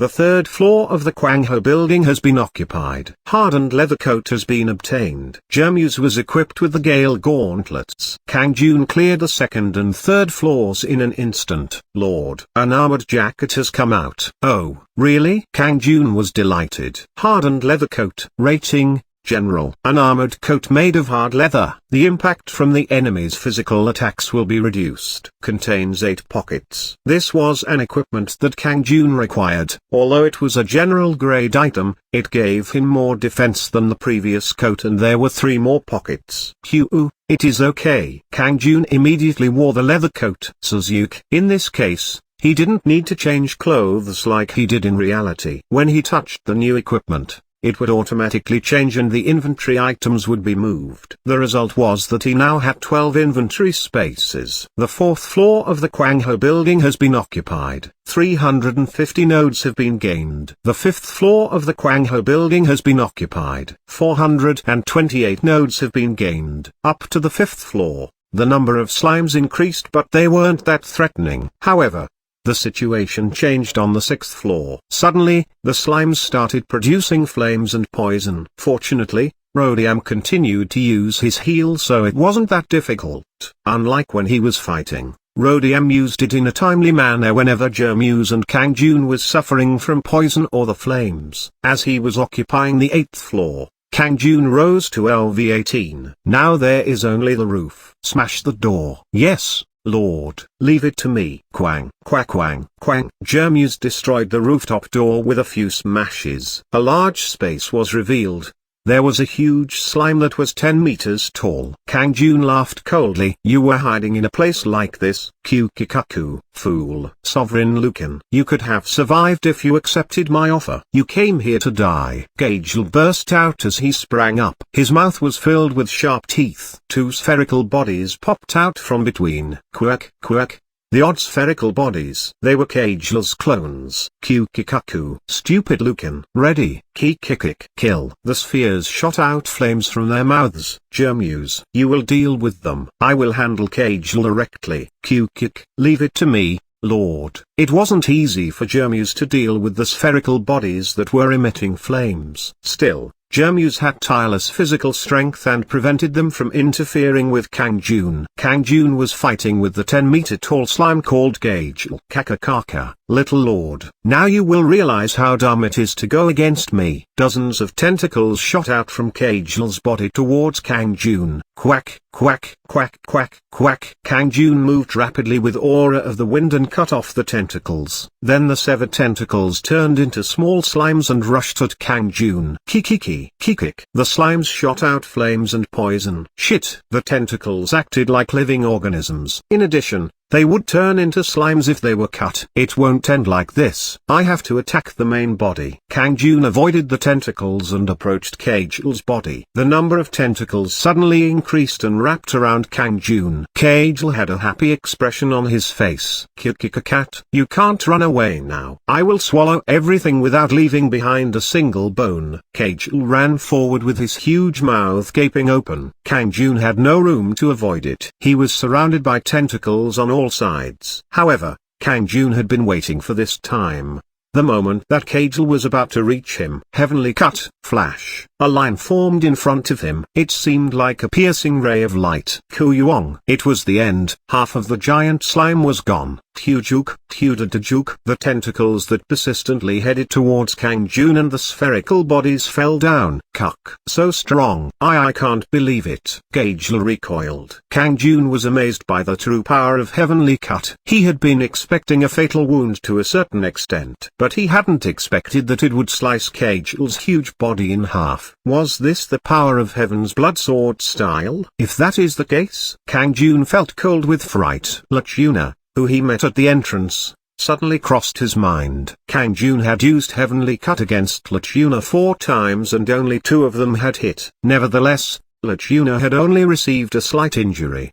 The huge Gagel was ended in one blow. So what is her identity? No matter how he thought about it, something was strange. Lord, look at this. Jermuse pointed to something on the ground. Gagel's massive body shrunk and turned into a slime the size of a child. He had a bizarre form with no nose, round eyes and a mouth. He looks fun. Nyang, bam. Kuak. Rodiam started hitting the slime. He noticed Kang Jun and cried out, "Ugh, please spare me." Who are you? As you can see, I am Gagel. Is this your original appearance? How can that be? My source of power was destroyed by you, so I will naturally become weaker. HRMM. Is that so? Hee. If you spare me, I will swear my loyalty to you. Gagel laughed subserviently. Kang Jun was cynical. Kang Jun would accept a strong subordinate. Their loyalty would become solid after joining. However, Kang Jun was reluctant to accept someone who couldn't even tolerate hits from Rodiam. Do you know any other sovereigns? I'm not sure. I don't know. Then you should die. Rodiam, get rid of him. Rodiam raised his sharp claws and stepped towards Kagel. Kagel hurriedly exclaimed, wait a minute.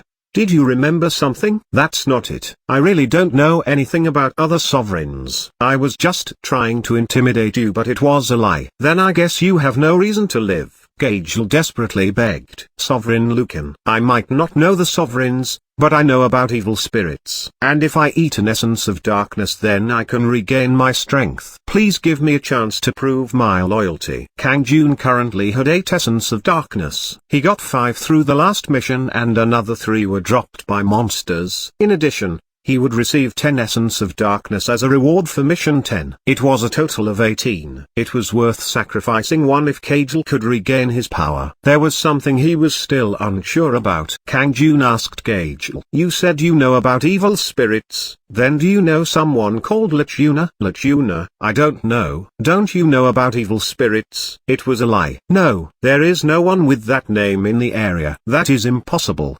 Didn't I meet her? Kang Jun described Lichuna's appearance. Kagel thought for a moment before speaking.